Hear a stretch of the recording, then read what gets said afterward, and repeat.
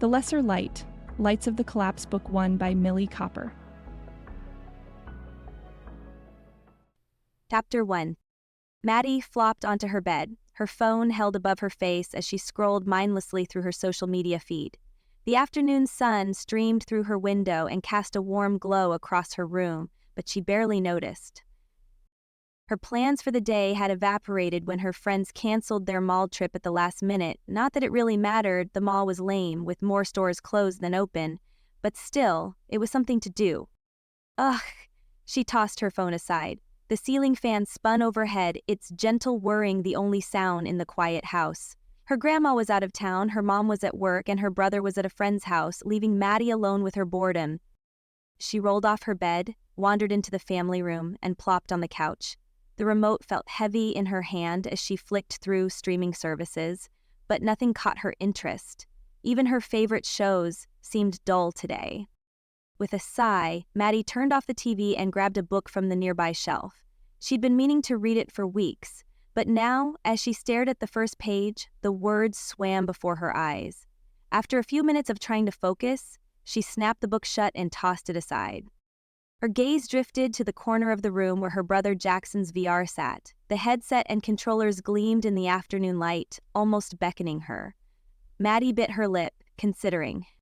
Their dad had given them the two-person set a few months ago, insisting it was for both of them. But she'd never really been interested in gaming. Jackson had wanted to take it up to his room, but their grandma said since it belonged to both of them, it should remain in the family room. Well, she muttered to herself, it's not like I have anything better to do. She ran her fingers over the smooth surface of the headset. She'd seen Jackson use it countless times, but she'd spent little time with it herself.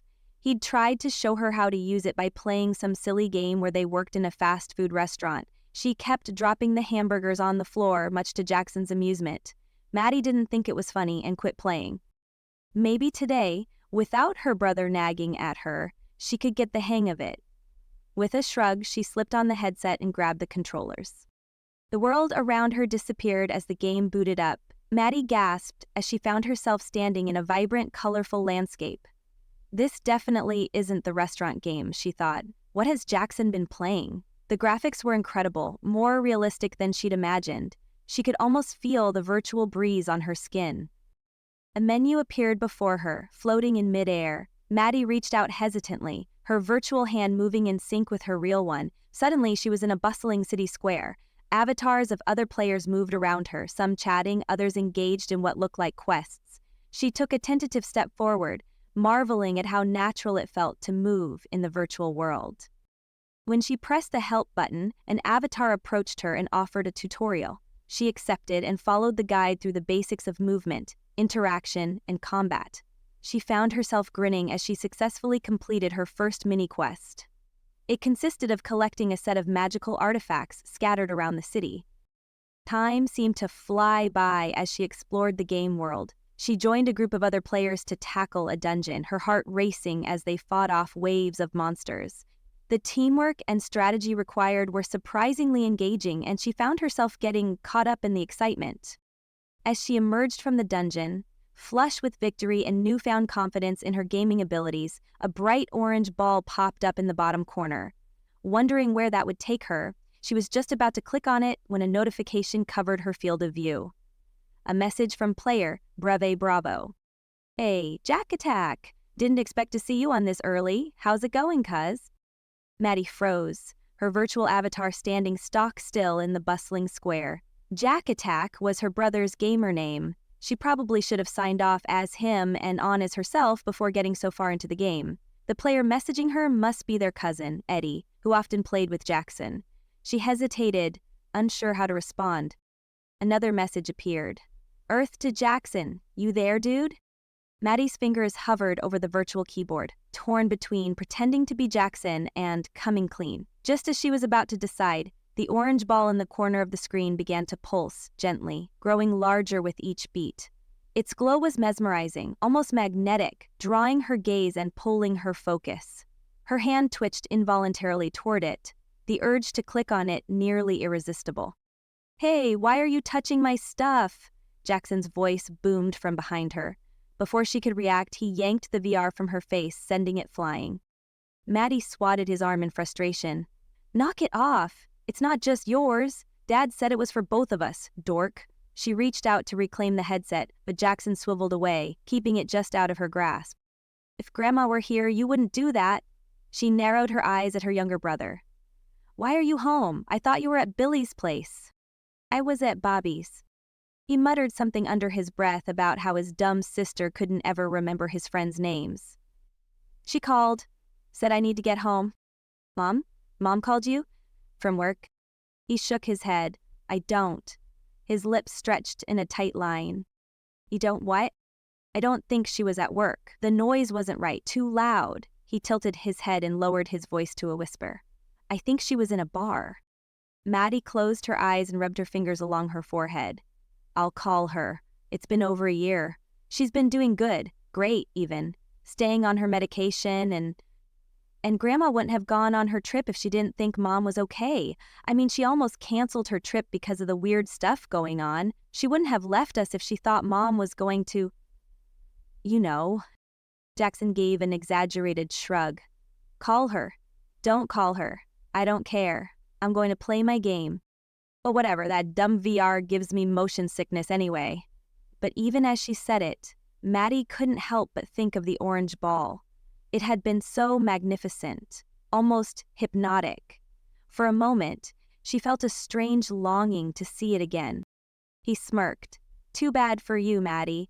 You just don't know what you're doing." She stuck her tongue out at him before spinning on her heel. When she reached the kitchen, she turned back. "Why'd she tell you to come home?" "I don't know, who cares? Bobby's was boring anyway. His mom's all freaked, said she heard on TV that there might be martial law or something." "What? What do you mean, martial law?" Maddie leaned against the breakfast bar, her mind racing from this news. "How should I know? You're supposed to be the smart one." He slid into the headset and turned his back toward her. Whatever. Fine," she muttered on her way out of the room. When she entered the living room at the front of the house, she pulled her phone from her pocket and sank onto the sofa. Sure enough, there was a missed call from her mom. She tried calling her back, but it went directly to voicemail without even ringing, typical for when she was working. She was a certified nursing assistant at a rehabilitation facility and wasn't allowed to have her phone with her when she was on the floor. Maybe Jackson got it wrong and Mom was just on break when she called, Maddie thought. She really has been doing fine. Leaning back on the sofa, Maddie ran a hand through her hair, feeling the need for a shower. She gave her armpits a quick sniff and grimaced. Definitely. If her grandma were home, she'd be nagging both siblings to take their daily showers. You'd think that at almost 17 and 13, they'd be able to remember on their own. During the school year, it was no problem and was part of their daily routines.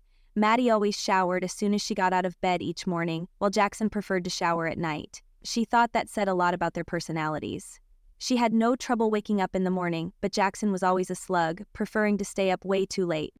With summer here, and her grandma away on an Alaskan cruise with her friends, their routines had completely fallen apart. She had been gone for the past week and would be away for about 5 weeks in total, accounting for a leisurely road trip to and from, plus the 24-day cruise. Her grandma had called it the trip of a lifetime, and had been as giddy as a teenager about the whole adventure. She never would have left if she'd even thought that Heather, Maddie's mom, was struggling with her medication. Maddie jumped at the ring of the phone. Glancing at the display, a smile crept over her face. "Hey, Dad, what's up?" "Maddie, where are you?" His tone was urgent, concerned. Home? What about Jackson? Is he with you?" Yeah, playing that stupid game." Dad let out a noisy sigh. "Okay, good. Your mom?" "At work, I think." "Why all the questions? You didn't hear about the explosion in Casper?" "What explosion?" Maddie switched her phone to speaker so she could open her favorite social media app. It took only a minute of scrolling to find posts about the trouble. Her dad was still talking. It happened at a pub near the mall. "I'm surprised you didn't hear it." "At the mall." Her eyes went wide as she considered how she was supposed to go there today. One of the photos in a post showed the building before the explosion. She immediately recognized the restaurant. It wasn't exactly at the mall, but was on 2nd Street, between the mall and where her mom worked. "I didn't hear anything. It looks bad, is it? Do you think?" Is it part of the attacks? I don't know. I hope not. Attacks? No one's calling them attacks, Dad. Oh, except Grandpa Dick? I forgot he thinks they're part of some sort of conspiracy, but I saw an interview about it. It isn't a conspiracy, but maybe an illness, like hay fever or something. Her dad, Brian Reynolds, gave a snort. Yeah, right, I saw that movie. The plants made them do it. It's science fiction, Maddie. I think my dad is right about this. I know he can come up with some weird ideas, but this time, there are too many strange things happening for them not to be some kind of coordinated attack. But to answer your question about the explosion, I don't know, not for sure. There isn't enough info yet. It could have been a gas leak or something. I hope it's only that building that is affected. It's way too close to where your mom works. Maddie stifled a sigh. I'm sure she's fine. But Dad, have you heard anything about martial law? What about martial law? You know Jackson's friend Bobby? I guess his mom said she heard we might get martial law in Wyoming. I don't know. Jackson didn't say. Maddie continued scrolling as they talked. There was more about the explosion at the pub, but she didn't see anything about martial law. She considered telling her dad about the weird phone call Jackson received from their mom, but decided against it. He didn't need to know about stuff like that. It only upset him when their mom had an episode, and then he'd talk about trying to gain custody again. Not that Maddie wouldn't want to live with her dad, but she didn't want to leave Casper and her friends, and especially not Grandma B. Besides, Jackson didn't always pay attention. Maybe he just didn't understand their mom's call. So, we're fine, Dad. Is any weird stuff happening up there? Everything normal at the lodge? Normal, he scoffed. It's tourist season. There's not much normal this time of year. We've got a full house with every room and cabin rented. Your grandpa and grandma even rented out those 2 new cabins. The one we stayed in last summer, it doesn't have any electricity. Right, seems there's a market for off-grid living, who knew? I guess people like the idea of roughing it for a few days, then they can appreciate their television and computers even more when they go back home. It's good though, since it's a mile hike to get to them, they don't get breakfast delivery. They're welcome to pick up a basket the night before, but they have to order in advance so we know they want it. Then they can walk down and join us for dinner. Have you heard from B? How's her trip going? Grandma B called the night before they boarded. Embarked? I think that's what they do on a ship. Embark and disembark? Okay, sure, you haven't heard from her since then? Dad, she's on vacation. She's supposed to be having fun. We're fine. Jackson's good. I'm good. Maddie hesitated before adding, Mom's good. Is she? She's doing okay with your grandma gone? She's fine, Dad. I should have insisted on you and Jackson staying up here with me while B's gone. I'd feel better about everything. I told you we're fine, Maddie rolled her eyes. Look, thanks for calling me about the explosion. No problems here. I'm going to take a shower. Okay, Maddie, take care of your brother. Tell your mom I called. Ask her if she can give me a call if she has a minute. Sure, Dad. I'm sure she'll be happy to call you. Not. While Heather didn't badmouth her former husband these days, she didn't really talk to him either.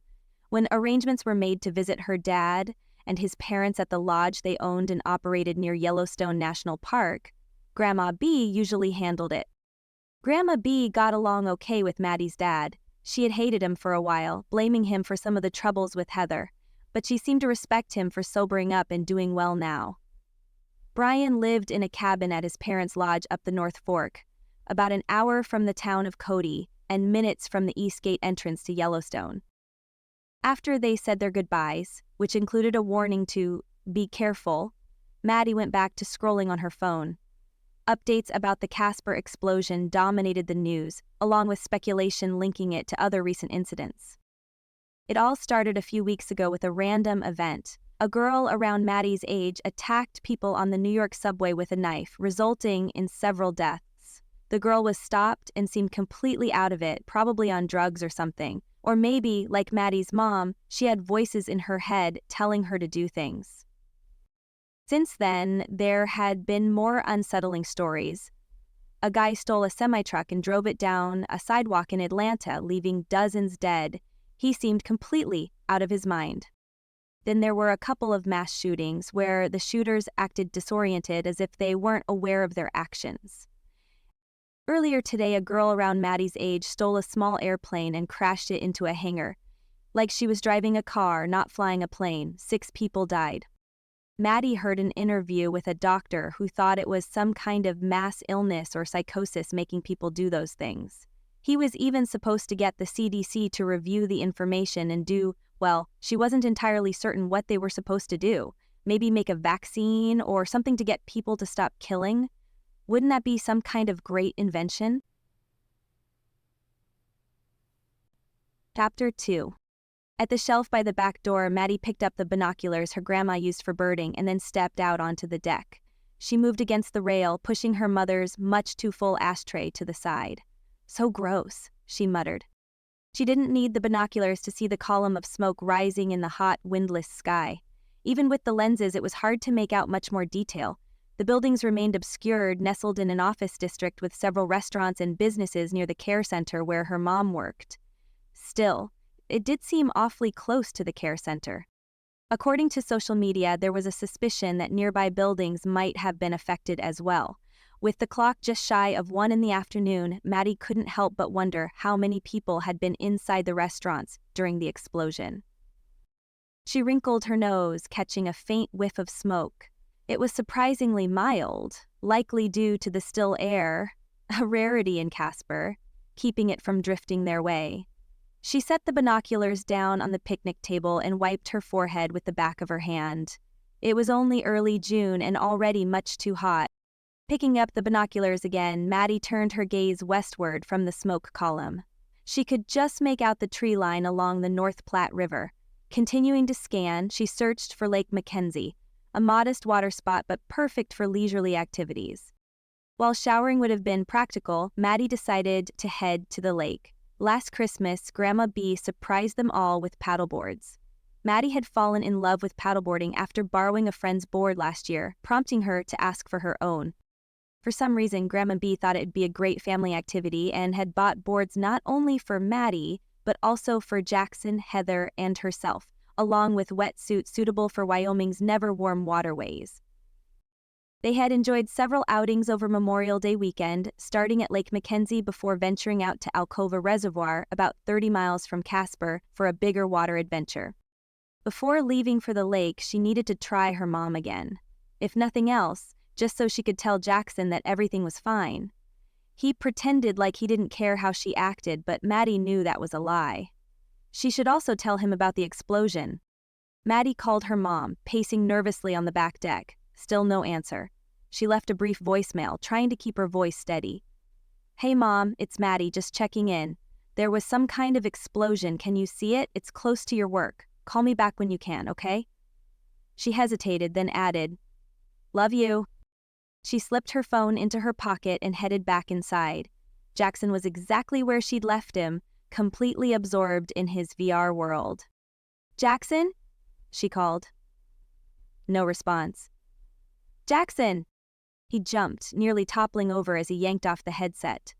"What?" There was an explosion near Mom's work. His eyes widened. "What? Is she okay?" "I can't reach her, but I'm sure she's fine, probably working and doesn't have her phone. You know how it is." Maddie bit her lip. "Look, I'm taking the paddleboard to the lake. I need to clear my head. You coming?" Where did that come from? She had no intention of inviting him to go along with her. Surely he'd say no. Jackson hesitated, glancing back at his game. "I guess. Yeah, okay." "Really? Okay." As they gathered their gear, she filled Jackson in on what little she knew about the explosion. His face grew more worried with each detail.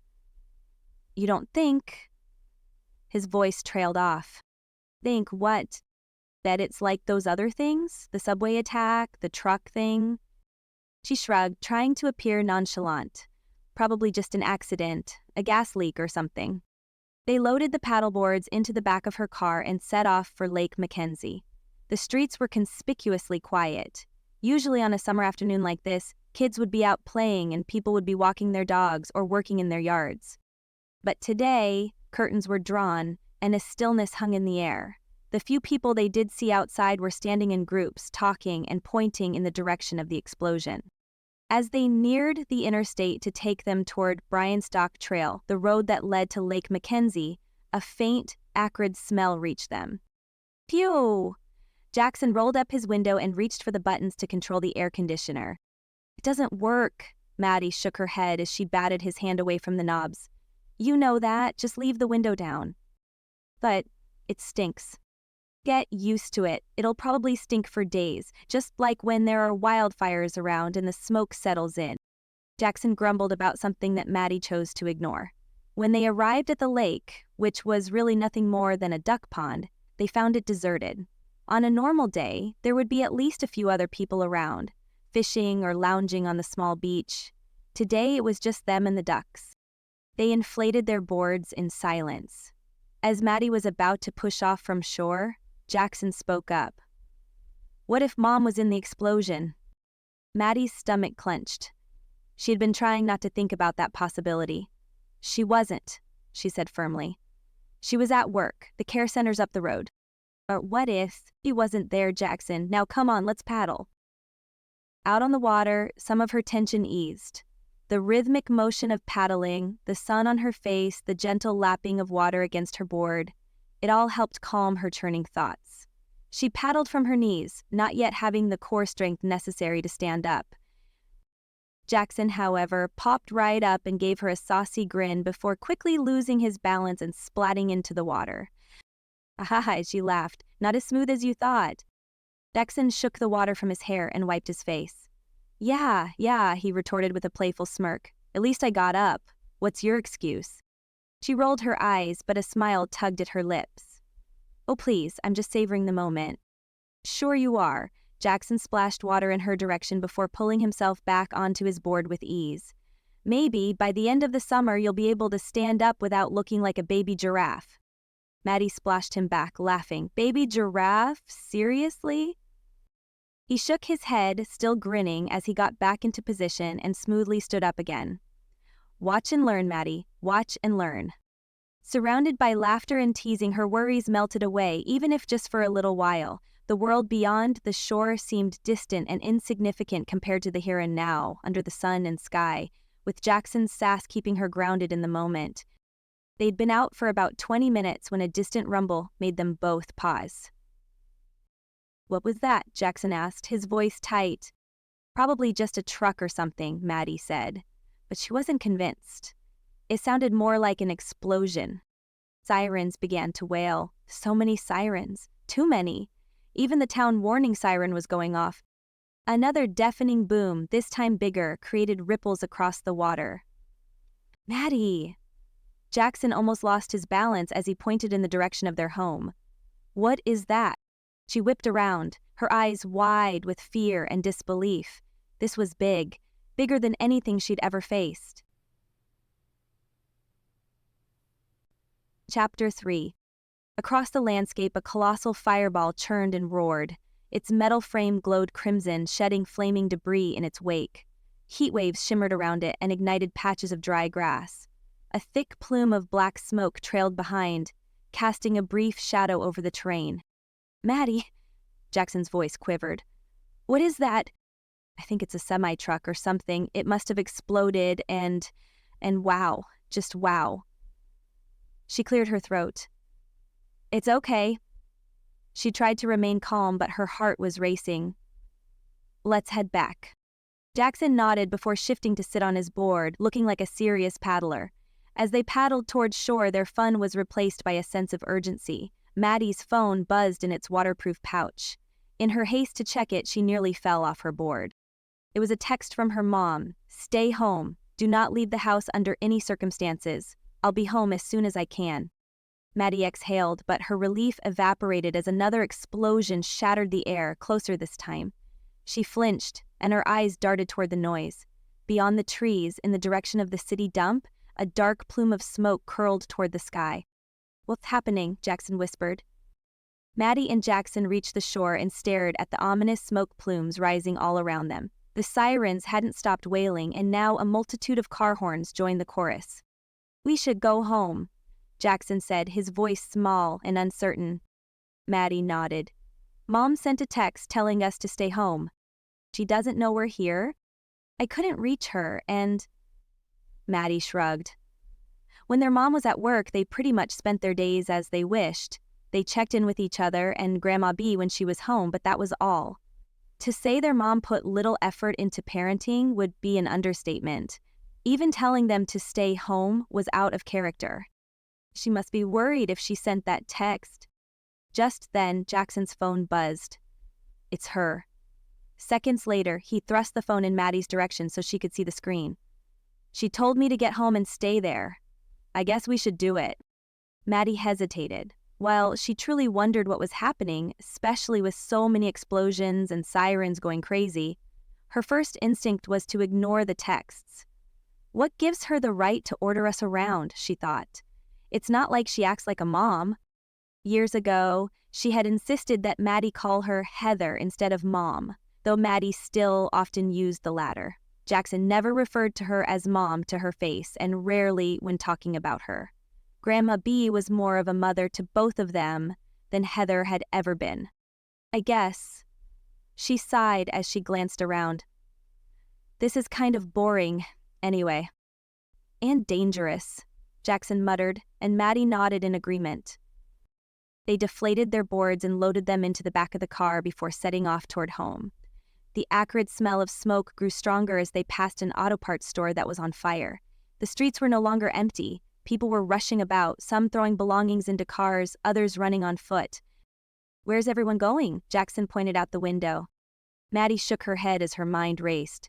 What if we can't get home? What if something happens to us on the way? What if Mom comes home and finds the house empty? Her thoughts were interrupted by a scream.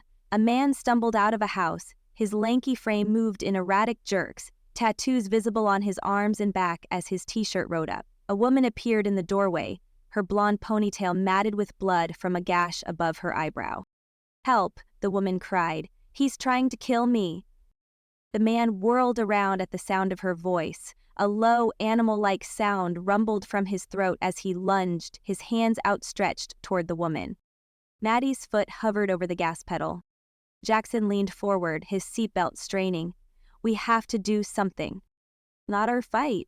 Maddie accelerated, taking the corner sharply. In the rearview mirror, the couple's struggle became a blur. Their street came into view. A man who lived at the beginning of the street was loading boxes into his pickup truck. His wife emerged from their spacious beige home, a floral suitcase in one hand with their pigtailed daughter balanced on her hip.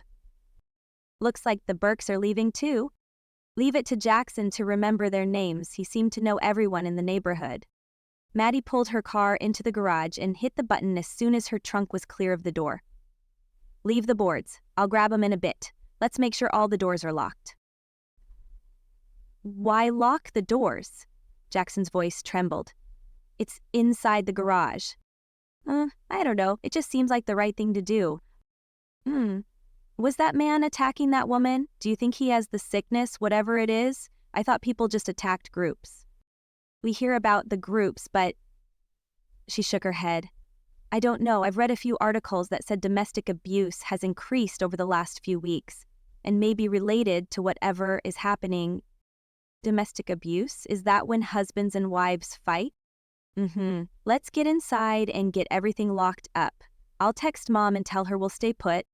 Whatever was happening, whatever those attacks really meant, Maddie had a sinking feeling things would never be the same. All she could do was keep herself and Jackson safe until their mom got there. She really wished Grandma B was home. Dealing with this without someone they could count on was the worst. Her fingers flew across her phone screen as she typed out a quick message to her mom. We're home, everything okay. She hit send, then stared at the screen, willing a response to appear. Nothing. Did she answer? Jackson asked, peering over her shoulder. Not yet. I'm going to try calling. She dialed her mom's number, but it went straight to voicemail. Hey, it's Maddie. We're home like you said. Call us back, okay? Maybe her phone died, Jackson suggested. Maybe. Maddie muttered, unconvinced. She started scrolling through her feed. Her eyes widened as she took in the flood of posts. Wow, she whispered. What? Jackson asked, trying to see her screen. It's not just Casper, look at this. She angled the phone so Jackson could see. There were bombings in like 50 other cities today, and some protest in Chicago turned into a full-on riot. What were they protesting? Maddie skimmed the article. I don't know, something about, wait, that can't be right. What is it? It says they were protesting against government mind control experiments. That's crazy talk. Jackson's eyes went wide. Do you think that's what's causing all this? All the attacks and stuff? Maddie rolled her eyes. No, dummy, that's just conspiracy theory stuff. But a tiny part of her wondered if maybe, just maybe, there was something to it. She pushed the thought away. Hey, look, Jackson pointed at the screen. The president's talking about a nationwide curfew.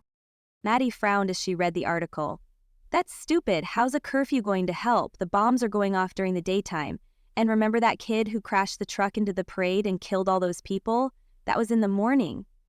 Maybe it's for the protest or to prevent rioting? I guess, but it feels like they're just doing something to look like they're in control. Maddie tossed her phone onto the couch in frustration. This is so messed up. Jackson flopped down next to her. What do we do now? I don't know, wait for Mom, I guess. She picked up her phone again and called the care center where their mom worked. A loud noise sounded and a computerized message played. We're sorry, all circuits are busy. Please try your call again later. Maddie muttered under her breath. You said a bad word, Jackson said with a hint of a smirk on his face. Oh, shut up, she snapped. This isn't funny, Jackson. His face fell. I know. I'm scared, Maddie. Her expression softened. Yeah, me too. She reached out and squeezed his hand. But we'll be okay. We just have to stick together, all right? Jackson nodded. Can we try calling Grandma B? Good idea. She dialed their grandmother's number, but again, the call wouldn't go through. Can you call Dad? Maybe. I talked to him earlier. You did? When? Oops. She hadn't thought of mentioning the call to Jackson. Before, when you were playing your game. You didn't tell me. Sorry. She stared at the phone, avoiding her brother's glare as she pulled up her dad's number. The computerized message played again. I think the phone system is overloaded or something. Nothing seems to be working. What if something happened to them? Jackson's voice quavered. Don't say that, Maddie said sharply. Then, more gently, she said, Grandma said we wouldn't be able to reach her, remember? She didn't get the internet package to use her phone while on the ship. And Dad? I'm sure they're fine. Really? Why wouldn't they be? They sat in silence for a moment, and the weight of the situation pressed down on them. I'm hungry, Jackson said finally. Maddie glanced at the clock. It was nearly 4. Their mom had a day shift that ended at 2:30. She should have been home already. Yeah, okay, let's see what we've got. They headed to the kitchen and rummaged through the cabinets and fridge. Grandma B had bought plenty of groceries before she left, filling up the pantry and fridge, but nothing sounded good. Mac and cheese? Jackson suggested, holding up a box. I guess. As she boiled the water and stirred the pasta, Maddie's mind raced.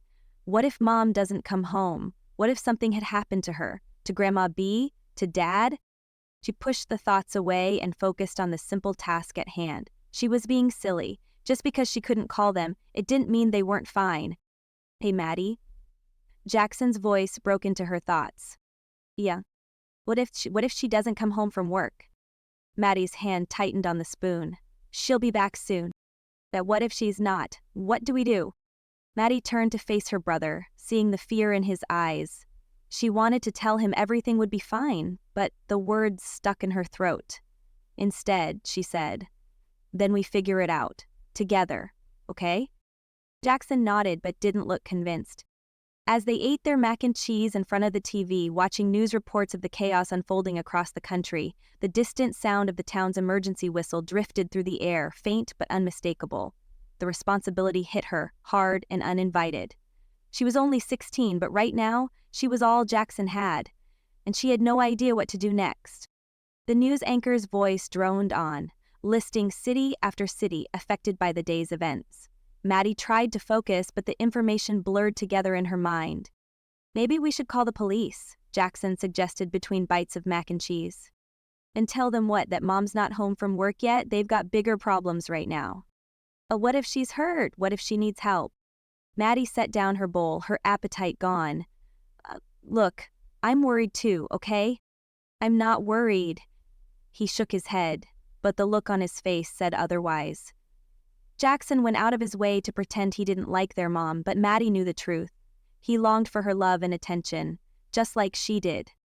Her text said she'd be home when she could. She's probably just stuck at work or something. Jackson pushed his food around with his fork. You really think so?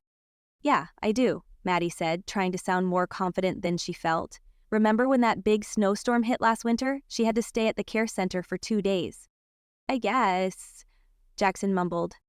Maddie stood up and grabbed their bowls. Come on, let's clean up and then figure out what to do next. As they washed dishes, a loud bang from outside made them both jump. Her hand froze mid-scrub and soap suds dripped onto the floor. Jackson's eyes widened. What was that? He whispered. Maddie strained to listen. The neighborhood had fallen unnaturally still. Then came another bang, louder this time. She moved toward the front window, her heart pounding. She reached for the curtain, hesitated, then slowly pulled it aside. Her breath caught in her throat. Chapter 4. Maddie's tension melted into a surprised chuckle. It's just a deer. Jackson crowded next to her at the window. A young mule deer stood in their yard, its ears twitching nervously. As they watched, it lowered its head to nibble at their flower bed. Their grandma wouldn't be happy about that. How'd it make that loud bang? Jackson whispered, still wary. Maddie pointed to their overturned metal garbage can. Must have knocked that over. Probably spooked itself in the process. She let the curtain fall back, her shoulders dropping with relief. Those city deer are getting bolder every year. Maddie knew she should go outside and shoo the deer away, but she couldn't bring herself to leave the safety of their home. Yeah? Jackson agreed, but his voice remained tense. Think it means anything? Like, maybe it's running from something? Maddie paused, then shook her head. Let's not jump to conclusions. If it was running from something, do you think it'd be eating Grandma's roses? Jackson nodded, but he seemed unconvinced. What if the bad guys come here? Well, bad guys? The ones doing all the bombings and stuff. Jackson, there aren't bad guys running around. It's not like in your video games. This is complicated. But people are getting hurt, Jackson insisted. Someone's doing it. Yeah, but... Maddie trailed off, unsure how to explain. How could she make sense of it for her brother when she didn't understand it herself? Look, we're safe here, okay? We've got food and water, and the doors are locked. We just need to wait it out. Another bang from outside made them both flinch. It's probably that dumb deer again, Maddie said, but she wasn't sure she believed it. Or maybe someone loading up their car, like the Burks were. If you say so, Jackson muttered as they returned to the kitchen. They finished the dishes in tense silence, both jumping at every little noise from outside. When they were done, Maddie grabbed her phone and refreshed her social media feeds. In the background, the town whistle echoed faintly, a reminder that something was off, something they couldn't escape. Anything new? Jackson asked. Nothing good. More reports of attacks and riots are spreading to other cities. She paused a moment while she picked at a piece of skin on her thumb. Maybe we should, prepare or something? Prepare how? Maddie thought back to movies she'd seen. We should probably gather supplies, just in case. They spent the next half hour raiding the pantry, pulling out boxes of cookies and granola bars, bags of chips and bottles of water. They grabbed a first aid kit from the bathroom and blankets out of the linen closet. As they worked, Maddie kept checking her phone, hoping for some word from their mom, dad, or grandma. She'd sent dozens of messages and tried calling over and over. Nothing. Should we board up the windows? Jackson asked as they surveyed their stockpile. Maddie shook her head. No, that would just freak out the neighbors. And Mom, too, when she gets home. She gets home, Jackson whispered. She will, Maddie snapped more harshly than she intended. She softened her tone. Sorry, this is scary for me too, Jackson nodded and looked down at his feet. I wish Grandma B was here. Me too, bud. Maddie pulled him into a hug. He resisted at first before yielding. his tense shoulders relaxing against her embrace. But hey, we've got each other, right? And we're Reynolds, we're tough. He managed a small smile. Yeah, I guess we are. You sure we shouldn't board up the windows? No, it's not like we have a bunch of boards hanging out in the garage. There's some stuff in the shed out back, things the old owners left behind, plus the wood Grandma bought when she had the garden beds made. That'd be too much hauling and hammering. We could put blankets over the windows. Why would we do that? Maddie shook her head. I don't know, I just thought... Jackson turned back toward the television. Maddie was surprised he'd been sitting with her for so long. Usually, he'd be in the corner playing his video games, or even upstairs in his room chatting on the computer. He and their cousin, Eddie, who lived in Oregon, were almost the same age and often played games together. Even though they were separated by many miles, the two had a strong bond. Eddie's dad, Rich, was their dad's older brother. Rich wasn't close to Brian or the rest of the Reynolds family, so it was kind of surprising how well the cousins got along. Eddie's older sister, Allison, wasn't nearly as friendly with Maddie as their younger siblings were with each other. In fact, the two girls, only 18 months apart in age, rarely spoke and had little in common. Last summer, they'd all gone up to their grandparents' lodge for a visit at the same time. To say it was awkward would be an understatement. Jackson and Eddie were great together, but not Allison and Maddie. Even all the adults had strained relations. It was definitely a vacation Maddie had no intention of repeating. As evening approached, the street outside grew quieter. The Burkes had left, along with a few other neighbors. Those who remained had battened down, curtains drawn and lights low, and thankfully the banging noises had stopped and the deer had moved on to destroy someone else's flowers. Maddie tried calling her mom again, and then her dad and grandma for good measure.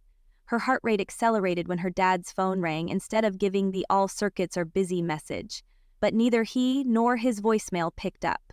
After over a dozen rings, she reluctantly hung up. Maybe we should try to get some sleep, she suggested, eyeing Jackson's drooping eyelids. It's almost 10. He shook his head stubbornly. I'm not tired. Besides, that stupid whistle keeps going off. Well, I'm tired, Maddie lied, and we should conserve our energy just in case. In case of what? She shrugged. I don't know. Anything. Come on, we can camp out here in the living room. They dragged blankets and pillows from their beds, with Maddie setting up on one couch and Jackson on the other. Maddie left the TV on low, more for the comforting background noise than for any actual information. As they settled in, Jackson spoke up. Maddie? Yeah, bud. Do you really think everything's going to be okay? Maddie was quiet for a long time. She wanted to reassure him, to say, yes, of course, everything will be fine, but she couldn't bring herself to lie. Not about this. I don't know, Jackson, she said finally. But whatever happens, we'll stick together, and we're going to get through it, okay? Okay, he whispered. As Jackson's breathing evened out into sleep, Maddie lay awake, staring at the ceiling. The weight of responsibility pressed down on her and made it hard to breathe. She was just a kid herself, really. How was she supposed to handle all this? And exactly where was their mother? Was Jackson right about her being at a bar? It had been a while, but their mom had lost track of time more than once, not just hours. Days. Maddie still remembered the time her mom left her alone with baby Jackson and didn't come back for 2 nights. If her mom was off on a bender, she didn't know what she'd do, but it would be something big. She looked over at her sleeping brother and knew she'd do whatever it took to keep him safe. He could be a major pain, but he was still her responsibility, just like he'd been all those years ago. She'd had a break since Grandma B took them in, but Maddie knew she had to protect Jackson. Their mom sure wouldn't, so it was up to her. With that thought, Maddie finally drifted off into an uneasy sleep, the low murmur of the TV providing a soundtrack to her troubled dreams. Maddie jolted awake to a noise at the front door. Her heart pounded in her chest as she sat up, straining to hear. It came again, a faint, persistent knock. She glanced at Jackson, who was still sound asleep, his face calm and untroubled. Carefully, she slipped out from under the blankets, grabbed a golf club from her grandma's bag in the front closet, and tiptoed toward the door. Every creak of the floorboard made her wince, but she couldn't afford to not be cautious. If someone dangerous was out there. With a shaky breath, she peered through the peephole. Her pulse quickened at the sight of a shadowy figure standing on the porch. Chapter 5. Relief and anger collided when Maddie recognized her mother standing there, looking haggard and worn, with dried blood streaking her cheek and cuts lining her arms. Maddie yanked the door open. "Mom, what the?" she hissed, trying to keep her voice low so as not to wake Jackson. "You couldn't call or text? We've been worried sick." Her mother stepped inside, her pale face etched with exhaustion and something else. Fear. "I couldn't, Maddie. The phones are out. The care center was hit by one of the blasts. People were injured. We had to help with triage. It's a mess. My car was destroyed in the explosion." Maddie's gaze flicked to the gash on her mom's face and the blood staining her sleeves. She knew she should comfort her, make sure she was okay, but her anger flared. "You could have found a way to let us know. Do you have any idea what it's been like here, not knowing where you were or if you were okay?" Her mom looked away, guilt clear on her face. "I stayed to help as long as I could, but I knew I had to get home. With Grandma gone, I knew you and Jackson needed me." Haha, as if. But her eyes lingered on her mom's injuries, her worry betraying her words. At that moment, Jackson stirred and sat up, rubbing his eyes. "What's happening?" he mumbled, blinking at the sight of their mother. Relief crossed his face as a small smile began to form. He quickly schooled his expression into a more neutral expression. "We're fine. Maddie took care of everything." Maddie noticed a flicker of disappointment cross her mom's face before she said, "Of course she did. I knew she would. My friend Glenda gave me a ride home. She shook her head.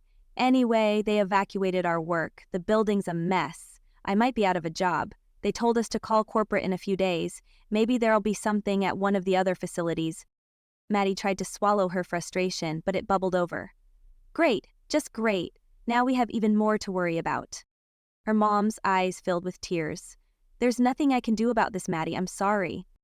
"Sorry isn't enough. You should act like a mom and not a baby." She turned on her heel and stormed off to her room, slamming the door behind her. She plopped on her bed, fuming, trying to calm down. The responsibility of taking care of Jackson and the uncertainty of their situation weighed heavily on her. She knew her mom was trying, but it didn't feel like it was enough. Not now. Not when everything was falling apart. Needing a distraction, Maddie powered on her laptop. She started searching for any updates on the attacks. Her screen was soon filled with headlines. Multiple cities hit by coordinated bombings. Thousands dead. Casualties mount as chaos unfolds across the country.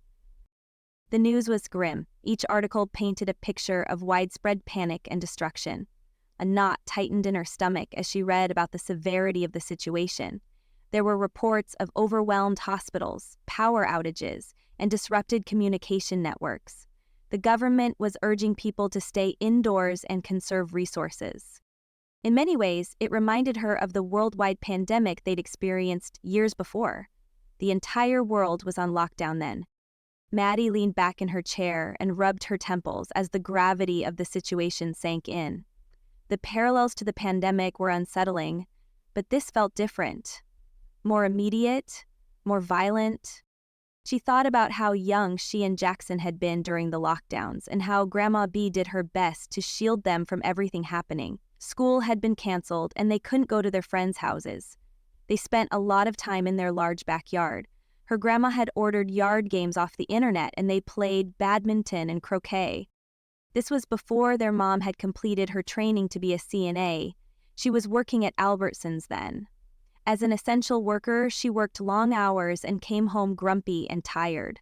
She'd stopped taking her meds and fell off the wagon that summer. Not that it was very surprising. Maddie knew her mom didn't do well under stress. When she didn't show up for work for several days in a row, she was fired. She hadn't come home over those days either. She just disappeared, as she often did during a binge, and no one knew where she was. When she did reappear, Grandma B wouldn't allow her back into the house. She spent a few days doing who knows what before she showed up again saying she needed help. She went to an inpatient treatment facility again and sobered up and got back on her meds. It was while in there she decided to get her nursing training. She seemed to like the work and even talked about going to college to become a registered nurse. Maddie doubted that would happen. Her mom was all talk with little to no follow-through. The most likely scenario, considering what happened today, was her mom would start drinking. Again. They didn't keep alcohol in the house, but she could easily get it. Maddie furrowed her brow. She said her car was destroyed in the explosion. They lived many blocks from the nearest liquor store. She'd have to walk, or take either Maddie's or Grandma B's car. Maddie had her car keys, but Grandma B left a spare set of keys in the kitchen. She let out a sigh and shook her head. Chances were good her mom would disappear. That was fine. She and Jackson would probably be better off without her bothering them anyway. She scrolled through more articles, her eyes widening at the scope of the attacks. Major cities like New York and LA were having trouble, as were small cities like Casper, but not just those. Even tiny little towns were being affected. There was a town of only 3,000 people in Kansas that was burning. The loss of life was estimated to be over 50% of the residents. A thought struck her, and she quickly opened a new tab to check the local news. She knew about the explosions and the chaos she and her brother had experienced earlier, but was that the end of it? Her breath caught in her throat as she saw images of familiar streets in chaos. Something had happened downtown, not a fire, but maybe a riot of some sort. Windows were shattered in many buildings. The West Side Walmart also looked terrible. Something similar to downtown must have happened. The event center had been one of the places where a bomb or something had gone off. The photos showed the building blown in half. The care center, where her mom worked, was barely recognizable, its facade blackened and crumbling. Maddie's anger softened slightly as she imagined the terror and confusion of the scene. Even the mall had been hit. Her heart rate went up a few notches as she realized she could have been there, been right in the middle of the destruction. She thought about her friends, scattered across Casper. Are they safe? Were any of them near the blast sites, the riots? Maddie popped off messages on her TalkZap app to her closest friends, figuring they were likely asleep but would respond at a reasonable hour. It was almost 5 a.m. Would her dad be up? She tried calling him and got the all too familiar "circuits are down" message. She sent him a text asking him to contact her as soon as he could. When he did, she was going to make him set up an account on ChumFun or TalkZap so they could easily chat. ChumFun would probably be smart. That's the platform her grandma preferred. She could set up a group chat. She took a deep breath, trying to center herself. What would her dad do in this situation? He'd always been the calm one, the planner. Maddie glanced around her room, mentally cataloging their resources. She and Jackson had made a cursory inventory, which essentially amounted to pulling out all the snack food from the cabinets. Even though Grandma B always kept a well-stocked pantry, Maddie knew they should go to the grocery store and buy more. Not just junk either, real food. If it was like before, during the pandemic, there'd be shortages. She didn't want Jackson to be hungry. She didn't want to be hungry either. With her mom potentially out of a job, and probably planning a binge, along with the world in chaos, Maddie knew she'd have to step up even more. She thought about the part-time job she'd been considering for the summer. Grandma B had told her she'd rather she not find work. Since her grandma would be gone, Maddie needed to be home for Jackson. Grandma B had left a stash of cash that only Maddie knew about, so they could be well taken care of. Plus, her dad had given her a credit card for emergencies. Still, a job might be smart. Would that even be an option now? A muffled sound from the living room caught her attention. It was her mom's voice, low and urgent. Was someone in the house? She moved to her bedroom door, straining to listen. The floor creaked beneath her feet. Then, the room went dark. Chapter 6. Maddie stood completely still as she strained to make out the sounds coming from below. She reached out her hand and searched for the doorknob in the dark. Had the power simply gone out, or had something worse happened? A chill ran down her spine as her imagination conjured up unsettling possibilities. As she opened the door and stepped out into the dark hallway, the lights flickered back on. The sudden brightness momentarily blinded her, and she blinked rapidly to adjust her vision. Still, Maddie breathed a sigh of relief. Her brother's voice drifted up. His words were mumbled, but the stomping up the stairs made it clear he was in a hurry. "She's impossible," he muttered as he brushed by her, his face a mask of frustration. Seconds later, she heard his bedroom door slam shut. The sound echoed through the house, a punctuation mark to his anger. Their mom probably said or did something to upset him. Despite Jackson's attempts to appear tough, his sensitivity was evident. Their mom had an uncanny knack for pressing his emotional buttons. Sometimes Maddie thought she did it on purpose. After all, she seemed to go out of her way to press Maddie's buttons too. Maddie leaned against the wall, her fingers tracing the familiar texture of the wallpaper as she hesitated, considering what to do. Should she go downstairs and see if her mom was okay? Find out if she knew why the power went out? Maddie let out a snort. Of course she wouldn't know why the power went out. She'd be even more in the dark than Maddie. She let out a laugh at her play on words. The house settled into an uneasy quiet, broken only by the muffled sounds of Jackson's music bleeding through his closed door. Shaking her head, she went back into her room, softly closed the door, and retreated into her own sanctuary. Rearranging herself on her bed, she went back to navigating social media, hoping to find more personal accounts and updates. Her feed was flooded with frantic posts from acquaintances and celebrities she followed, all sharing their own fears and experiences. Some were looking for missing loved ones, some offered thoughts and prayers, while others shared their knowledge of resources. Maddie's heart ached as she scrolled. The world felt like it was unraveling, and she was just one small person amid it all. A notification popped up on her screen, a message from her cousin Eddie in Oregon. She quickly opened the chat window. Eddie wrote, "Maddie, are you guys okay?" Maddie replied, "We're fine, I guess. Mom just got home. What about you? Why are you up so early? It's, what, 4 in the morning there?" Eddie responded, "Almost. My dad and Allison just got home. We're fine now. He was at a meeting in Portland yesterday when there was an accident on I-205. He was stuck in traffic for hours. He picked up Allison. Some bad stuff happened in Portland." "Are they okay?" "I don't know," he replied. "She's pretty shaken up, but yeah, she'll probably be fine. Astoria is quiet compared to what my dad said was happening in Portland, but it's still a little weird here. They got a flat and had to walk home. Dad said there were people patrolling the neighborhoods."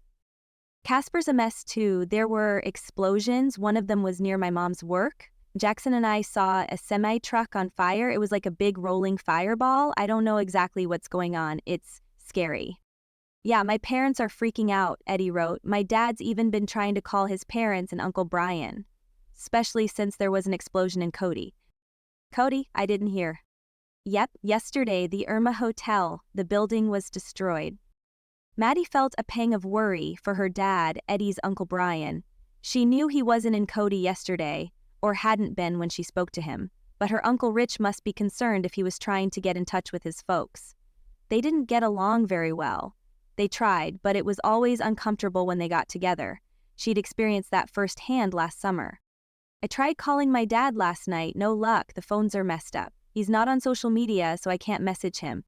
"Same here," Eddie responded. "Internet spotty too. My dad says it's going to be like it was before with the lockdowns." "It might." There was a long pause before Eddie wrote back. "This is scarier though. Have you seen the videos of the bombings and other attacks?" Maddie hesitated before responding. She'd seen some things in her social media feed and hours earlier on the television, but she hadn't specifically searched for videos. Her curiosity got the better of her. She searched for footage of the attacks and found countless clips showing explosions, destroyed buildings, shootings, and chaos in the streets. It was overwhelming. "Just saw some," she typed. "It's bad. Really bad." "I know, but hey, it'll probably be fine. My mom says the government is acting as they should." Maddie wanted to believe him. She needed to believe him. "Yeah, probably so." "Agreed. Is Jackson up? I haven't seen him online." "I'm not sure. I think he went to his room. When our mom got home, she woke us both up, but he may have gone back to sleep. I think I'm going to do the same thing. It's too early." "Same. Talk to you later." Maddie closed the chat window, then leaned back and stared at the ceiling. The conversation with Eddie had given her a small sense of connection and comfort, but the uncertainty of their situation still loomed large. She took a deep breath and looked at her phone, hoping for new messages or updates. The unknown pressed down on her, but she knew she had to stay strong for Jackson and herself. She crawled back into bed as the early morning light filtered through her window. Eddie was right. It was good the government was acting so quickly. Whatever was happening would probably be resolved within a day or two. Still, it was odd that so many cities were being affected at once. What could cause something like that? Maddie's thoughts swirled with possibilities, each more unsettling than the last. As she finally drifted off to sleep, a nagging feeling persisted in the back of her mind. This was just the beginning, and the true danger was still out there, lurking in the shadows. Chapter 7. The sizzle of bacon filled the kitchen as Maddie stood at the stove, carefully flipping pancakes. Jackson sat at the table with his eyes fixed on his phone. "Any news?" Maddie asked, keeping her voice low to avoid waking their mother. Jackson shook his head. "Nothing new since last night. It's weird, though. Usually there'd be updates by now." Maddie slid a pancake onto a plate. "Maybe the news sites are overwhelmed. Remember how it was during the pandemic?" "I don't know." Jackson frowned. "I didn't have a phone then, remember? And Grandma hardly let me watch TV. This is just chaos." Maddie sighed and turned off the stove. "What are your friends saying? Have you heard from anyone?" "A few. Matt's family is talking about leaving town, and Rebecca said her dad, the one who works at the hospital, he hasn't been home since yesterday." Maddie brought the plates to the table and sat across from her brother. "I'm worried about Dad," she admitted. "The cabins are pretty far out of town, but if something happened in Cody..." Jackson's face was etched with concern. "Maybe we should try calling him again." "I did, right before I started cooking. I still can't get through." "Let's eat." Maddie pushed a plate toward him. "Then we can try reaching Dad and Grandma B. Maybe I can even try messaging Grandpa Dick through their cabin booking system.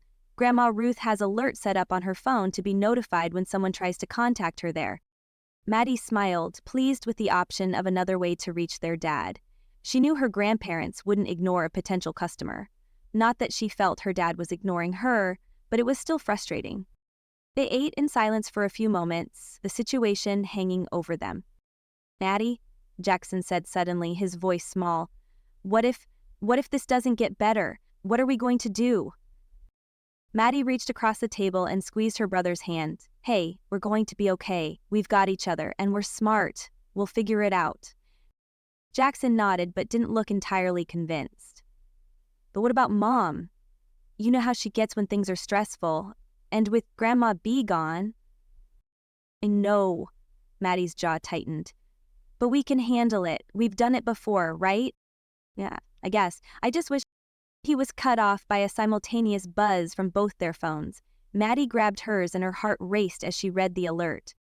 "Jackson, are you seeing this?" she asked, her voice tight with concern. His face paled. "Yeah. State of emergency for Natrona County. What's going on?" Maddie scrolled through the alert. "It's not just us. There have been incidents in Laramie, Sheridan, Gillette, and Cody." Jackson's head snapped up. "Cody? Besides the hotel you said blew up?" "Dad?" "Hold on." Maddie cut him off, already dialing their father's number. The call wouldn't go through.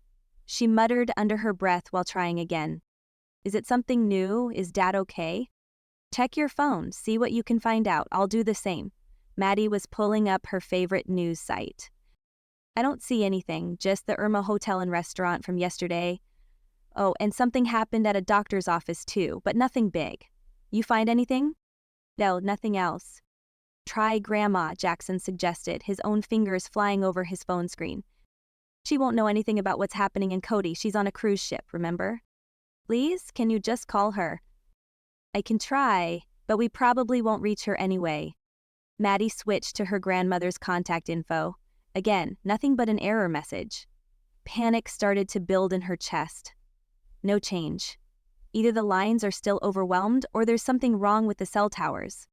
Just then, they heard a shuffling sound from the hallway. Their mother appeared in the doorway, her eyes red-rimmed and puffy. "Mom?" Maddie said, surprised to see her up. "We just got an alert about..." "I know," her mom interrupted, her voice trembling. "I've been trying to call your father and Grandma B for the last hour. Nothing's getting through."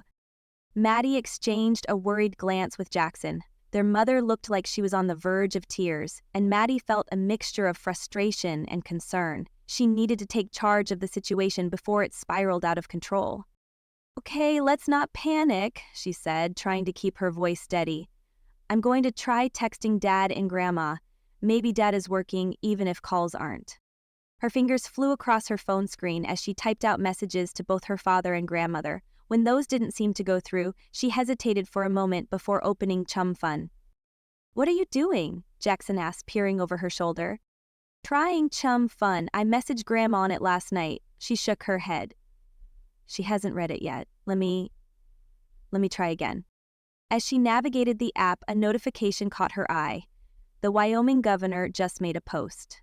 Maddie's stomach dropped as she read it aloud.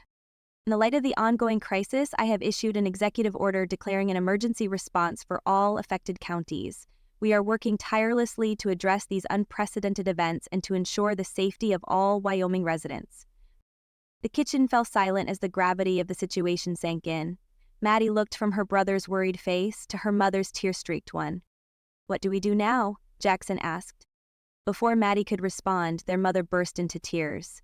Oh God, she sobbed, collapsing into a chair. "Your father, your grandmother, what if something happened to them?" Maddie felt a flash of irritation. This was exactly what she'd been afraid of, her mother falling apart when they needed her the most. She took a deep breath and forced herself to stay calm. "Mom, we don't know anything yet. We can't assume the worst. Right now, we need to focus on what we can control." Jackson nodded, seeming to draw strength from Maddie's composure. "Yeah, Mom. Dad's smart. He'll be okay." Her sobs quieted to sniffles, but she still looked devastated. Maddie exchanged a glance with Jackson, silently communicating their shared worry and frustration. "Okay, let's think this through," Maddie said, taking charge.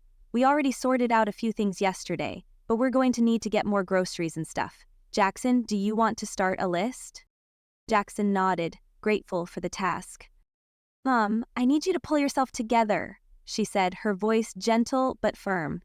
"Can you try calling your corporate office? See if you can find out more information about what's happening. Maybe since they're not local, the call will go through. I know they said to check in a few days, but they might have more info now." Maybe if her mom could work, she'd be able to keep herself together. It was worth a try. Anything to keep her from going on a binge again. Her mom nodded weakly and wiped her eyes. "Yes, I can do that. I'd like to find out about my patients, and they did have some information yesterday. Not much, but someone knew someone who said the CDC was involved." Maddie rolled her eyes. "That's old news. Everyone's saying the CDC is involved." She turned back to Chum Fun, scrolling through a feed packed with panic. Posts about power outages, looting, and wild theories about the attacks. "It was bad yesterday," her mom said softly. "I can't even believe how bad things were. At the rehab center and then later." Maddie muttered, only half listening as she scrolled. Her mom kept talking, voice all wobbly, like she was the only one who'd had a rough time. She hadn't even bothered to ask them if they were scared being home all alone. "Daddy?" Jackson called from the pantry. "We've got a decent amount of canned stuff and other pantry things, but we're low on fruit, vegetables, and milk, and we need more cookies." Maddie made a mental note. "Good to know. I'm going to the store later today." Just then, their mother let out a frustrated groan. "I can't get through to anyone at work. The lines are all busy." "Keep trying," Maddie encouraged. "In the meantime, let's turn on the TV. Maybe we can get some more information from the news." As Jackson grabbed the remote, Maddie's phone buzzed. Her heart leaped, hoping it was a response from her dad or grandma. Instead, it was a message from her best friend Sonia.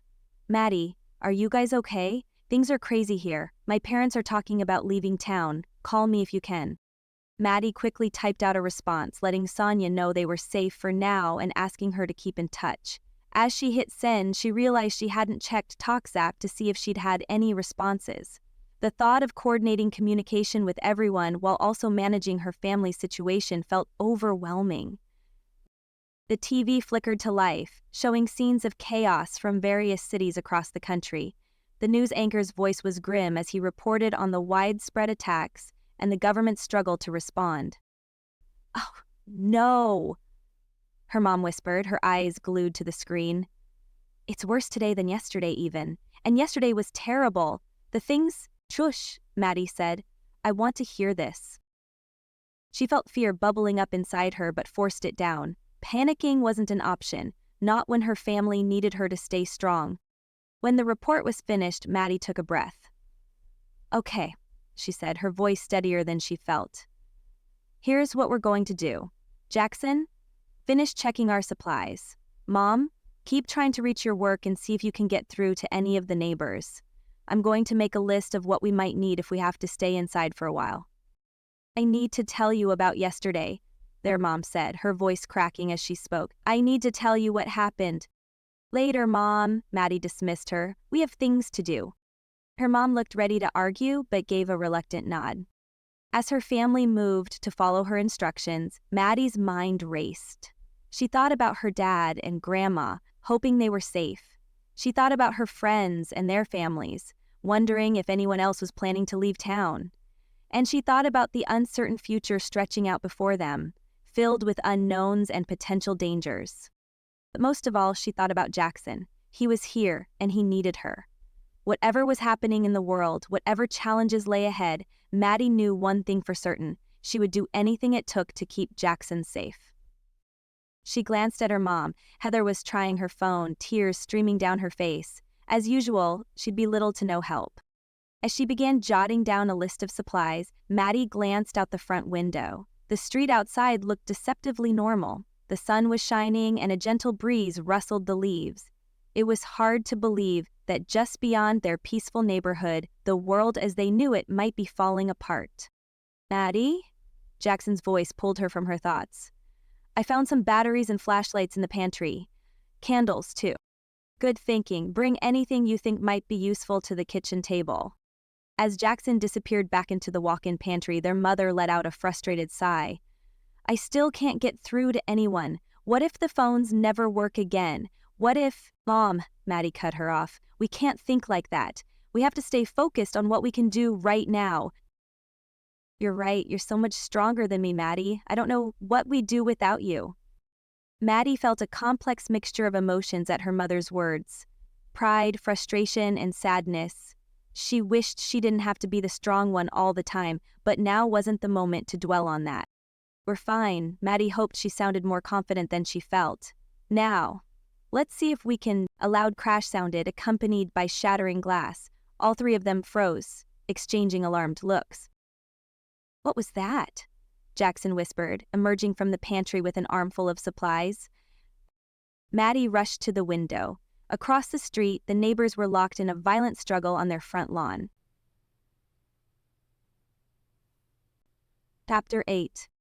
The wife, dressed in a business suit, was moving erratically, her actions jerky and uncoordinated. The husband was backing away, and his hands were raised defensively.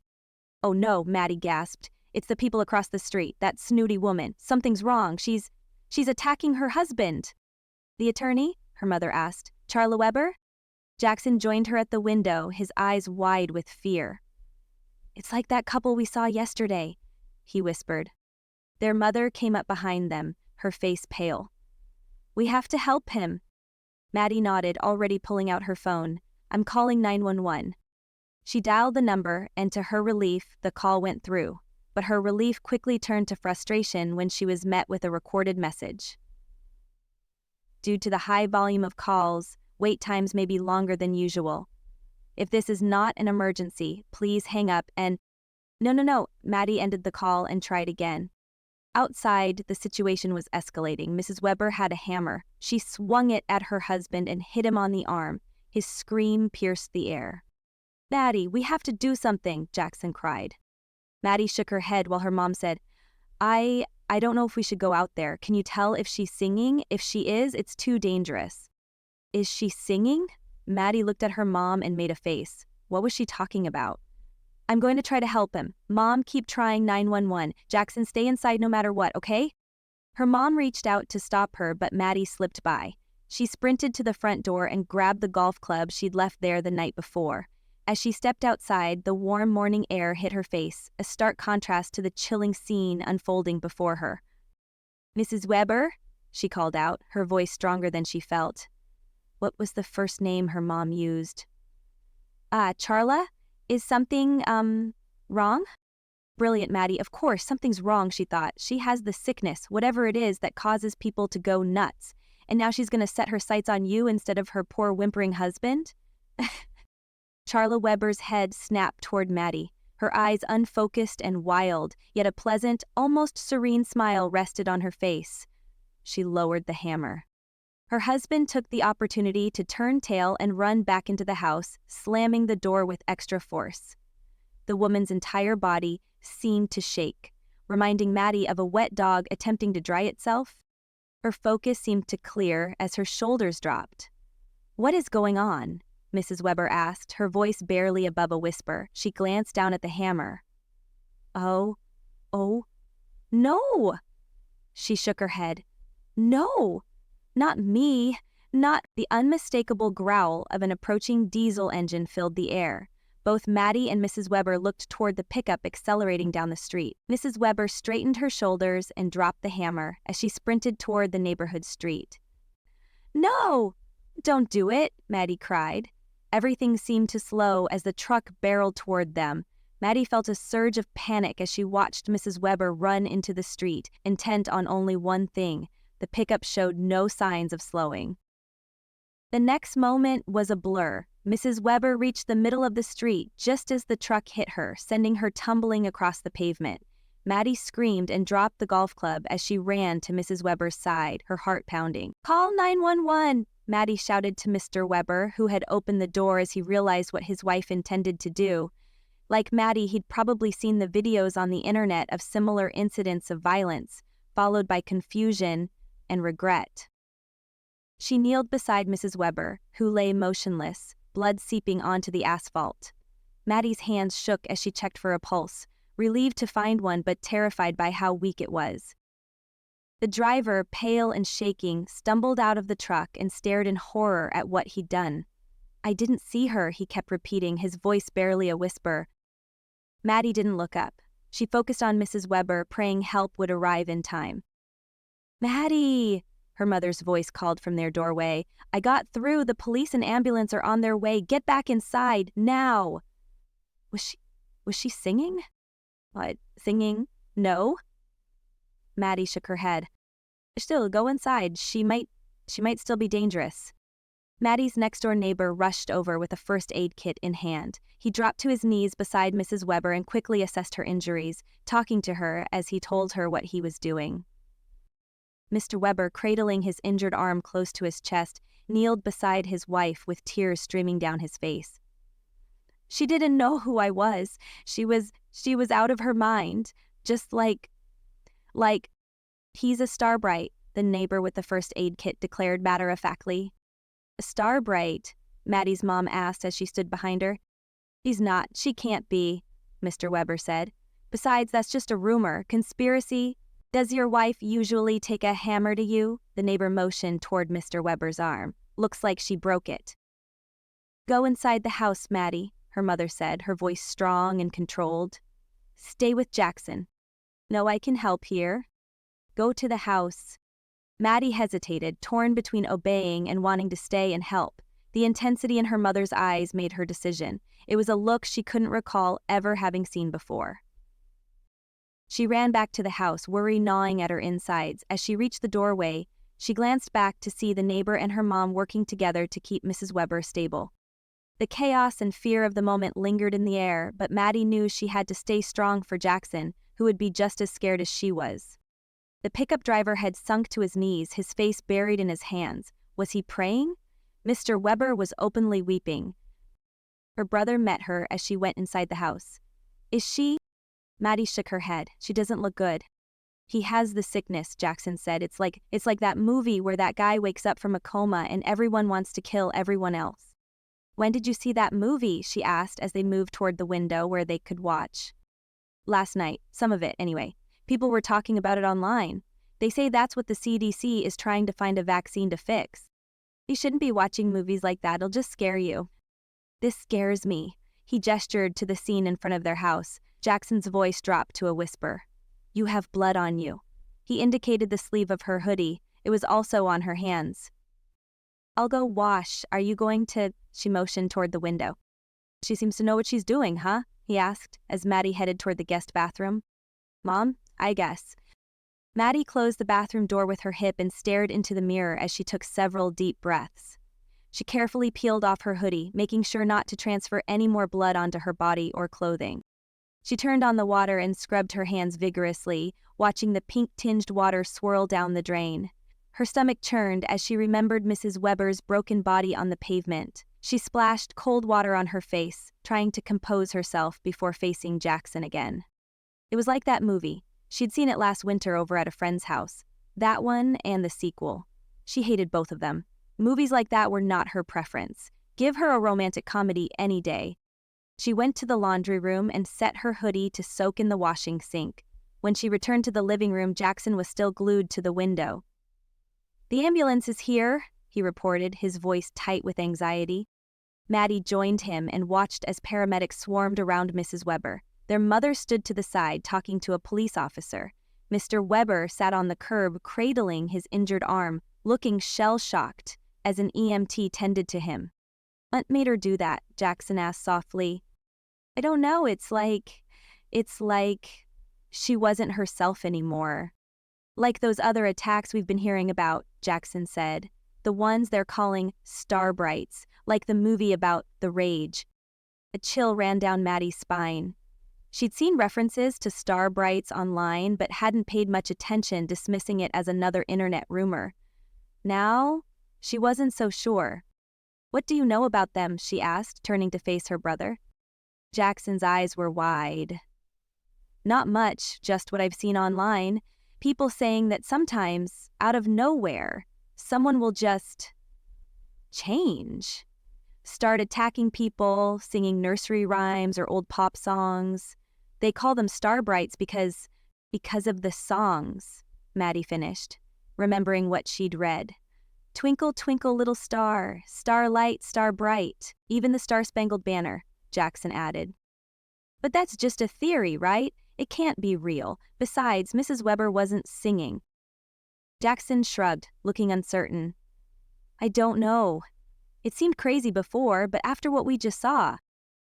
They fell silent, watching as the paramedics loaded Mrs. Weber into the ambulance. They helped her husband in too. The man driving the truck and the neighbor who'd administered first aid were still standing in the street.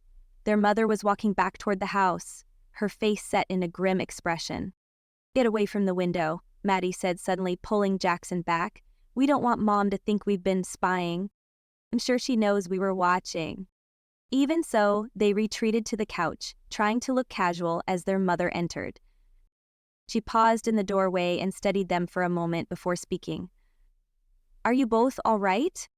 Maddie nodded. "Yeah, we're fine. How's Mrs. Weber?" She sighed and sunk into an armchair. "It's not good. They're taking her to the hospital, but..." She trailed off and shook her head. Is she..." Jackson said hesitantly. "Was Mrs. Weber a star bright?" Their mother's head snapped up, her eyes narrowing. "Where did you hear that term?" "Online," Jackson mumbled. "People have been talking about it." Her mom was quiet for a moment. When she spoke, her voice was low and serious. "I don't know what's happening out there, but whatever it is, it's dangerous. We need to be careful, very careful." Maddie felt a surge of frustration. "But what does that mean, Mom? What are we supposed to do?" "For now, we stay inside. We don't go out unless it's absolutely necessary. We keep the doors locked and the curtains closed, and we stay together." "But what about our friends?" Maddie protested. "What about... Everything's been canceled. All public gatherings and events are shutting down." Maddie and Jackson exchanged worried glances. The situation was escalating faster than they'd realized. "What about Dad?" Jackson asked. "And Grandma B?" Her mom's face softened.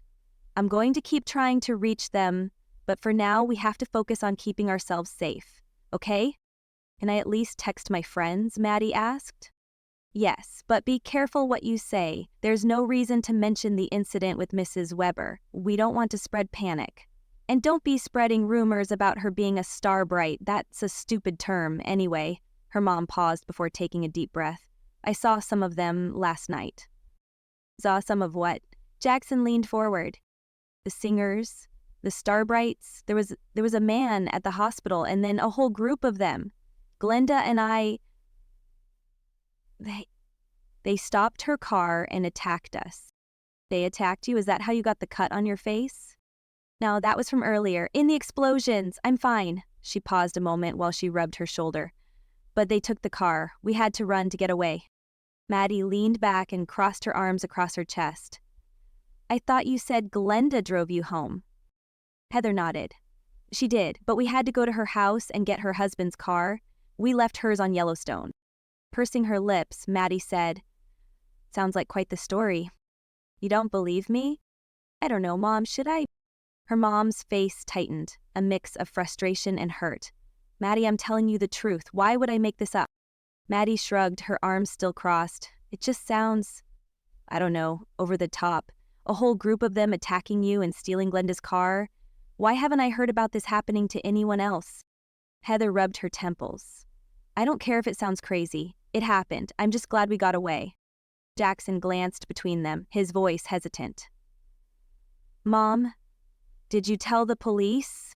They're swamped, Jackson. They're dealing with explosions, injuries, and chaos everywhere. And besides, what would I even tell them? That some crazed singers attacked us and stole a car? They'd probably think I was losing it.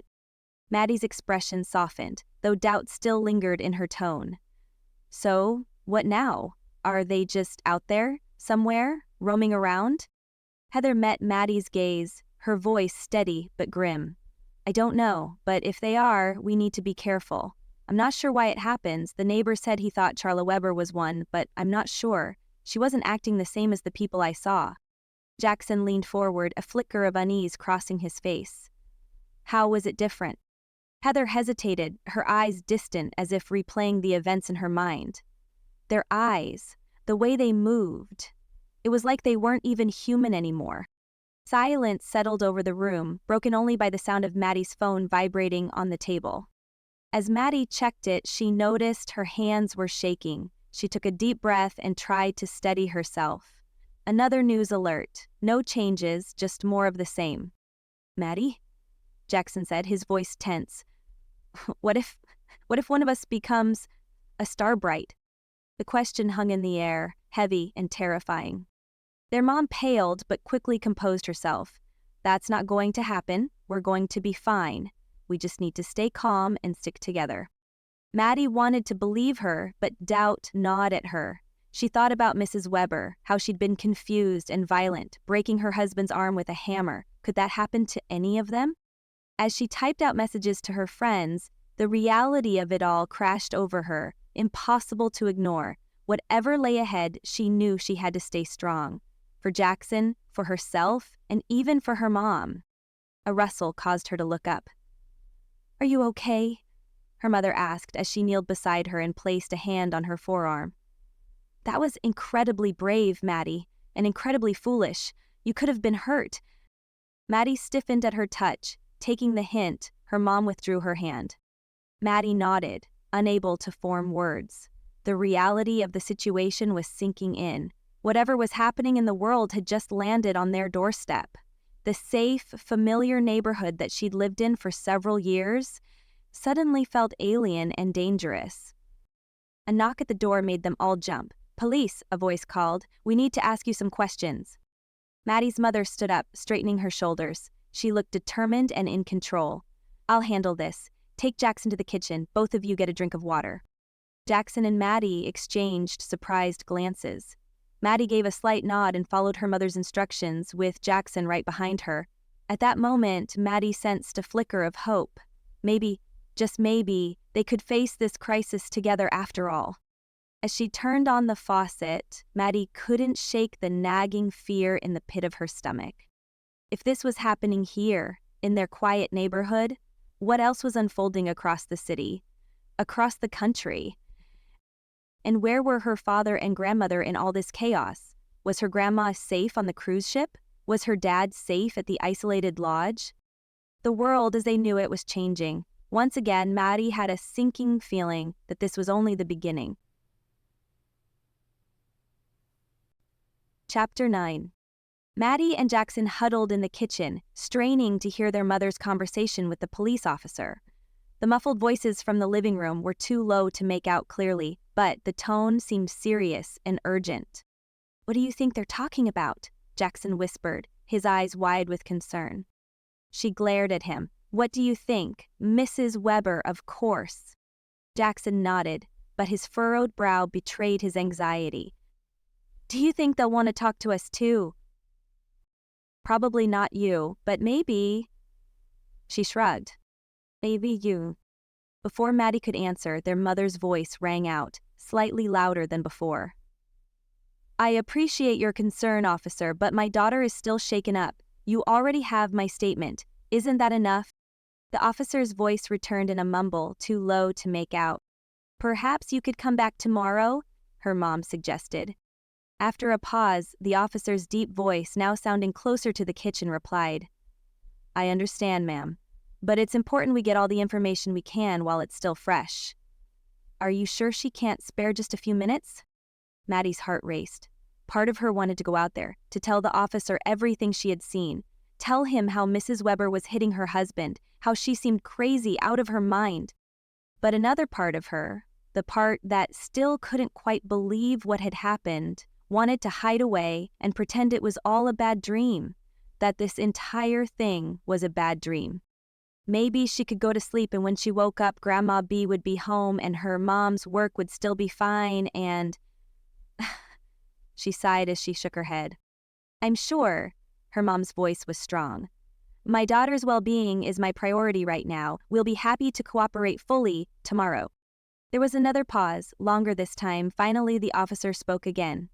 All right, Mrs. Reynolds, I'll try to come by tomorrow. But please, if you or your daughter remember anything important, don't hesitate to call the station. Are the phones working now? It took me 10 minutes to get through to 911 and I haven't been able to reach my husband. She cleared her throat. The children's father. We get a call can't be completed message or it just goes dead.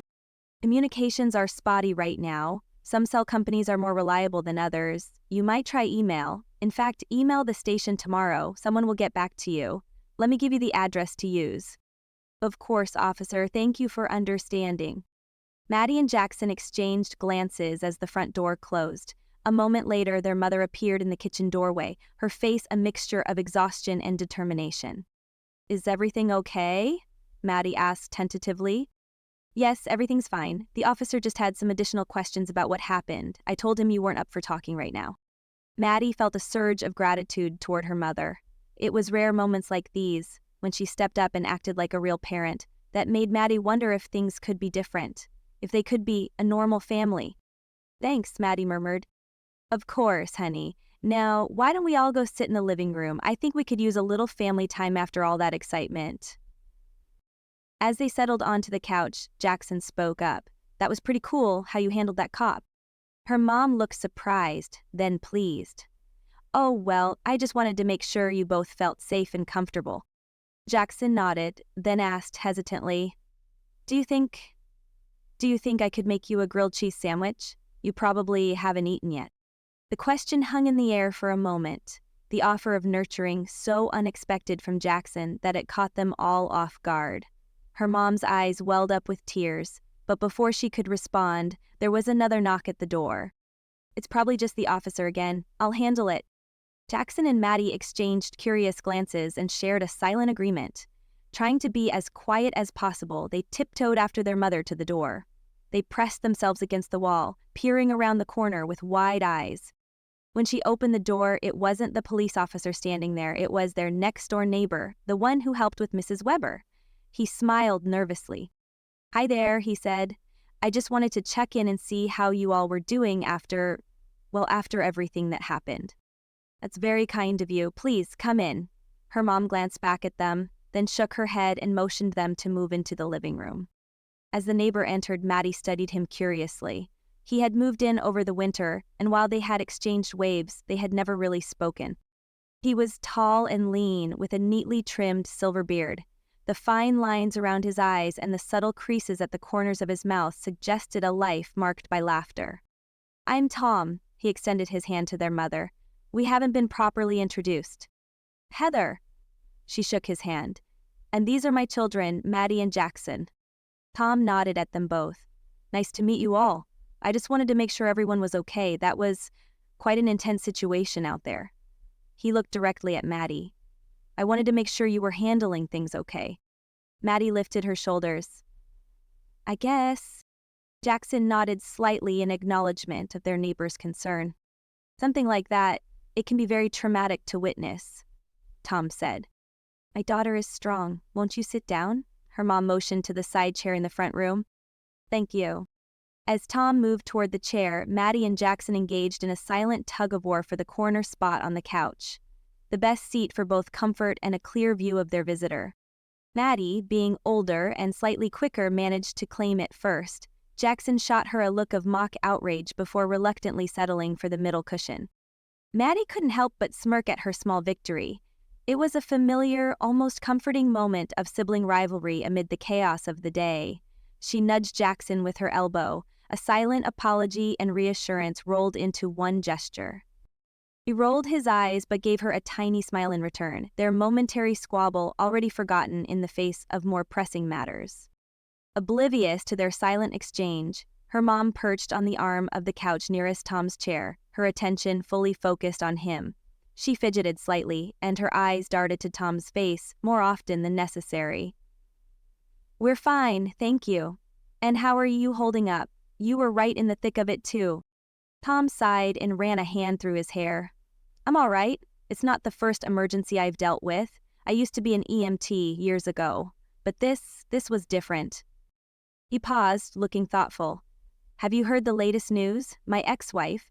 We're divorced, but still in touch. She's in California on business. Apparently, the governor there is grounding all flights." "Wow," Maddie exclaimed. "Can a governor do that?" Tom nodded grimly. "They're saying it's for public safety while they investigate these incidents. It's causing quite a stir, lawsuits, protests, you name it. And, rumor has it, the president is considering similar measures on a national level." Maddie's mother leaned forward, her interest clearly piqued. "That's... wow. Do they really think that will help?" "Hard to say," Tom replied. "But they're grasping at straws, trying to contain whatever this is." He motioned toward the front door and the street beyond. "But obviously things can happen anywhere. Yesterday was crazy. The explosions here and in other parts of Wyoming. Even the Irma Hotel in Cody." "Her dad lives near Cody," Jackson said. "Is it as bad as here?" Tom shrugged. "I saw the report on the Irma, but they were still investigating. Said it may have been a gas leak. But with everything else..." He shook his head. "The various explosions must be intentional, either a mass terrorist event or like what happened out there with the Webbers. Some folks are saying it might be some kind of virus causing people to go berserk." As Tom continued to share what he had heard, he didn't give any information that was different from what Maddie and Jackson had already discussed. Maddie couldn't help but notice how attentively her mother was listening, how she seemed to hang on to his every word. It was a stark contrast to her usual disinterest in most conversations. The discussion continued, touching on various aspects of the unfolding crisis: the government's response, the public's reaction, the spreading fear and uncertainty, and the star-bright rumors. Through it all, Maddie observed the subtle interplay between her mother and Tom, the way they seemed to gravitate toward each other, finding common ground in their shared concern and confusion. As the conversation wound down, Tom stood to leave. "Well, I should get going, but please don't hesitate to come over if you need anything. We neighbors need to stick together in times like these." "Thank you, Tom," her mom said warmly. "We really appreciate it." After Tom left, there was a moment of silence. Then Jackson spoke up, his voice tinged with a mixture of curiosity and skepticism. "So, what do you think about all that?"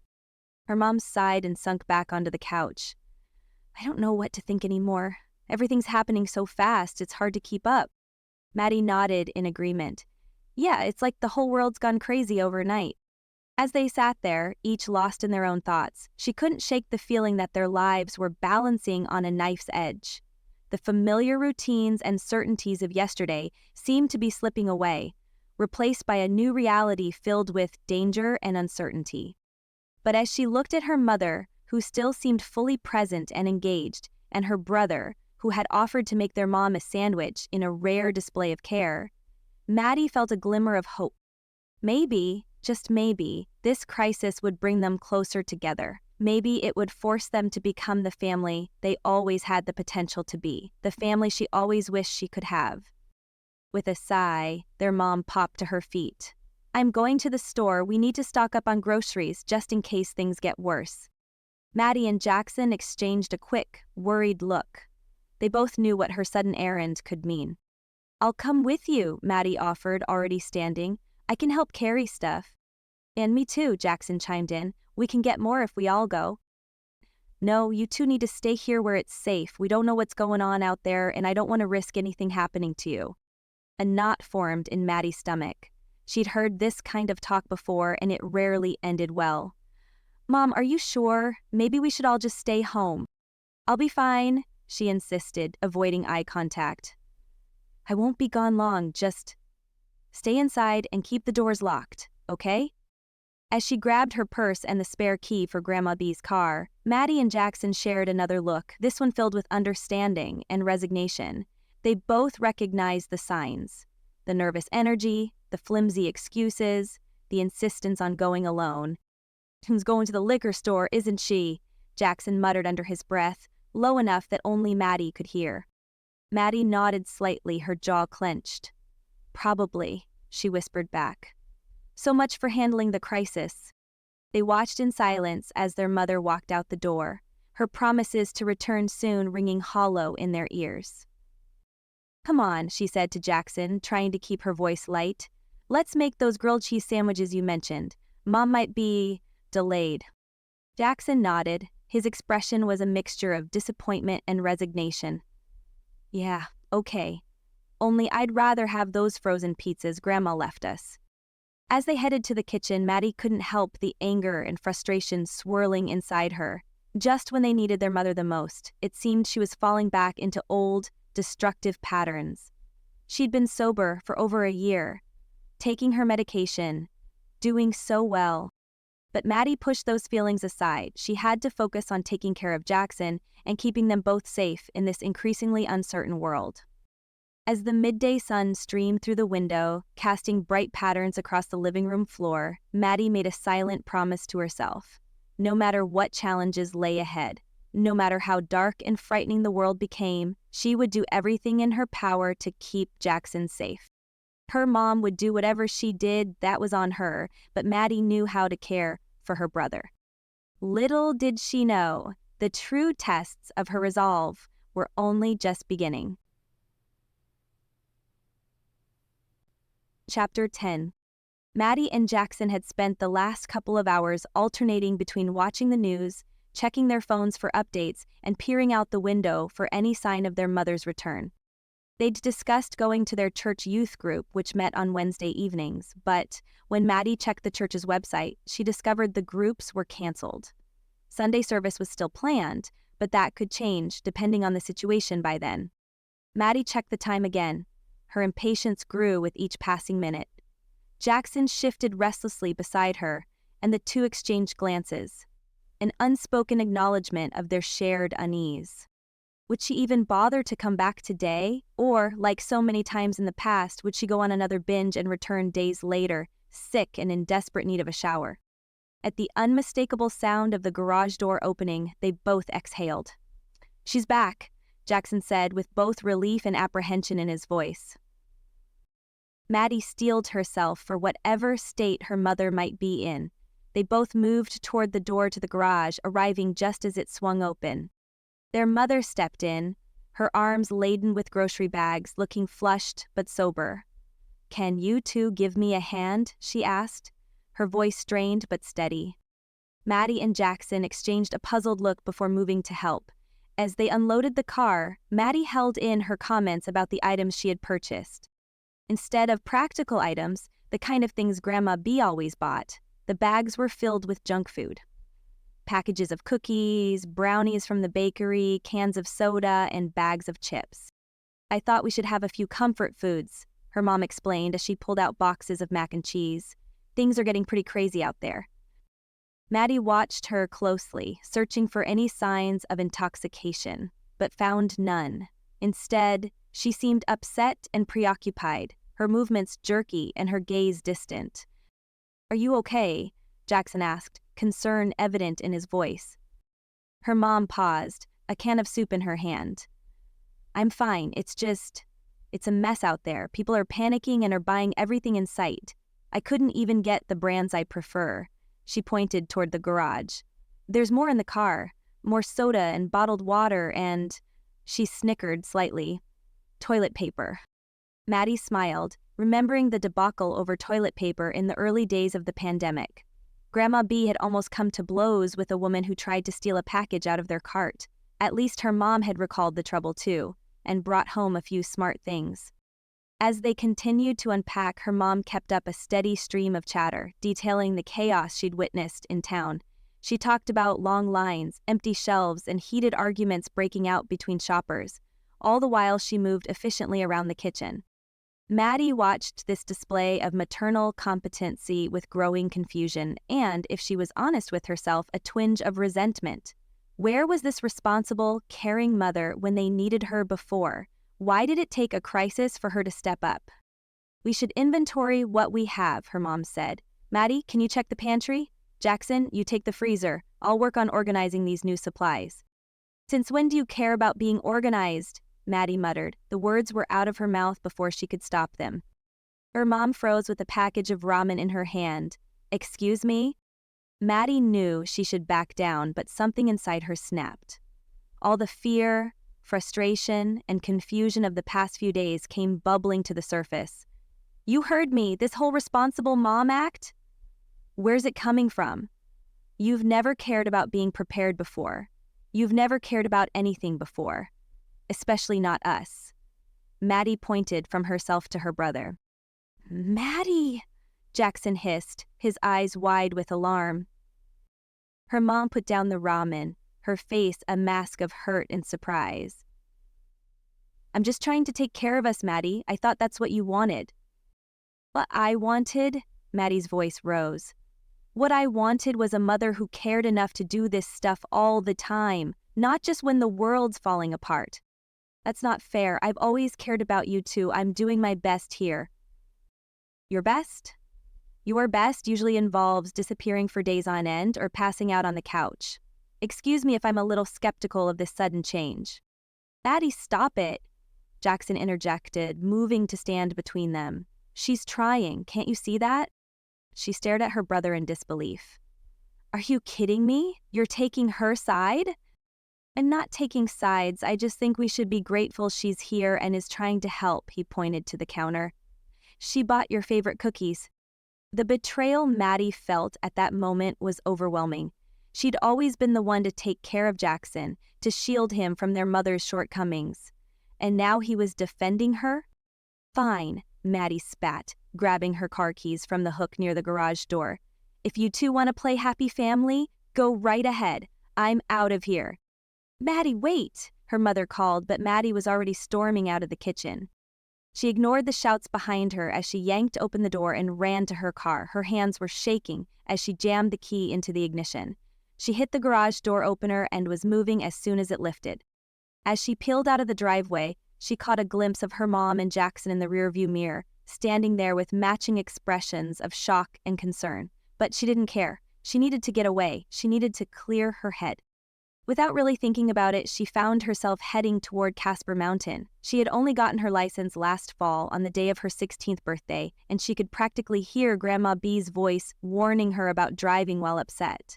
But right now, the familiar route up the mountain pulled her like a magnet. The winding road had always been her go-to place when she needed to escape, even before she could drive. She remembered countless times when Grandma B had driven her up here, understanding without words that Maddie needed the perspective that only altitude could provide. Now, with her hands gripping the steering wheel, perhaps a bit too tightly, she felt a bittersweet pang. She wished Grandma B were here now to offer wisdom or even just a comforting presence. As she navigated the curves, each turn taking her farther from home and the suffocating weight of her family responsibilities, her mind raced. Why does she have to choose now to start acting like a parent? Where was this concern, this preparedness, when I was a little girl, before Grandma B stepped in to save us, and I was expected to be the adult in the house time and time again? And Jackson, how can he not see through this sudden change? How can he not realize bringing home junk food is only a Band-Aid? Soon she'll do what she always does and fall apart, leaving us to fend for ourselves. Angry tears blurred her vision, but she blinked them away, forcing herself to focus on the road ahead. She was keenly aware of her inexperience behind the wheel, especially on this challenging road. The last thing she needed was to end up in a ditch because she couldn't keep her emotions in check. The sun had set completely now, and the darkening sky matched her mood perfectly. The shadows of the pine trees stretched across the road like grasping fingers, and she suppressed a shiver. She'd never driven up here alone at night before, and the familiar landscape suddenly seemed alien and foreboding. Still, she pressed on, each mile putting more distance between her and the scene in the kitchen. She replayed the argument in her head, wincing at the harshness of her own words. Part of her knew she'd been unfair, that she should have been grateful for her mother's efforts, but a larger part, the part still raw from years of disappointment and neglect, couldn't let go of the resentment so easily. As the road climbed higher, Maddie felt her breathing start to even out. The cool mountain air flowing through the open window helped clear her head, and she found herself loosening her death grip on the steering wheel. Maybe this drive was exactly what she needed to calm down and figure out how to handle the situation back home. She glanced around, trying to get her bearings as she slowed the car. She realized she was at the Casper Mountain Trails Center, set up for cross-country skiers. Last winter, one of her friends held a birthday party at the Trail Center building. They had a great time playing in the snow. Some of the others brought cross-country skis to use on the numerous groomed trails, but Maddie didn't have any. She'd wished she had rented some until her friend Sonia, who was borrowing skis from someone else, mentioned that it was more hard work than fun, especially when trying to ski uphill. As Maddie pulled into the Trail Center parking lot, she was so lost in her thoughts that she almost missed the figure stumbling onto the road ahead of her. She slammed on the brakes, her heart pounding as her car screeched to a halt just inches from the person. She stared at the figure illuminated by her headlights. The woman looked disheveled, her clothes torn and dirty as if she'd been wandering in the woods for days. Her wild hair framed a face etched with distress, and she stumbled slightly as she moved toward the car. "Help me," the woman called out, her voice trembling. "Please, I've been lost for hours. Longer, maybe." Maddie hesitated, her hand on the door handle. Every instinct screamed at her to drive away, but she couldn't bring herself to abandon someone who might genuinely need help. Wasn't that why she'd always stepped up for her family after all? "Are you hurt?" she called through the window, not quite ready to get out of the car. The woman shook her head and moved closer. "No, I got turned around on one of the trails." She motioned toward the multitude of trails used for both cross-country skiing and summer hiking or biking. "My phone died. I've been trying to find my way back to the parking lot." Maddie nodded. "Well, I guess you're here now." She glanced around but didn't see any other cars in the lot. "I can call someone for you," she offered, her unease growing. "Maybe. The phones are unpredictable." The woman was at the car now, her hands gripping the door frame. Up close, Maddie could see a sheen of sweat on her forehead, despite the cool night air. No, I just need a ride. Can you take me down the mountain?" Maddie had to think fast. She was alone in a dark parking lot on a mountain, face to face with a stranger who was acting increasingly erratic. Memories of Charla Weber wielding the hammer replayed through her head. At that moment, as fear began to grip her heart, she wished more than anything that she had stayed home. But it was too late for regrets now. She had to figure out how to handle this situation and get herself to safety. "I'm sorry," she said, trying to keep her voice steady. "I'm not supposed to give rides to strangers, but I can definitely call someone to help you." She hit the button to roll up the window. The woman's expression shifted, going from desperation to something entirely different. A smile appeared, but it wasn't one of relief or gratitude. It was wide and unnatural, stretching her lips too far and showing too many teeth.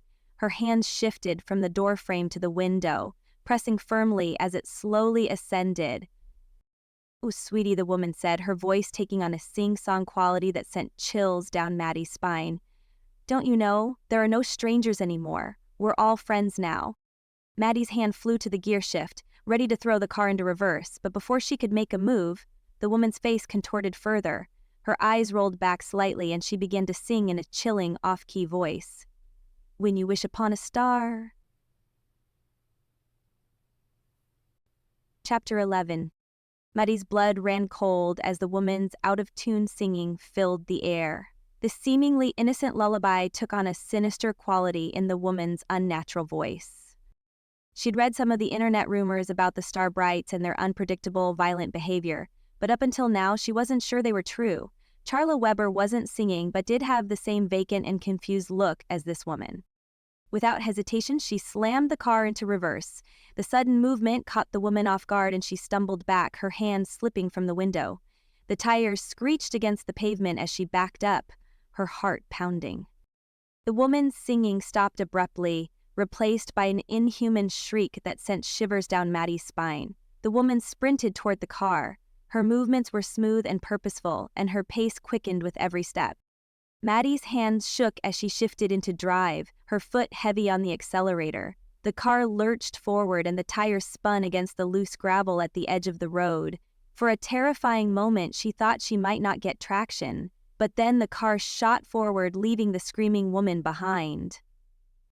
As she sped down the mountain road, her mind whirled with panic and confusion. She glanced in her rearview mirror, half expecting to see the woman chasing after her car. The road behind her was empty, but the woman's chilling song still echoed in her ears. Oh no, oh no. Her knuckles were white on the steering wheel. She needed to calm down, to think clearly. The winding mountain road was treacherous enough in daylight. In the dark, with her limited driving experience, it was downright dangerous. She forced herself to take deep breaths, trying to slow her racing heart. "You're okay," she told herself aloud. "You're okay. You're safe in the car. She can't catch you. Just focus on driving." As she navigated a particularly sharp turn, her phone rang. The sudden noise in the quiet car made her jump, and the vehicle swerved dangerously close to the edge of the road. She overcorrected, the tires skidding on the loose gravel. For a heart-stopping moment, she thought she was going to lose control completely. But then the tires found traction and she managed to straighten out the car. She let out a shaky breath and pulled over at a wide spot on the side of the road. Her legs felt like jelly and her hands trembled as she put the car in park. The phone was still ringing. She glanced at the screen. It was Jackson. She hesitated for a moment, tears stinging her eyes, before answering. "Maddie?" Jackson's voice was tight with worry. "Where are you? Are you okay?" She opened her mouth to respond, but a sob escaped instead. Now that the immediate danger had passed, the full weight of what had happened hit her. "Maddie?" Jackson's voice rose in pitch. "What's wrong? Are you hurt?" "I'm okay," Maddie finally managed. "I'm not hurt. Something happened. Someone... I think I saw a star bright." There was a sharp intake of breath on the other end of the line. "Where are you?" "On Casper Mountain." She wiped her eyes. "I'm pulled over on the side of the road. I don't know if I can drive right now. My hands won't stop shaking." After a muffled conversation, her mom came on the phone. "Stay there. We're coming to get you." The concern in her mother's voice brought fresh tears to Maddie's eyes. "I'm not hurt. I'm just scared. Mom, it was terrible." She seemed normal at first, but then, "It's okay. You're safe now. We're on our way. Just stay in the car, lock the doors, and we'll be there as soon as we can." "Do you know where you are?" She did her best to describe where she was, even though there was little doubt her mom wouldn't easily see her little red hatchback parked on the side of the mountain. After hanging up, she sat in silence, jumping at every sound from the dark forest around her. She kept reliving the encounter in her mind, second-guessing her actions. Should I have tried to help the woman? Could I have done something differently? Why did she sing? What makes the Star Brights do that? What makes them Star Brights in the first place? Maybe it really was a virus, and the CDC needed to make some kind of vaccine. Of course, the last time they put out a rushed vaccine. The wait seemed endless, but finally headlights approached. She tensed, afraid the Star Bright woman had found her car and was tracking her down.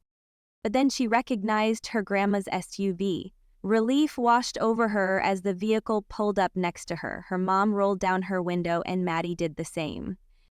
"I'm gonna go up and turn around. There's enough room for me to pull in behind you. I'll be right back." Within moments, headlights appeared behind Maddie as the SUV pulled up. Her mother and Jackson hurried over to her. Maddie unlocked the doors and suddenly she was enveloped in her mother's embrace. "Oh, sweetheart," her mom murmured as she stroked Maddie's hair. "I'm so glad you're okay." Jackson hovered nearby, his face pale with worry. "What happened?" he asked as their mom released Maddie. She took a shaky breath and described what had happened. "You did the right thing," her mom said when Maddie finished. You got yourself out of a dangerous situation. That's what matters. Jackson nodded in agreement. Yeah.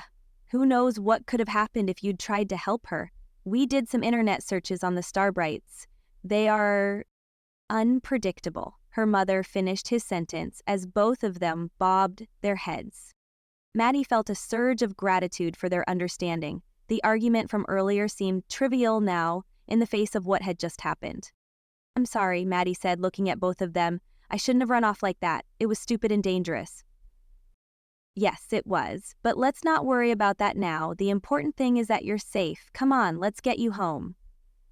Her mom motioned toward her grandma's car and the passenger door opened. Tom, the next-door neighbor, stepped out. Tom will drive your car home. You can ride with me. Okay? Maddie felt a wave of unease as this person she barely knew walked toward her. Surely he must have heard about how she threw a fit and ran off. Embarrassment washed over her. Maddie gave a reluctant nod. It was a good idea, but something about it felt wrong, off. As Tom approached, she couldn't shake the feeling of unease that settled in her stomach. His concerned expression seemed genuine, yet there was an undercurrent she couldn't quite place. She wondered if she was just being paranoid or if there was more to his sudden helpfulness. When he reached for the car door, Maddie caught a faint, almost imperceptible smile on his lips. She couldn't tell if it was meant to be reassuring or if it hinted at something more sinister. Was he a Starbright too? Chapter 12. Maddie glanced at her mom, whose face still held a shy smile, then looked at Tom. His eyes were on her mom. Is he attracted to her? That thought made Maddie squirm. Sure, her mom wasn't ugly, but she wasn't exactly someone you'd notice in a crowd. Years of struggle had taken its toll, and Maddie couldn't help but feel embarrassed. The idea that someone like Tom might find her mom appealing was hard to stomach. Tom had never shown interest before. He'd give a friendly wave when he was outside and they drove by, but as far as Maddie knew, he'd never even spoken to her mother. In fact, usually Tom was waving at Grandma B. He was, based on his hair color and the lines on his face, probably closer to her grandmother's age than her mom's. Maybe he was one of those gross old men who liked younger women. Or perhaps he thought Heather Reynolds was older than she truly was, another effect of the years of alcohol abuse and neglect in her appearance. Okay, Maddie nodded. That's fine. As they drove back down the mountain, with Maddie in the passenger seat of Grandma B's SUV while Tom followed in Maddie's car, the adrenaline wore off. Exhaustion set in, and Maddie found herself fighting to keep her eyes open. Bong, she said quietly. That's Maddie, what is it? I'm sorry about what I said earlier, about you not caring. I know you've always cared. It's just... Her mom reached over and squeezed her hand. I know, Maddie. And you were right in a way. I know I haven't been the mother you and Jackson deserved. I was so grateful when Grandma B stepped in to help and I allowed her to take on the role of parent. But I'm trying to do better now. I must do better. I hope you can give me another chance. Maddie nodded, too tired to say more. She leaned back in the seat and closed her eyes. When she opened them, they were pulling into the garage. Wait a minute and I'll help you inside, her mom said as she opened her door. Tom was pulling Maddie's car into the third bay, her usual parking spot. The large garage looked almost empty without her mom's car in its spot. You okay? Jackson asked as he opened the back door to slide out. I guess, tired. It's being awfully nice, he said, his voice low. She muttered as she watched her mom speak with Tom. As Maddie watched them, her mind raced. Are Dad and his parents okay? Is Grandma B safe on the cruise ship? What about Eddie and his parents in Oregon? She even wondered if the insurance would replace her mom's car that was lost in the explosion yesterday. Phones needed to work reliably for that. Maybe her mom already filed an online claim? She hadn't thought to ask. Tom waved and headed outside, and then Jackson pressed the button to lower the garage door. Her mom came to her side. Ready? As they walked into the house, she leaned heavily on her mother. The events of the day had left her drained, both physically and emotionally. Inside, her mom helped her to the living room. How about a cup of tea? Jackson, can you put on the kettle? Maddie managed a small smile and sunk into the couch. Thanks. As her mother and Jackson hurried around, making tea and gathering blankets, she couldn't shake the realization of how quickly everything had shifted. Yesterday, despite the awful explosions in Casper, she had felt a sense of security in their close-knit neighborhood. Now the danger had reached their doorstep. And, to her regret, she had foolishly ventured out in search of trouble. Here, her mother placed a steaming mug on a coaster on the side table. Drink this, it'll help you feel better. Maddie wrapped her hands around the warm mug and inhaled the comforting scent of chamomile. What are we going to do? She asked. If there are starbrights here in Casper now. Her mother sat down beside her. We'll figure it out. We'll be careful, stay informed, and look out for each other. That's all we can do for now. Jackson nodded in agreement. Yeah, and maybe we should set up some kind of neighborhood watch thing. Strength in numbers, right? She took a sip of her tea and let the warm liquid soothe her. Despite the fear and uncertainty, she felt a glimmer of hope. A neighborhood watch was a good idea, but how could they be sure another neighbor wouldn't freak out on them and put them in danger? Mr. Weber had said his wife was fine one second and was hitting him the next. Maddie still wasn't sure the whole Starbright thing was true. What if some people just used it as an excuse? Maybe Charla Weber was in an unhappy marriage and just snapped. As she finished her tea, she felt her eyelids growing heavy. The events of the day had taken their toll, and exhaustion was setting in fast. Come on, her mother said gently, helping her up. Let's get you to bed. Things will look better in the morning. As she climbed the stairs, leaning on her mother for support, she heard Jackson's voice behind them. Sleep tight, Maddie. Don't let the starbrights bite. Despite everything, she couldn't help but let out a small laugh. Trust Jackson to find humor even in the darkest situations. In her room, her mom helped her into bed, tucking her in like she used to when Maddie was little. As she drifted off to sleep, she heard her mom and Jackson talking in low voices in the hallway. You think she'll be okay? Jackson asked. Your sister is strong, her mother replied. She'll be fine. We all will be. Her last conscious thought before sleep claimed her was one of gratitude. Despite all their problems, despite the danger lurking outside, she had her family, and for now, that was enough. Chapter 13. Maddie woke to the sound of hushed voices outside her door, followed by footsteps on the stairs. For a moment, she was disoriented, the events of the previous night feeling like a distant nightmare. But as she sat up, the reality of what had happened on Casper Mountain came rushing back. She glanced at her phone. It was just past 11. She never slept that late. She had spent almost 12 hours in bed, yet she still felt exhausted. Rubbing her eyes, she swung her legs over the side and padded to the door, curious about what was happening. After a quick stop in the bathroom, she descended the stairs. She could make out her mother's voice and Jackson's excited whispers. The TV volume was low, but she could hear a stern voice speaking about unprecedented events and public safety measures. Mom? Jackson? Maddie called out as she entered the living room. Her mother and brother were huddled on the couch, their eyes glued to the TV. Jackson looked up, his face a mixture of excitement and worry. Maddie, you're up, her mom said, patting the space next to her on the couch. Come sit. The CDC is about to make an announcement. She settled onto the couch and pulled her knees up to her chest. On the screen, a serious-looking man in a suit stood at a podium, adorned with the CDC logo. We believe the recent spate of seeming terrorist attacks may be medically related, the CDC spokesperson began.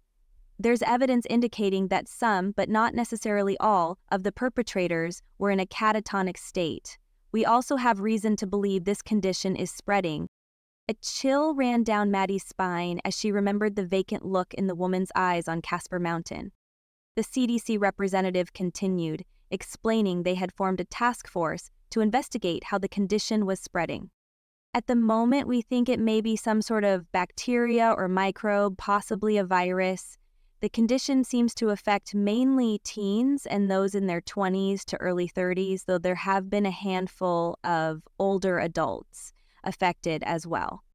Charla Weber was probably in her mid-30s. The lady on the mountain was younger than that, but the man and woman she and Jackson had seen arguing when they were driving home from paddleboarding were older, maybe in their 40s or 50s. The CDC spokesperson went on to appeal for public help. If you or a family member or friend experiences anything being described as a sensation of losing time, you're asked to call the special hotline that has been set up to take reports. If you feel the urge to do harm to yourself or others, call 911 immediately. Many states, cities, and towns are enacting state of emergency procedures in light of recent events. We're providing guidance on how these efforts can best help with our directive of finding out the cause and ending it. Please follow your local mandates. It's highly possible there will be other efforts enacted to contain the spread of this unknown condition. As the CDC briefing ended, the camera cut to the president, who stepped up to the podium. He thanked the CDC representative and then addressed the nation directly. As Dr. Thompson said, we require your assistance in getting to the bottom of this situation. At the same time, while our esteemed doctors are conducting their research, I have instructed federal law enforcement to do everything necessary to stop these vicious attacks. We are preventing all flights originating in other countries from landing at our airports or boats from entering our seaports. U.S. citizens returning home from travels abroad will be provided assistance at the embassy. Maddie's mother gasped, "I worry this could be a problem for your grandmother." Alaska is in the United States, Jackson said with a shrug. Her cruise begins and ends in Vancouver, Canada, Maddie said. Remember? They drove to Seattle, left the car in a long-term parking place, then took the ferry to Canada to get on the cruise ship. Maybe this will be over by the time she's ready to come home. Maybe everything on the ship is normal and this isn't affecting her. I pray so, their mom muttered. Before Maddie could respond, the president continued. To help with our protection measures, we are either closing or limiting access to all federal buildings and property. This list includes, but is not limited to, post offices, military bases, government complexes, national parks, and more. National parks? Her mom shook her head. Just like before, don't let people go outside and get fresh air. While you may still receive mail, you will not be able to go to the post office, the president explained. Those of you who rent post office boxes, contact your local post office for guidance on retrieving your mail. Civilians working on military bases will be furloughed until further notice. Families of service members living on U.S. bases will remain on base. The president's words hung heavy in the air. Maddie looked at her mother and brother, seeing her own shock and disbelief mirrored in their faces. Other details of these measures are available on the White House website. As this press conference ends, I highly recommend you check with your state and local government for any announcements they have about specific measures to take. He went on to mention that California had enacted a travel ban, allowing only residents to return home and facilitating the orderly departure of non-residents. You should expect other states to follow this forward-thinking approach, the president warned. While the temptation will be high to ignore these directives, they are being enacted for your safety and the safety of your family, friends, and neighbors. We expect these to be temporary measures while the task force determines the cause of these violent attacks. As the president's address ended, a local news anchor appeared on screen. We've just been informed that the governor of Wyoming will be addressing the state shortly. In the meantime, let's discuss what we've just heard from the CDC and the president. The co-anchors began to dissect the announcements, assuring viewers that these measures would likely be short-term while the authorities figured out exactly what was happening. They also cautioned against believing the conspiracy theories circulating on the internet. Humph, Jackson scoffed. Sounds like Grandpa was right. He said it was just like last time, some kind of virus let loose by a foreign government to weaken us so they can come in and take over. Maddie turned to her brother, surprised. When did you talk to Grandpa Dick? Jackson looked sheepish. Well, I didn't. Eddie told me. They managed to get through to them on their website. He heard his parents talking about what a nut Grandpa is. She grabbed her phone. She'd completely forgotten she'd sent an email via the lodge's website. She navigated to the email she'd sent. Sure enough, there was a reply from Eastgate Lodge and Cabins. Maddie let out a squeal. It worked! What worked? Her mom asked. I emailed the lodge yesterday and told them we couldn't get through by phone. There's a reply. Her fingers shook as she opened the email and quickly skimmed it. It's Dad. He says they're fine. Grandpa Dick has closed the place down. The guests that were scheduled have been canceled. Those who were there have already left or will be leaving soon. They're all sticking close to home and aren't going into Cody. He mentions the explosion at the Irma Hotel and says there was something that happened at a doctor's office, but they aren't sure if they're related to the troubles others are experiencing. They still want to be careful. He asks. Her eyebrows shot up. He wants us to go up there. He says it'll be safe since we'll be so far from people. Her mom scrunched her eyes closed as she shook her head. What about all the people in Yellowstone? The president just said they were closing Yellowstone, Jackson reminded them. Exactly, they're going to be leaving in droves. It's a 5-hour drive. Even if we left right now, most of the people would be gone by the time we reached the lodge. Her mom shrugged. I don't know. Let me think about it. Well, I know you'd like to be with your dad and your grandpa. She shook her head. It was no secret that Maddie's mom didn't think much of her former father-in-law, and the feeling was mutual on Dick Reynolds' end. He'd spent a lot of time blaming Heather for the troubles his son had encountered with the law. It was finally Brian who'd told his dad that the troubles were of his own making, and while Heather had issues, she wasn't responsible for his choices. Even though Maddie's parents weren't friends, her dad never spoke badly of his former wife. Her mom used to talk badly about him, but Grandma B would put a stop to it whenever she heard it happening. These days, Grandma B and her dad co-parented. B had even suggested Maddie and Jackson stay at the lodge the entire time she was gone on her cruise, but Jackson was playing baseball through the rec center and didn't want to miss it. Instead, their dad planned to come down for a week in July to visit. Now, baseball was canceled. There wasn't any reason they couldn't or shouldn't go up to the lodge. Before Maddie could respond, the news anchor announced that the governor was ready to address the state. The family fell silent as the governor appeared on screen, dressed in his usual cowboy hat, Wranglers, and boots. He began by reiterating the points made by the CDC and the president, but then he diverged. Wyoming isn't going to be taking the extreme measures of some other states. Not only is California locking their borders, but so are Oregon and Washington, as well as several states in the east. Another problem for Grandma, right? Jackson interrupted. What do you think Alaska is doing? He grabbed his phone and started scanning. The governor continued outlining Wyoming's approach. What is going to happen in Wyoming is going to be on a lesser scale than the other states, who are not only locking their borders and not allowing anyone in or out, but are also enacting a shelter-in-place law. They're closing all businesses effective immediately, including stores, restaurants, bars, you name it. Wyoming's not going to take such drastic measures, he assured. Instead, we will close only what the CDC deems necessary, not the full recommendations. We will leave our borders open, allowing travel on all interstates and state highways. Until we have proof this is an airborne virus, we are not going to close necessary facilities. Hospitals, gas stations, and grocery stores will all remain open. The governor went on to list the businesses that would be closed: beauty salons, massage parlors, non-emergency doctor's offices, office buildings, and more. Her mom scoffed, just like before. These will be closed under the emergency management directives given to me by the Wyoming Constitution. The governor paused as he stared into the camera and assumed a neutral expression.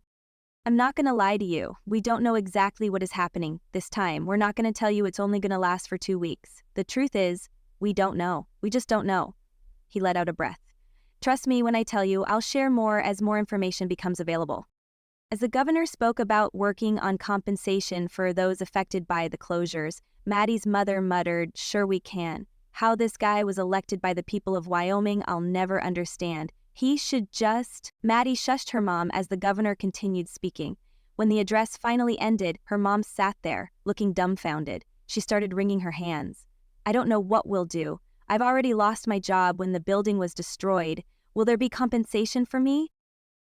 Maddie felt a surge of irritation at her mother's reoccurring defeatist attitude, but before she could say anything, Jackson chimed in. "It'll be fine," he said confidently. "And I Googled. Alaska is still okay. Grandma should be fine." He paused, then added hopefully, Maybe you can even play the game with me later." "The game?" their mom asked. "The one I was telling you about this morning, with the VR sets. You'll love it. Everybody who plays it does. That's why it's the most popular game in the country. In the world." Her mom nodded absently. "Maybe later." She got up and headed to the kitchen. As Maddie watched her mother go, she couldn't shake the feeling that, despite the governor's assurances, things were far from fine. The world as they knew it was changing rapidly, and she wasn't sure any of them were prepared for what was coming. Chapter 14. Maddie followed her mom into the kitchen and watched as she grabbed a package of cookies and a glass of milk. The familiar sight of her mom turning to food for comfort was both frustrating and oddly reassuring in its normalcy. "Mom," Maddie began cautiously, "what do you think about going to Cody, to Dad's place?" Her mom waved her hand dismissively and bit into a cookie with unnecessary force. She shook her head, feeling her frustration mount. "We need to talk about this. If nothing else, Dad says we should plan for a long lockdown. I know you bought groceries yesterday, but should we buy more?" She purposely avoided mentioning how the groceries her mom brought home weren't really what she'd consider suitable for the end of the world. While she may not know much about being ready for things, she'd spent enough time at her grandparents' lodge to know how they shopped. They routinely purchased big bags of beans and rice, along with noodles and lots of canned goods. Her mom shot her a dirty look before taking another deliberate bite of her cookie. "If we're not going to the lodge, then we need to buy more groceries," Maddie pressed on. "But honestly, I think we'd be dumb not to leave Casper." As she turned to walk out of the kitchen, irritated by her mother's silence, her phone rang. Her heart leaped when she saw who it was. "Dad," she answered, unable to keep the relief out of her voice. "I'm so glad you reached me." "Hey, sweetheart," her dad said, his voice tinged with worry. "How are you guys? Is everything okay? Jackson?" At Maddie's squeal, Jackson had come running from the living room. "Is it really, Dad?" She nodded as she said, "We're fine. We're okay. Jackson's here. Mom too. We're all together." Her dad let out a noisy sigh. "I'm so glad. So glad. Did you get my email about coming up to the lodge?" "Yeah, we did, but..." She glanced at her mother, who was studiously ignoring the conversation. "We haven't really discussed it yet." "Well, we need to make a decision soon. Things are getting worse by the hour. Can I talk to your mom?" Maddie held out the phone to her mother. "Dad wants to talk to you." Her mom shook her head and bit into another cookie with defiance. Maddie put the phone back to her ear. "She doesn't want to talk right now, Dad." "All right, then I'll come there myself. I'll load you up, and..." "I don't know if that's a good idea," she said hesitantly. "What is not a good idea?" her mom suddenly spoke up. "Dad says he'll come here if you don't talk to him." Her mother's face hardened. "Give me the phone," she demanded, snatching it from Maddie's hand. "You were not coming here. You left us to fend for ourselves years ago. This changes nothing." She paused, listening. No, don't come here. You're not welcome." Her mother's face grew redder with each passing moment. "What? Fine. Tell me what it is you think is happening, because I watch the news too. I know exactly what is going on." Another pause. No, that's not true. I do not have my head in the sand. And believe me, if what you're going to tell me is some of that end-of-the-world stuff your folks are always spouting off about, I'm not interested." "Jackson told me he talked to Eddie. Your brother and sister-in-law were the smart ones to cut ties with your crazy folks. Though I guess your dad still calls them and gets them all wound up." Maddie could hear her father's voice on the other end, but she couldn't make out the words. "Oh, really? You think so, huh?" her mom said sarcastically. Fine. I'll put the phone on speaker so Maddie can hear too, and she is not more mature than me." She paused. "Really? That sure sounded like what you said. Let me tell you what your ultra-mature daughter did last night." "Mom," Maddie hissed and shook her head. "Oh, fine, I'll let Maddie tell you herself." Her mom took a deep breath and placed the phone on the table. "Go ahead, she can hear you." "Maddie," her father's voice came through the speaker, "your mom says you all will be fine on your own." "We will," her mom interjected, meeting Maddie's gaze with a defiant nod. Maddie rolled her eyes. "Yeah, we're fine. Why wouldn't we be?" she said, not entirely convincingly. I think things could get weird. I need you and your mom to go to the store. Take Jackson too. Don't leave him home alone. None of you should go anywhere alone. Her mom snorted. You should have told your daughter that yesterday. What happened yesterday? Maddie met her mom's gaze. The anger was still there, but she could see her mom's expression soften slightly as she said, It's not important right now. Okay, fine. Listen, Heather, I spoke with your mom. You did? Her mom asked, her voice tinged with both interest and relief, while Maddie added, When? Jackson quickly followed with, You talked to Grandma B? Is she okay? Not long ago. And yes, she's okay. Someone has a phone on the cruise ship that works, well, it works better than others. He was charging $20 a minute to make calls, whether they connected or not. She'd already spent $120 trying to reach you guys when she tried me. It was a miracle it connected. Anyway, she agrees with me that you'd be safer here. Is she safe? Heather asked, her voice full of concern for her mother. She said, She's fine. They aren't going into ports, just anchored somewhere waiting for further instructions. Everything is okay right now. They have enough food for a few more days. And then what? Jackson asked.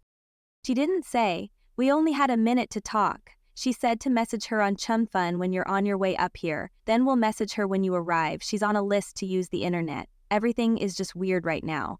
Bea really believes you should come up here. Maddie and Jackson looked at their mother, who closed her eyes and shook her head. I don't think it's that serious. Not yet, anyway. Remember how you said the children needed to go up there during the pandemic? That ended up not being necessary. I think this is different. They had an idea what they were dealing with then, a virus. This time, we don't really know what's causing the troubles and turning people into star brights, Jackson interjected. We saw one yesterday. Our neighbor beat up her husband with a hammer. And last night, Maddie popped her brother on the arm as she shook her head. Shh. Last night, Maddie, what? You keep bringing up last night. What happened? Never mind about that right now, her mom said, much to Maddie's relief and surprise. There was a pause before her dad asked, So, will you come up here? No, not right now, her mom said, but her voice sounded less sure than it had only a few minutes prior.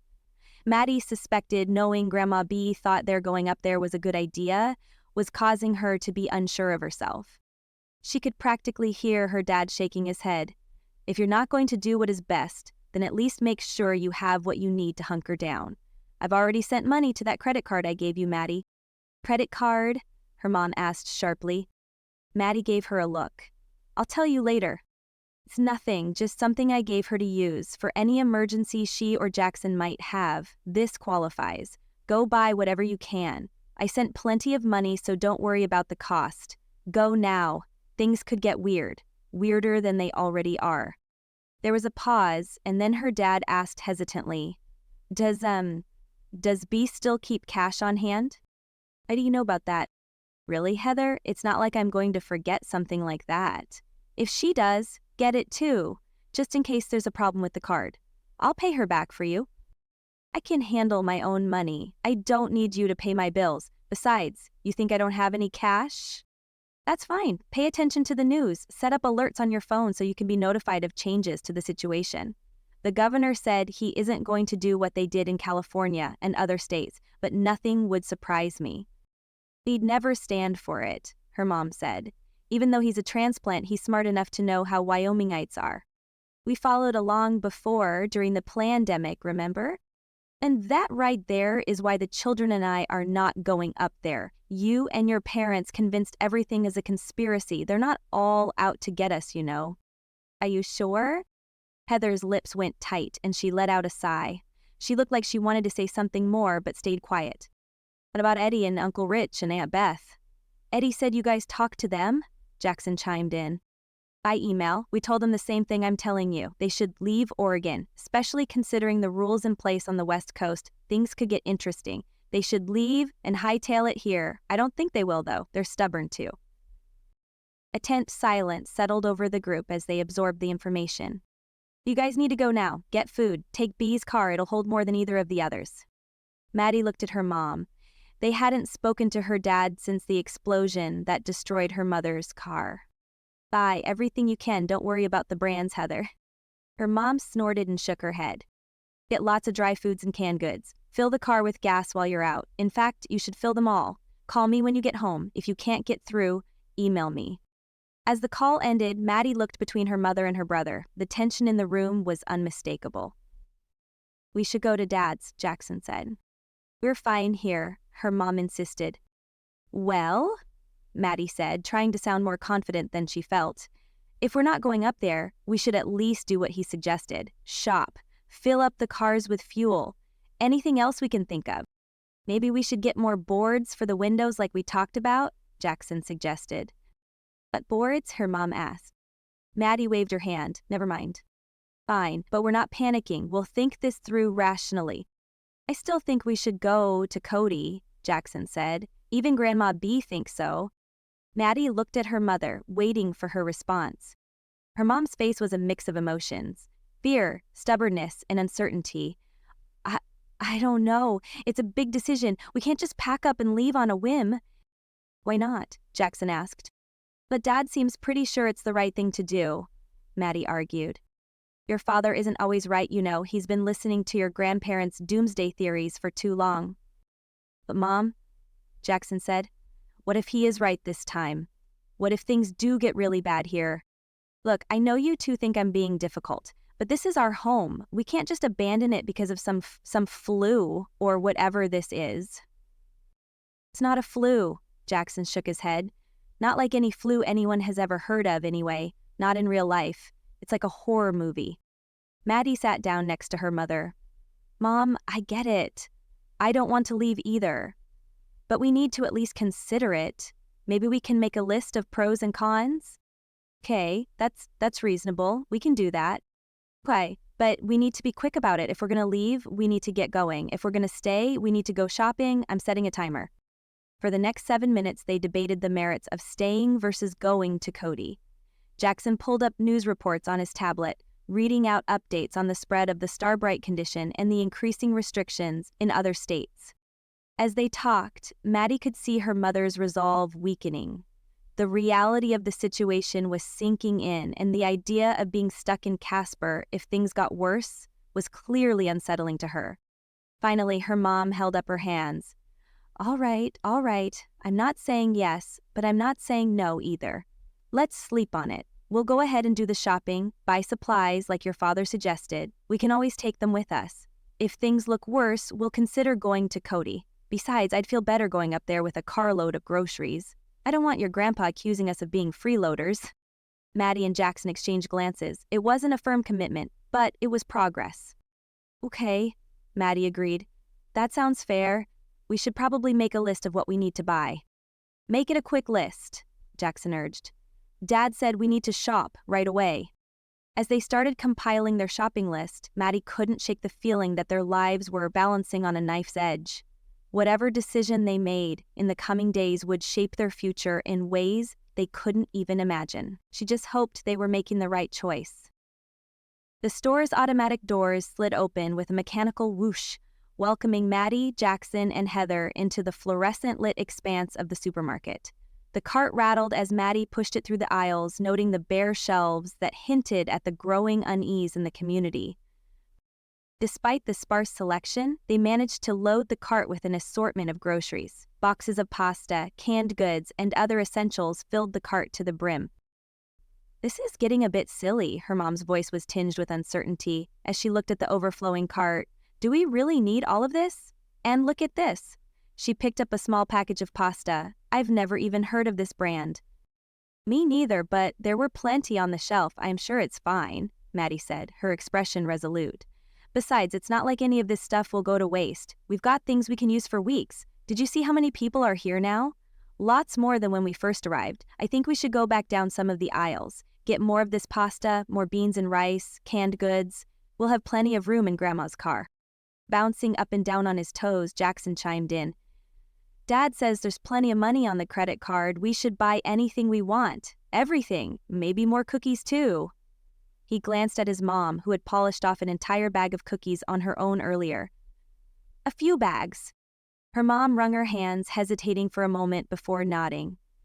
"I guess a little more wouldn't hurt. Like you said, we'll eat it. And if I'm out of work..." "Okay, let's do it." They grabbed an empty cart for their second trip through the store and filled it with more indulgent purchases: cookies, toaster pastries, chips, and other fun snacks, along with soda pop, electrolyte drinks, and bottles of water, whatever they thought sounded good. Many times there was only one or two of something left on the shelf, and rarely was it a name brand, but they bought it anyway. They also stopped by the pharmacy aisle to pick up a ready-made medical kit and other supplies. "Well, that should do it," her mom said, shaking her head. "With the price of groceries these days, it's gonna cost plenty. Sure hope your dad was right." "Let's go past the meat counter," Maddie suggested. Even though Dad said to buy shelf-stable things, the fridge and freezer still work. We could at least get something good for dinner. "Maybe steaks?" Jackson suggested. "And potatoes. I'll go grab a bag of potatoes." "Grab a bag of apples too," her mom said. "They'll keep well and the fiber will be good." While Maddie and her mom went to the meat counter, Jackson weaved his way to the produce department. "We should have stayed together," her mom mumbled as they walked. "Let's follow Jackson. We'll grab him, then we'll all go get the steaks. Maybe a chicken for tomorrow night too. Oh, and how about that crab dip we like? We'll buy some crackers and—" Her voice trailed off as they caught up with Jackson as he was looking over the bags of potatoes. "We didn't want to leave you alone," Maddie said in answer to the question on his face. "Oh, okay. Which ones? These big ones are for baking, right?" "Grab those and we'll take these little fingerlings. I decided we'll roast a chicken tomorrow night. These will be perfect." With their additional selections handled, they made their way to the front of the store where the banks of check stands waited. When their mom had worked there, she'd been a backup checker. She'd enjoyed the job, to a point, but did seem to like working at the care center better. As they stood in line at the checkout, an employee passed by, pushing a cart laden with toilet paper, paper towels, charcoal, and other barbecue supplies. "Ooh, what's that smell?" Jackson asked, scrunching up his nose.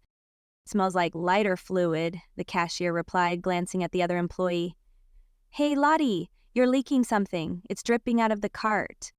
Lottie smiled and waved but kept moving, a small hum escaping her lips. A man in the next checkout line started humming too, leaving his cart to join Lottie. "Are they singing?" Heather whispered, her face turning pale. Maddie watched with growing unease as Lottie handed him a bottle of lighter fluid. The cashier gave Maddie the total and she quickly inserted the credit card, her eyes fixed on the growing group. At least 6 others had joined in and the humming had increased. It was an old song that she should know but couldn't place. Jackson's face turned pale as he muttered, "Starbrights. They've got the sickness. We need to get out of here." Her heart raced as she realized Jackson was right. But how could they leave? Lottie and her group were blocking the exit. Chapter 15. The cashier turned and shouted at Lottie. "Get back to work. We're too busy for your shenanigans. And put that toilet paper on the shelves. People are waiting for it." Lottie started moving toward them, singing now instead of humming. "And the star-spangled banner in triumph shall wave." Still smiling, she held both hands behind her back. The other singers stayed by the carts, stacking the toilet paper near the exit door. Heather's voice grew urgent. "We need to leave. Now." The tension in the store was slow to build. People exchanged nervous looks, but no one said anything at first. Whispers started up, quiet and unsure, but soon they were everywhere. Moms yanked their kids closer, and older people messed with their carts like they didn't know what else to do. Some looked at the exit, but the Starbrights were right there. If they could run, exactly how would they get out with the exit blocked? "We've got to go," Jackson urged, his voice trembling. "Finish paying. We need to leave." Maddie hit the button to finalize the transaction, deciding she didn't need a receipt. They needed to get out of there. Lottie stopped a few feet away, and the cashier insisted again that she needed to get back to work. But where the cashier had been firm before, there was now a quiver in her voice. Lottie swung her left arm. A stream of liquid shot out and soaked the cashier. With horror, Maddie realized it was lighter fluid. "Go, Maddie, go! Jackson, move!" Her mom pushed them, turning their filled cart away from the exit and toward the pharmacy. Maddie stood there, frozen, as Lottie's right arm lifted, a lighter in her hand. The flame caught the soaked clothing, and the cashier let out a scream. The other singers raised their voices, "And the star-spangled banner in triumph shall wave." They lit their lighters and ignited the paper products drenched in fluid. The store erupted into chaos as people started screaming and then gunfire rang out. Maddie flinched and ducked behind the checkout stand. The smell of burning clothes and hair assaulted her nostrils. "Move, Maddie, move! Stay low!" Her mom yanked her arm, dragging her as she pushed the cart. Jackson was next to her, duck-walking as they rounded the bank of registers. The fire sprinklers activated and covered them in a mist of water. "Run to the back," her mom commanded. "We're going to the stockroom near the meat section. Don't stop until we go through the flapping doors. I'll use the cart to clear the path. Stay right behind me. Hold on to each other." The screaming and shooting continued as they moved away from the front of the store. Her mom used the cart like a battering ram, knocking an unattended cart out of the way. She told a lady cowering on the side to get behind them and follow. Jackson held the hem of their mom's shirt. Maddie held on to Jackson's, and the lady held on to Maddie's. The smell of smoke was awful, gagging them as they hustled down the aisle, picking up several other scared people along the way. They reached the door to the stockroom, where a crush of people were trying to get inside, hoping for another exit. "Ram them!" the lady behind Maddie yelled. Her mom considered it, but instead skidded to a stop. "Stay in the middle," she ordered. In seconds, the way cleared enough for her to push the doors open with the cart. Inside the stockroom, people stood wide-eyed and crying. Her mom wasted no time heading for the exit. When they reached the out-of-the-way door, tucked behind a large pallet of groceries, she pushed through, moving a brick to prop it open. "Tell him, Maddie, tell him how to get out," she ordered as she continued pushing the cart. "The exit is here," she yelled. The lady behind her scurried around and ran outside. As others saw where Maddie was and began to follow, her mom said, "It's time to go. They'll find their way." Still pushing the cart, their mom told Jackson and Maddie to grab hold again. They formed their cart train and moved toward their SUV. The entrance of the building was a mess, flames licking at the outdoor displays of plants and picnic items. The off-key singing of the Star-Spangled Banner echoed loudly. Maddie opened Jackson's door and helped him inside as their mom hurriedly packed the groceries into the car. "Leave them, Mom. We need to go." "Your dad's right. We need this food. We lost the few things we had in the second cart. They're going to close the store down." She plopped the rest of the groceries inside and jumped into the front seat, not even buckling her seatbelt before pulling out of the parking spot. Maddie's breath was ragged, the distant sounds of police and fire sirens piercing the air. She hoped they'd send an ambulance, or 10, too. She had no idea how many people were hurt. Definitely the cashier. She might have even died. The shooting, was it the Starbrights or someone else? Guns were common in Wyoming. It wouldn't be surprising if several people were armed. Her mom gripped the steering wheel, her foot pressing down hard on the gas as she shot anxious glances in the rearview mirror at the chaotic scene they were leaving behind. "We're safe now," she murmured, more to herself than to anyone else. Jackson, still pale, looked out the window. "Mom, what are we going to do if they close all the stores?" "We'll figure it out, Jackson." Her voice was steady despite the fear etched on her face. Maddie leaned back in her seat, her heart still pounding. The Starbrights were getting bolder, more dangerous. She suspected this was only the beginning, but they'd stuck together and her mom took the lead and got them and others to safety. She realized that, together, they had a chance. For now, that would have to be enough. Chapter 16. As they drove, Maddie noticed her mom kept looking in the rearview mirror as if expecting to see the singing mob chasing after them. The silence in the car was thick with tension until Jackson finally spoke up. "Are we going home now?" Her mom didn't respond immediately, her eyes darting between the road and the mirrors. Suddenly, she made a sharp turn and pulled into the parking lot of another grocery store. "Mom?" Maddie asked, confusion and alarm evident in her voice. "What are you doing?" "I'm going to go in and get us more food." Her tone was determined as she maneuvered through the crowded lot and found a spot near the back. "No, Mom, you can't. We have enough." She gestured to the packed SUV. Her mom left the car running and turned to face them. She wiped something from her face, sweat, tears, or sprinkler water, Maddie wasn't sure, and smoothed her wet hair. Maddie reached for her own blonde ponytail, suddenly realizing how soaked she was. "Stay with Jackson. Get into the driver's seat. Keep it running and be ready to move if there's trouble." "Mom, this is crazy." We barely got out of the last store alive. I had a job here in high school, her mom continued as if Maddie hadn't spoken. I'll use the back exit if needed and walk home. If things go bad, you get Jackson home. Don't wait for me. She gave her mom a doubtful look. It's 2, maybe 3 miles home from here. Uphill. I'll get there, don't worry. Pull the car into the garage. Unload in there. Stay inside. This is stupid, Maddie said, but Jackson cut her off. Go ahead. His voice was surprisingly firm. Do what you need to. We'll be fine. Their mom gave him a grateful smile before turning back to Maddie. In the driver's seat, Maddie, now. As her mom hurried toward the store, Maddie reluctantly slid into the driver's seat. She turned to Jackson, bewildered. What is the deal with you siding with her all of a sudden? You know how she is. Jackson shrugged. Did you see her in the store? She was awesome. She wasn't like, not how she can be. She was tough.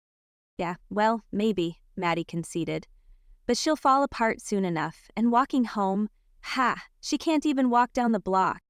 Then we'd better hope nothing happens while she's in the store. The minutes ticked by agonizingly slow. She watched as more and more people streamed out of the store, their carts piled high. The parking lot was chaos, with cars jockeying for position and tempers flaring. Just as Maddie was about to suggest they go look for their mom, she appeared, pushing a loaded cart. Maddie quickly got out to help her. I got what I could, her mom panted as they loaded groceries into the car. They didn't want to let me shop, but I rushed around and, well, it helped. I had cash from Grandma B's stash. I just kind of offered what I had to the manager, and he took it and waved me through. I remembered some of the things we lost in the cart we had to leave behind. It wasn't much, but every bit counts now. At least a little of Grandma rubbed off on you, Maddie muttered, thinking to herself that the manager had probably pocketed the cash. As they finished loading, her mom looked around nervously. Let's get out of here. They joined the throng of cars trying to exit the parking lot, the atmosphere tense and urgent. Just as she thought they were headed home, her mom swerved into a gas station mini-mart. What now? She asked. Maddie, fill the tank, I'm going inside. Let me guess, cigarettes? Yes, and I'll grab more food too. They have a good selection at this store, you know that. And toilet paper. The way those Star Brights burned the toilet paper made me wonder why we didn't buy more. You bought a 4-pack at each store, she pointed out. Her mom shrugged. Just fill the car. As she began pumping gas, her mother disappeared into the store. She turned to Jackson. Can you believe this? Jackson shrugged. At least she's doing something. It's better than when she just sits around eating cookies, right? She had to admit he had a point. Still, she couldn't shake the feeling that this manic energy was just the calm before the storm. She'd seen her mother go through phases like this before, and it never ended well. Was she taking her meds? Maddie closed her eyes as she thought, how much medication did she have on hand? She knew her mom used a mail-order pharmacy and was able to get 3 months at a time. When did she get the last order? She wasn't sure. Without those meds, things would get rough for her mom. Being off her meds would for sure lead to her drinking again. She'd need to ask her mom how much she had left and hope it was enough to get through until things returned to normal. Maybe her doctor would be willing to call in an emergency prescription to a local pharmacy. The insurance probably wouldn't cover it, but maybe they could figure something out. Her doctor knew she needed her meds. Non-adherence had resulted in terrible troubles more than once. To her surprise, her mom came back with an impressive haul. Bags full of canned and packaged food, more toilet paper, and even several packages of personal products. Maddie reluctantly acknowledged it was a good idea, even if she didn't say it out loud. As they pulled out of the gas station, she asked, "So, what now? Are we going home or?" Her mom was quiet for a moment, her eyes fixed on the road.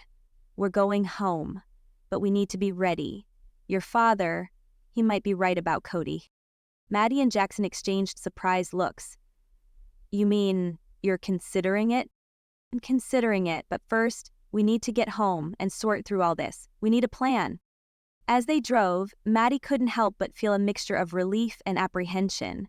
Her mother was stepping up, taking charge in a way she hadn't seen in years. Not years, ever. But the world around them was unraveling fast, and it felt as if they were racing against time. "What about Dad?" Jackson asked from the back seat. "Shouldn't we call him when we get home?" Her mom nodded. Yes, we should, and maybe we should start packing, just in case. The rest of the drive home was quiet, each lost in their own thoughts. As they neared their driveway, Maddie noticed several neighbors outside, looking anxious and watchful. "What are they doing?" Jackson asked. "Not sure, but I think we should find out. As soon as we see what's going on, we'll unload. I think we need to be quiet about what we have," her mom said, her eyes darting around as if expecting someone to be watching them. They walked out the man door on the side of the garage, the cool evening air hitting their faces. Their next-door neighbor, Tom, waved and hurried over, concern etched into his features. "Are you guys okay? Did you hear what happened at Albertsons?" Maddie's mom put an arm around her shoulders, her grip firm as she reached for Jackson's hand. "We drove by there. It looked like they had some trouble." Maddie felt a slight pressure on her shoulder and suspected the same sensation was being delivered to Jackson's hand, an indicator to stay quiet about the fact they were actually in the store when the event went down. Tom looked relieved, his tense expression softening as he glanced over the trio. Maddie, feeling exposed and vulnerable, raised her hand self-consciously to her hair, which was still damp around the ponytail holder from the fire sprinklers. "Thank goodness you're okay," Tom said, his voice filled with genuine relief. "It's all over the internet. There are videos of what happened. Dozens dead. One of the women who worked there was... Tom shook his head. "I'm sure you'll learn about what all happened soon enough. Listen, a bunch of us have been talking. With everything that's going on, we think it might be a good idea to set up some kind of neighborhood watch. Keep an eye out for each other, you know?" Her mom's expression was thoughtful but wary. "That sounds like a good idea. Is that what you all are discussing out here?" She dropped her hand from Maddie's shoulder and motioned to the crowd gathered in Tom's yard.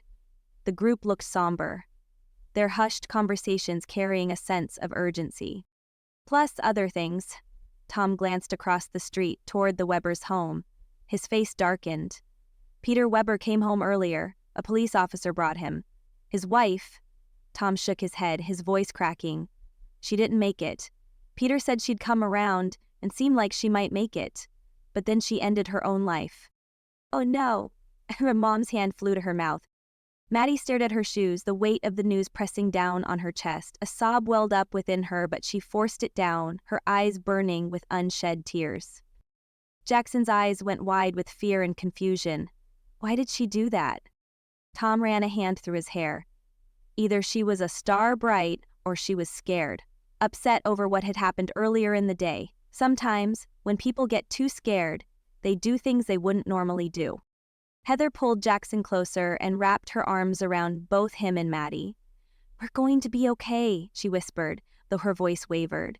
"We're going to look out for each other. That's what neighbors do." Tom's eyes met Heather's with a shared determination. "A neighborhood watch is a good idea, but I'm worried about how we can make it work. Until we know how this thing spreads, it's hard to know who we can trust. I'd socialized with Charla and Peter Weber on several occasions. I never would have thought..." He sighed as he shook his head. "You think the neighborhood watch is a bad idea?" her mom asked, her voice barely above a whisper. "I think it's a good idea. I really do. I'm just concerned about how we keep each other safe. These people, these star brights, they seem to just switch. One second they're normal, the next they're dead set on murder. At least, that's what the videos show. There's barely any warning before they go." Maddie wanted to speak up, to tell him about the star brights at Albertsons and how they all acted like they knew the plan. Had they arranged it beforehand? It didn't look that way. Workers and customers alike seemed to understand they had to take part and burn it all down. "They'll start singing or humming," Jackson said. "Weird songs about stars." Tom shrugged. "I guess that's something. Not much, but better than nothing. I'd like to hear what they have to say." Her mom lifted her chin toward the gathered group of neighbors. As they walked into Tom's yard to join the others, a flicker of hope cut through Maddie's fear. They weren't alone. That was enough to bring a small smile to her face. Chapter 17. Maddie stirred awake, the craziness of yesterday hitting her like a ton of bricks. She lay still for a moment and tried to wrap her head around the chaos at Albertsons, the mad dash through the aisles, and the shocking news about Mrs. Weber. In the stillness of her bedroom, it all felt like a bad dream she couldn't shake off. Glancing at her clock, she was surprised to see it was barely past 7 in the morning. She'd always been an early riser, but after yesterday's ordeal, she could have benefited from sleeping in. It seems she was overly exhausted lately. This whole end-of-the-world stuff was draining. With a sigh, she pushed herself out of bed, determined to get a head start on organizing the groceries before her mom woke up. "It'll be easy," she muttered to herself as she pulled on a pair of sweatpants. "Mom never gets up before noon when she doesn't have work." She caught a glimpse of herself in the mirror and paused. The girl staring back at her looked older somehow, her eyes carrying a weight that hadn't been there just days ago. She shook her head, trying to dispel the unsettling feeling her reflection brought. There was no time for self-examination now, there was work to be done. As she made her way downstairs, her mind wandered to the treats they'd bought. She made a mental note to hide some of the cookies and other goodies. If she didn't, her mom would likely fully devour them in one of her stress-eating binges. "Jackson deserves cookies," she reasoned. "After yesterday, we all do, maybe even Mom."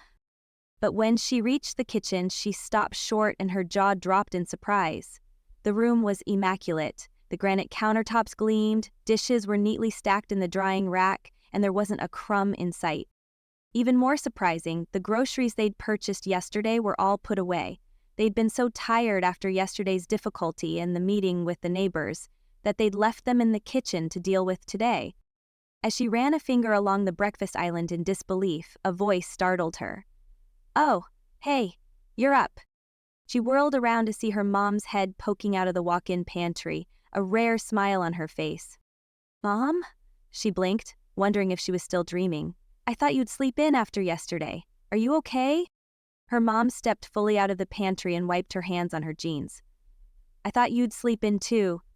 How are you feeling?" She shrugged, still taken aback by the scene before her. "I'm fine, I guess. How long have you been up?"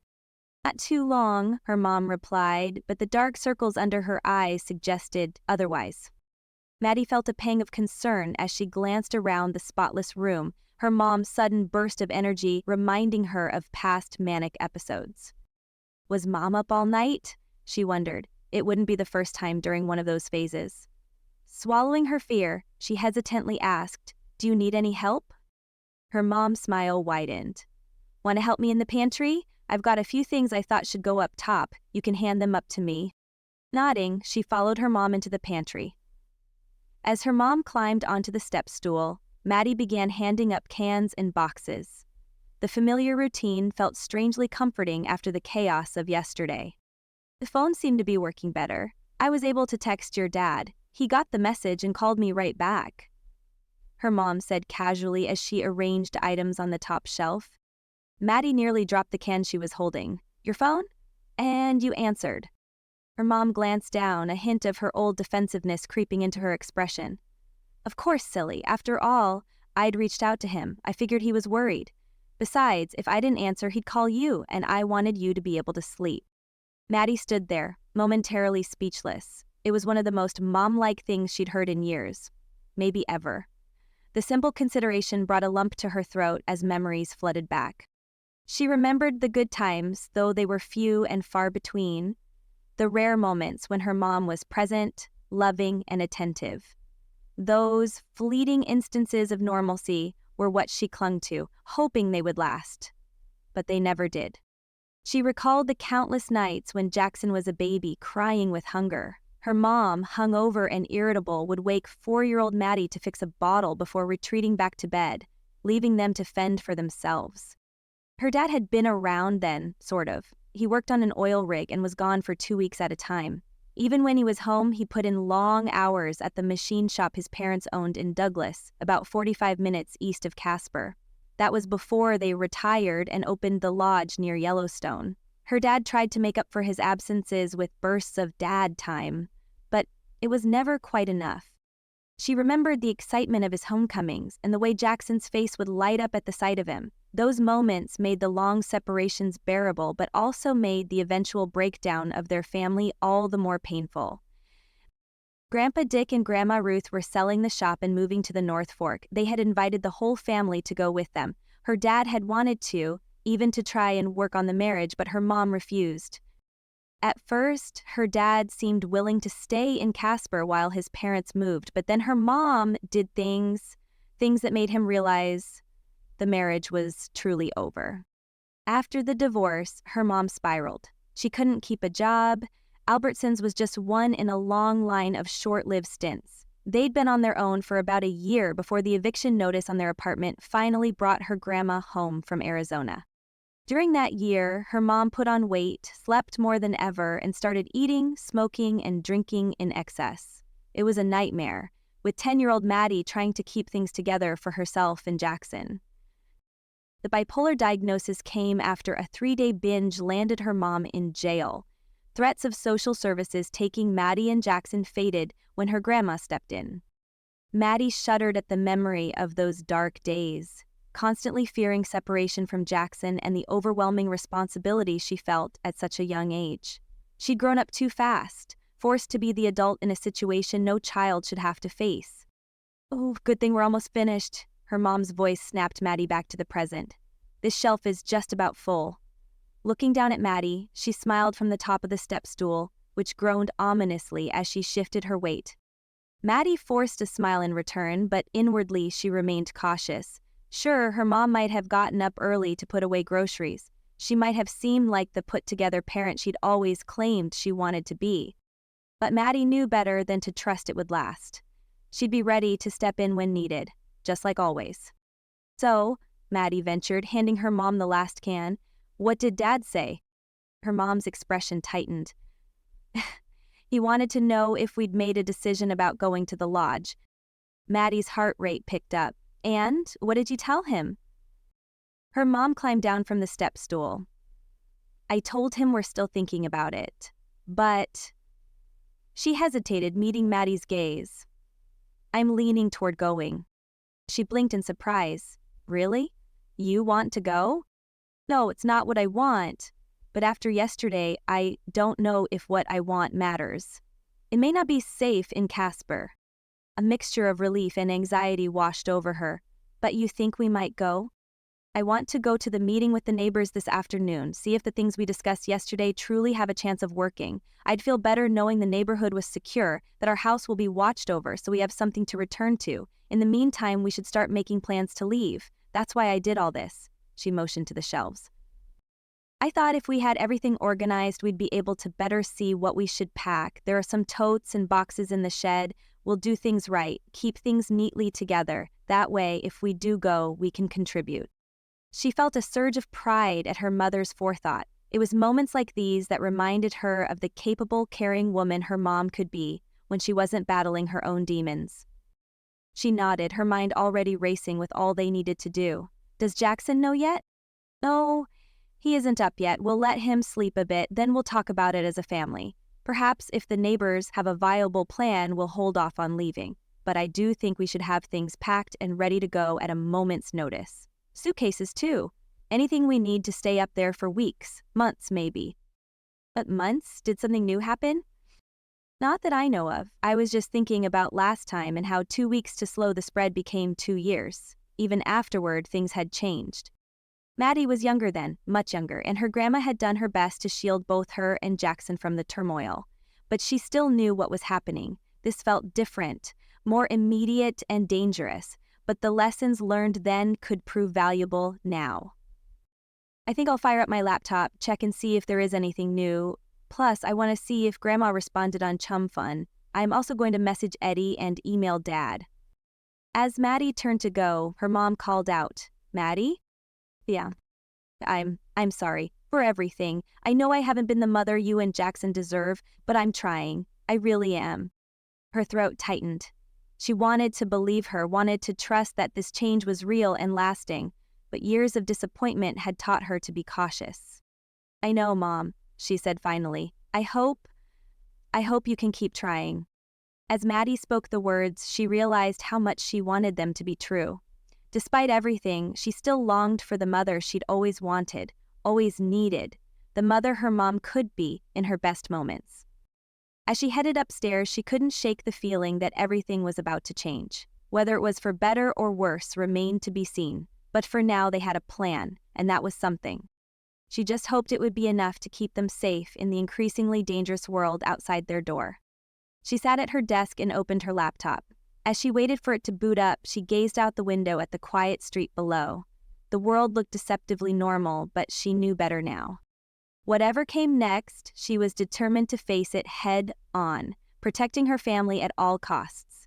It was a role she'd been preparing for her entire life, whether she'd realized it or not. Her fingers hovered over the keyboard. Taking a deep breath, she began her search for updates on the growing crisis. The flood of information was overwhelming, each headline more alarming than the last. Wyoming joins national travel restrictions, one headline blared. She clicked on the article, her heart sinking as she read about the new measures being implemented across the state. Grocery stores were closing, replaced by armed food drop locations. Restaurants were also closed. While they weren't putting up roadblocks, the governor urged citizens to stay home, his plea echoing those of leaders across the country. Gas stations were for official use only and were unavailable to the private sector. The governor assured them this was only temporary until they could put measures in place to help with safety. Once a plan was constructed, people would be able to shop or get gas on assigned days at specific times. "Enjoy this time as a family," the article quoted. "Watch movies, play games, stay in contact with your friends and family via online methods and phone calls." Maddie snorted, easy for them to say. As she slid her chair back to go tell her mom about the latest info, a notification flashed on Chum Fun. A new message from her grandma. Her heart raced as she clicked on it, hope surging within her. Could this be the good news she desperately needed? The uncertainty made her pulse quicken, literally leaving her on the edge of her seat as she waited for the message's contents to load. Chapter 18. Maddie's breath caught as the message from her grandma appeared on the screen, her heart pounding with anticipation of the good news she so desperately needed. "I hope you're all safe. We're stuck in Alaska. The ship docked, but they won't let us leave. We're still on the ship for now, but will soon be moved to hotels as supplies on board are dwindling. They say the port might reopen in a week, but who knows? While we're safe on the ship, we've heard there are Starbrights on land even here in Alaska. You need to go to your dad's lodge. I'm going to try to go there too. If there's any way I can, I will. Be careful. Love you all." Maddie's throat tightened. She quickly typed a reply, assuring her grandma they were okay and promising to stay safe. She hesitated a few moments after sending it, waiting for a reply. When nothing happened, she moved on to her email. She might as well check that too, then she could let her mom know all the latest news. 2 new messages caught her eye, one from her dad and another from her grandma Ruth. She opened her dad's first. "Hey kiddo. Just hung up after talking with your mom. I hadn't seen the news yet about the changes from the governor. The gas stations being closed is a problem. Were you able to get fuel in all the cars yesterday? Things are getting worse by the minute. I know your mom said she'd think about coming up here. I hope she does. I know that you and her sometimes butt heads, but she will try her best as she's able to do the right thing. If you can make sure she stays on her meds, it'll help. The lodge is the best choice. I think she knows that, but worries about looking weak by leaving Casper. She told me this morning about her work building being destroyed. I know that's adding to her stress. Trust me when I say, her having a job is the least of her worries right now. We saw a lot of traffic yesterday as folks left Yellowstone. Most of our guests also left or are leaving today. Grandma Ruth spoke with Uncle Rich and Aunt Beth yesterday. I think even they're going to come to the lodge, though Aunt Beth isn't yet convinced. I'm sure you know that truly says a lot about Uncle Rich's concerns. I guess he saw some terrible things when he was stuck in Portland the other day. With just family here, we'll be safe. At least that's the hope. Fewer people means less chance of, well, you know. Have you talked to your mom about it? Let me know what you decide. Stay safe. Love, Dad." Maddie sighed and moved on to Grandma Ruth's email. "Maddie and Jackson, I hope this email finds you well. Your grandfather and I are very worried about you all. The news from Casper is troubling. Please consider coming to stay with us. We have plenty of room and supplies. Your father is beside himself with worry. Please tell your mother she will be welcome. We hope when B is able, she too can join us. Love, Grandma Ruth." Maddie stared at the screen, her mind raced with thoughts about the lodge. It seemed like the safest option, but she couldn't help worrying about the potential conflicts that might arise. Her mom and grandpa had never gotten along well. Their arguments were legendary within the family. She could almost hear their voices now, bickering over the smallest things. And if her aunt and uncle did come, Maddie sighed. They thought her grandpa was completely off his rocker. She'd overheard them once whispering about how he'd lost touch with reality. She wasn't sure if her grandpa was a prepper or a full-on survivalist. The line seemed blurry to her, but she knew he'd been stockpiling supplies and spouting dire predictions long before the pandemic hit. Now, with his warnings about the dollar failing and the country collapsing, she feared he might be right. The thought sent a chill down her spine. What if this really was the end of everything they'd known?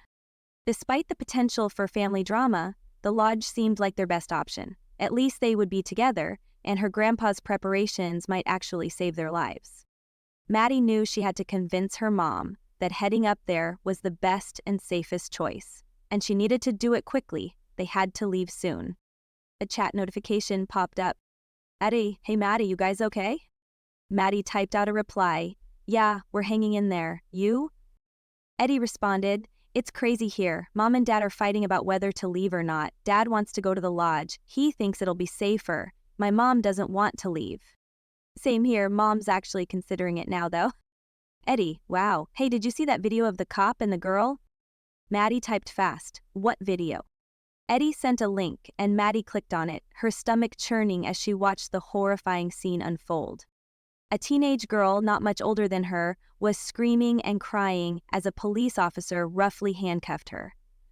Who did this? Who killed my parents? The girl wailed. The cop shoved her to the ground, yelling, you did, before slapping her across the face.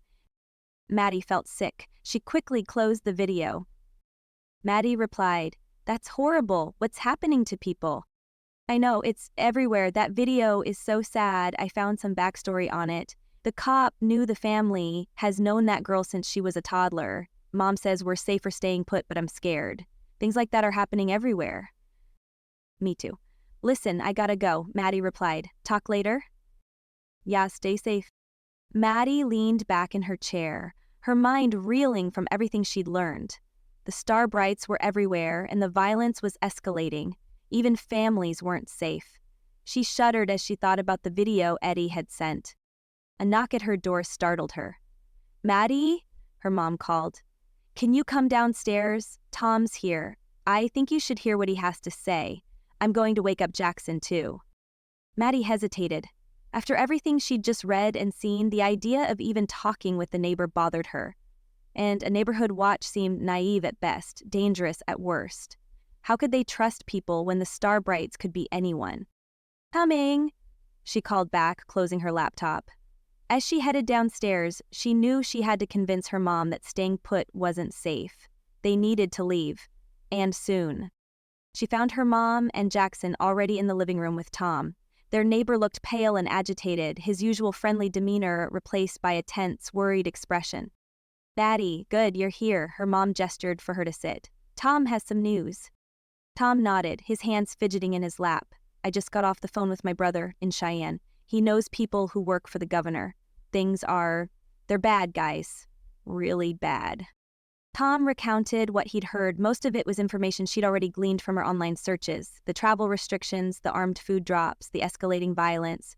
But hearing it from someone who'd gotten first-hand accounts made it all the more real and terrifying. They're saying it must be an airborne virus, Tom added, his voice barely above a whisper. The starbright condition, I mean. That's why so many people are turning at once. It's the only explanation.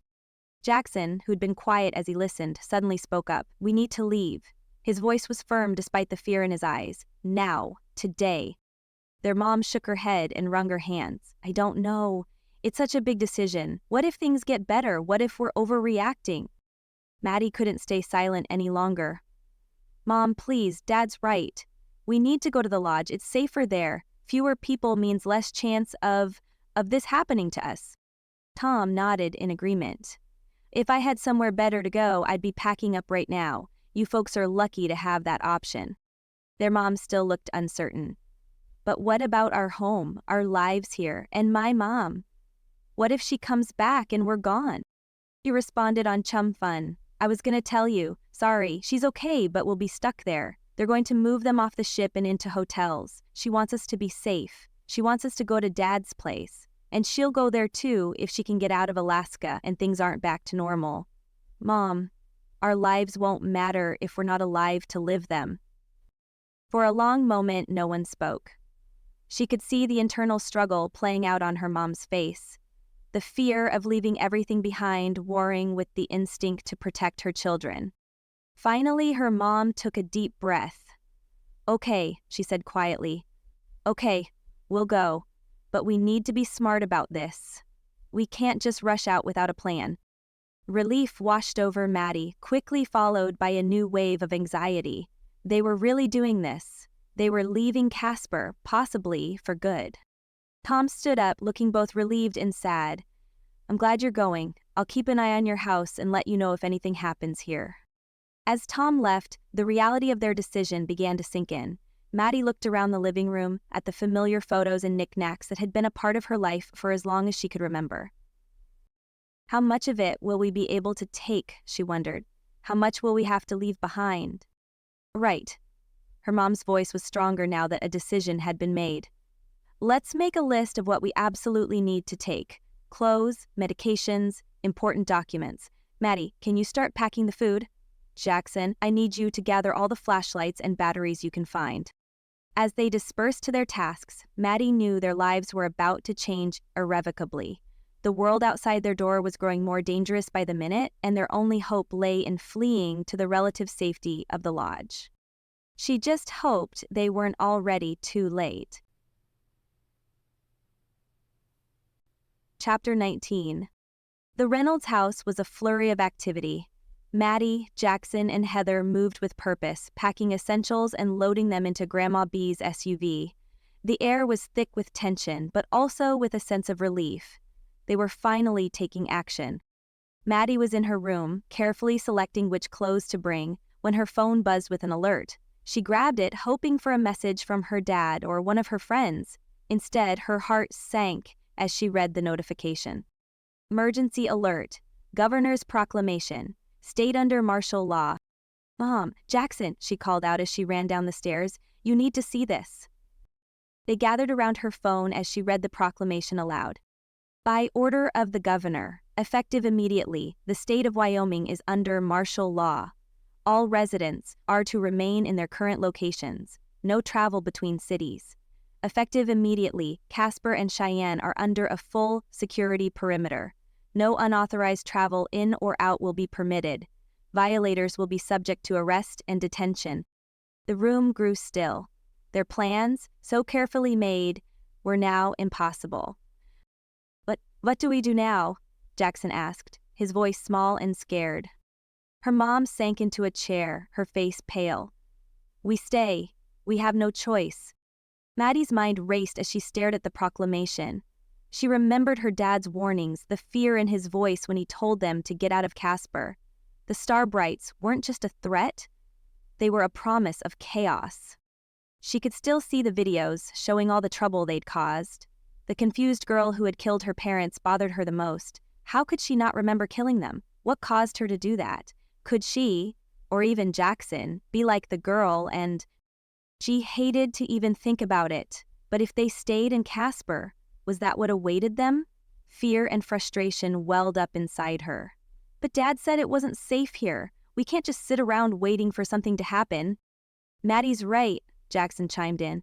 What about the Starbrights? It's not safe in Casper. Their mom took a deep breath and visibly pulled herself together. Okay, let's think this through. We can't leave, but we can still protect ourselves. We'll go to that neighborhood watch meeting this afternoon. Some security is better than no security, right? Her mom's hands trembled as she reached for the pack of cigarettes on the table. She usually smoked on the back deck away from everyone, but now she didn't seem to care. Her unsteady hands reached for the lighter. She flicked it a few times, but the flame never touched the cigarette. If she was this shaken, things were worse than Maddie had thought. Yes, that's what we'll do. Her mom glanced toward the back deck, cigarette in one hand and lighter in the other, but then shook her head. as if dismissing the thought. Maddie felt a surge of betrayal. Was her mom really suggesting they rely on strangers? The walls seemed to close in around her as doubt gnawed at her. How could they just accept this? Surely there was a way they could leave Casper. We can't trust anyone. We have to leave. Jackson jutted his finger at her phone. How? They won't let us out. The neighborhood watch will work. We'll find a safe way to do it. Her mom's voice was steady but lacked conviction. Maybe we can set up a system of signals or something. We'll figure it out at the meeting. Maddie's arms flew out in frustration. What good is that? She snapped, her voice rising as she glared at her mom. You really think some neighborhood watch is going to keep us safe? Her breath came quicker and her chest tightened. What if they're part of the problem? We have to trust someone, Maddie. Her mom dropped the lighter back on the table with a clatter, then hesitated before tucking the unlit cigarette back into the pack. Maddie turned her attention to her phone, desperately trying to call her dad. He'd know what to do. He always did, but the call wouldn't go through. Great, the phones aren't working again. Try the internet, Jackson suggested. It was working earlier. She navigated through the screens, her fingers shaking with frustration. Once in her email, she quickly replied to her dad's earlier message, making sure he'd heard about the martial law announcement and telling him how she'd tried to call but the phone wasn't working. I'll message Grandma B too. She swiped to the Chum Fun app and sent a near-duplicate message to her grandma. Bad news. Wyoming's under martial law. We can't leave Casper. Stuck here for now. What can we do to stay safe? After hitting send, she tossed her phone onto the table and began pacing the kitchen. This is insane. We can't just sit here and wait for something bad to happen. What if the Starbrights find us first? The thought sent a shiver down her spine, and her chest tightened with fear. Tears pricked her eyes. She blinked them away, refusing to show weakness. We have to fight back, not just sit here like sitting ducks. Jackson shook his head. You mean like leave anyway? Ignore the orders from the governor? But what if we get caught? What if we're put in jail? His voice trembled and his hands shook. Then at least we'll be doing something. I can't just sit here and wait for someone to come and attack us. That's not living, that's just surviving. Her mom stepped in front of her and gripped her shoulders with both hands. The warmth of her mom's touch should have been comforting, but all Maddie felt was a growing frustration. Just as their eyes locked, a deafening explosion shook the house. The windows rattled violently and car alarms blared up and down the street. The air trembled around them, thick with the force of the blast. Chapter 20. What was that? Jackson asked, grabbing Maddie's arm as another blast sounded, shaking the dishes on the kitchen counter. Their mom rushed to the back deck. From their elevated location, they could see parts of the city. Oh my, oh no, she gasped, her voice barely audible over the noise. Maddie joined her. In the distance, a plume of black smoke rose from the north. Even from this far away, they could see the orange glow of flames. What was it? Maddie asked, her voice barely a whisper. Was it Sinclair? The oil refinery? My ears are ringing, Jackson said, his voice trembling. Maddie tore her eyes away from the unfolding disaster and looked at her mom, seeking reassurance. In the distance, sirens began to wail, signaling the arrival of emergency responders. Will they be able to get the fire out? Jackson asked. Her mom shook her head. I don't know. They have emergency procedures for trouble at the refinery, but this is big, Maddie interrupted. It looks like everything is gone, or will be soon. The Sinclair refinery was the last refinery still operating in Casper. Maddie remembered her dad talking about how important the oil and gas industry was in Wyoming, how it even funded the schools. The refinery produced gasoline and diesel, and now it was gone. That explosion could mess up everything. Even though gas stations were closed, they'd need to refill eventually. Now, who knew if that would even be possible? Her mom nodded, her face ashen. I think you're right. This is big, kids. Much bigger than Mrs. Weber or the terrible event at Albertsons. As they watched, additional explosions erupted. The fire was spreading beyond the refinery, threatening the surrounding area. Will it come this way? Jackson asked. The fire, I mean. Their mom paused longer than Maddie thought she should before finally shaking her head. I don't think so. The wind doesn't usually blow in this direction, but there's a neighborhood not far from there. They... She sighed. It could be bad. Oh, bad. She shrugged. Several years ago, there was a fire that originated at the landfill. It burned many miles and destroyed over a dozen homes. Miraculously, there weren't any deaths. I only hope we can say the same after this. Will it burn to the river? Maddie motioned toward the North Platte River, which was farther north of the refinery. This has to be the Star Brights, Jackson said, his voice trembling. Right? Normal people wouldn't do this. I don't know, it could be intentional, or perhaps it was an accident of some sort. Either way, we're safe. Maddie's phone pinged. An email from her dad. She skimmed it before reading it aloud. I know about the martial law and just saw the news about another explosion in Casper. They said it was the refinery. Are you all okay? Stay inside, away from windows. Board up ground floor windows if you can. Keep weapons handy, baseball bats, kitchen knives, anything. I wish you had something with some firepower, but I know that isn't something you keep in your home. Don't trust anyone outside our family. I'm trying to find a way to get to you. Stay strong. I love you all. Okay, here's what we're going to do. Her mom's voice was determined and strong. Jackson, you and I are going to gather anything we can use to board up the windows. Maddie, keep monitoring the news and messages and watch the fire. We'll take shifts keeping an eye on it. Like I said, the wind isn't coming in this direction. But I want to keep an eye on things anyway. Understood? Maddie and Jackson nodded, both scared but grateful for their mom's sudden show of strength and leadership. As her mom and brother headed to the shed in the backyard to gather materials, Maddie sat down on the deck chair and turned back to her phone. She kept refreshing her email and social media feeds while watching the fire, which was burning uncomfortably close.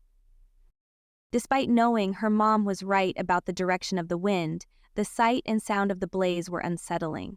The internet was abuzz with panicked posts and conflicting information, with videos of the explosions and wild theories about their causes already circulating. She was checking Chum Fun when a post from the neighborhood group caught her eye. It was from their next-door neighbor, Tom. The neighborhood watch meeting, my lawn at 4, stay safe, folks. Maddie wasn't sure if having the neighborhood watch meeting was a good idea, but since they had to stay, she figured they should probably do all they could. Of course, they still didn't know who they could trust and who they couldn't. Hopefully, the government truly was working to find a vaccine that would stop this mess. She watched as her mom and brother struggled with a full-size sheet of plywood. As they worked, Maddie's mind raced with questions. How long will this last? Will we run out of food? What if someone in our family gets sick or hurt? The uncertainties piled up, threatening to overwhelm her.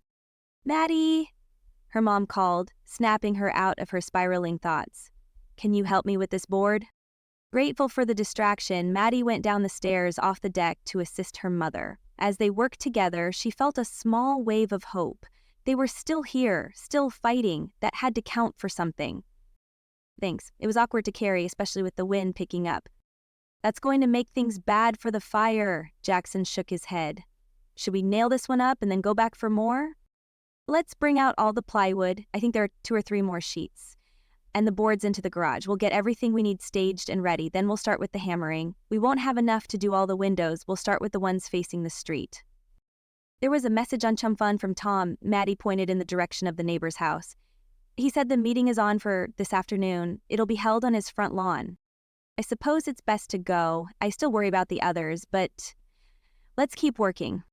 By mid-afternoon, they had managed to secure the ground floor windows facing the street. The house felt darker, more confined, but also safer. They gathered in the living room, exhausted, but relieved to have accomplished something concrete. What do we do now? Jackson asked, voicing the question on all their minds. Her mom ran a hand through her hair. Now, we wait. We stay vigilant, we stay together, and we pray for the best. Maddie raised an eyebrow. Pray? Her mom rarely mentioned praying or God. While the rest of the family attended church regularly, she never did, not even on Christmas or Easter. Maddie's phone pinged again. Another message, this time from Grandma B. I'm so worried about you all. Things are bad here too, but at least we're somewhat isolated on the ship. Tomorrow they'll start moving us to a hotel on land. I'm sure it'll be fine. I've been keeping up on the news. The declaration of martial law in Wyoming is not only concerning but also shocking. So far, Alaska has not made that announcement. I'm going to do all I can to get back to the lower 48 and make my way home to you. Stay inside, stay together, trust your instincts, keep praying. I love you all so much." Reading the message aloud, tears pricked Maddie's eyes. The thought of Grandma B, stuck far away, yet still worrying about them, made the situation feel even more dire. Chapter 21. The afternoon sun beat down on Tom's front lawn as neighbors gathered for the community meeting. The smell of smoke from the out-of-control refinery fire filled the air, making everyone uneasy and turning Maddie's stomach. Jackson kept complaining about a headache, and her mom had already smoked through her daily ration of cigarettes since they'd finished boarding up the windows. They stood at the edge of the gathering, not just to avoid crowding, but to keep her mom's smoke from yet another cigarette from bothering the others. Maddie glanced around and saw several other people also lighting up, clearly trying to cope with the stress. She squinted against the bright sunlight, thinking about how summer used to mean freedom and fun. She wanted nothing more than to go to Mackenzie Lake or, even better, Alcova Reservoir, to feel the cool water against her paddleboard and the breeze in her hair. With a sigh, she shook off those desires and paid attention to the growing crowd, her eyes nervously scanning the faces around her. Tom's usually neat lawn was now scattered with folding chairs and picnic blankets, creating a strangely normal yet uncomfortable scene. People had brought these items to make the situation more bearable, but they looked far from relaxed. The chairs and blankets were arranged with gaps between them, adding to the sense of separation and unease. Maddie looked around and noticed the mix of people. A well-dressed older couple sat near the center, their designer clothes clashing with the tense atmosphere. On the edge of the group, a young family huddled close, the parents' flashy Rolex watches catching the sun as they held their perfectly dressed twins. She even spotted a local surgeon known for advertising on billboards along the highway who gave her a nod as he caught her gaze. Seeing all the signs of wealth around her made Maddie feel uneasy. It was a reminder of how different things were now compared to before, when it was just her and Jackson trying to get by with a mom who was often drunk. She remembered when Grandma B came in and changed everything. After becoming widowed and moving to Arizona, B had insisted that her daughter Heather had to manage on her own. Even though Heather had inherited money from Grandpa Hank, it came with a lot of rules, and the monthly allowance didn't cover their needs after she started drinking. Hank and B. Logan both knew of their daughter's wild ways. They'd hoped marrying Brian Reynolds would settle her down, but it didn't. They didn't know then about her bipolar disorder, and Maddie was sure her grandma didn't know just how bad the drinking was. Grandma B had assured her many times she never would have left had she known. She truly just thought they'd spoiled their only child and she needed tough love. Heather, Jackson, and Maddie were living in a disgusting apartment when Heather disappeared and was arrested. Social services showed up and put Maddie and Jackson in a foster home until Grandma B could get to Casper. Everything happened fast after that. She found this house and bought it the same day. They were moved in within a week. She hired someone to pack up her life in Arizona and she sold her home. "We need a fresh start," Grandma B had said, her eyes twinkling with a mixture of sadness and determination. "Everything will be fine, you'll see." It was several months before her mom was released from jail and treatment. The bipolar diagnosis happened during that time, and the meds, as long as she stayed on them, seemed to work. Heather had been raised in luxury, but her children hadn't. They'd grown up living month to month and hand to mouth, eviction notices being a common occurrence. Maddie recalled Jackson's shocked expression when they'd first driven down these tree-lined streets, past manicured lawns and sprawling mini-mansions, Mick mansions, as they were often referred to. Even now, 6 years later, Maddie sometimes felt out of place among their wealthy neighbors. But as she observed the anxious expressions around her, she understood that money mattered less in the face of the current crisis. Regardless of their wealth, anyone could suddenly start humming or singing. Who knew what might happen next? As her mom finished her cigarette, she motioned to a spot closer to Tom's house. They started to move when a booming voice cut through the murmur of conversation. "All right, folks, let's get this show on the road." Maddie turned to see a tall, broad-shouldered man striding to the center of the gathering. "I'm Elliot Blackwell," he announced, his voice carrying across the lawn. "And it's clear we need to get organized if we're going to survive this mess." Tom stepped forward and raised his hands for silence. "Thanks, Elliot. I was just about to get us started." "No time for pleasantries, Tom," Elliot cut him off. "We need action, not chit-chat." Maddie's mom stiffened beside her. She could almost see her mom's internal struggle as she bit back a retort. Elliot's gaze swept over the crowd, then landed on Maddie and her family. His eyes narrowed. "We need able-bodied men for patrols. Women and children should stay indoors." Maddie's mom stepped forward, her chin lifted defiantly. "Excuse me, but..." "Ma'am," Elliot interrupted, his tone patronizing. "I understand you want to help, but without a man in the house, you'd be better off focusing on your kids." A ripple of discomfort went through the crowd. Maddie's face flushed with anger, but before she could speak, Tom interjected. "Actually, Elliot, Heather here is a nurse. Her skills could be invaluable." Her mom opened her mouth, likely to correct Tom's assumption. While she was a nurse, sort of, as a certified nursing assistant, her duties mainly consisted of scrubbing bedpans and changing linens. Oh, sure, she'd tried to tell Maddie about all the other things she did to help people, but Maddie knew she wasn't a real nurse. Elliot spoke first before his presumption could be corrected. "A nurse, you say?" His eyebrows rose and a hint of respect crept into his voice. "Well, that changes things. We'll need medical support." Her mom closed her mouth and shot a grateful look at Tom. Maddie shook her head. She hated deception. She shouldn't be surprised, though. Her mom was a master at lying and manipulating. She'd do whatever she felt was needed to paint herself in a better light. Maybe she'd never even told Tom how limited her skills truly were. After all, she'd pretended like she knew how to help Mrs. Weber after she was hit by the truck.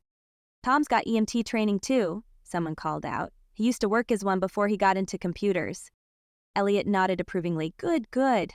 Heather and Tom, you'll oversee all things medical. Set up a station in one of your homes." As Elliot continued outlining his plans, Maddie observed the reactions around her.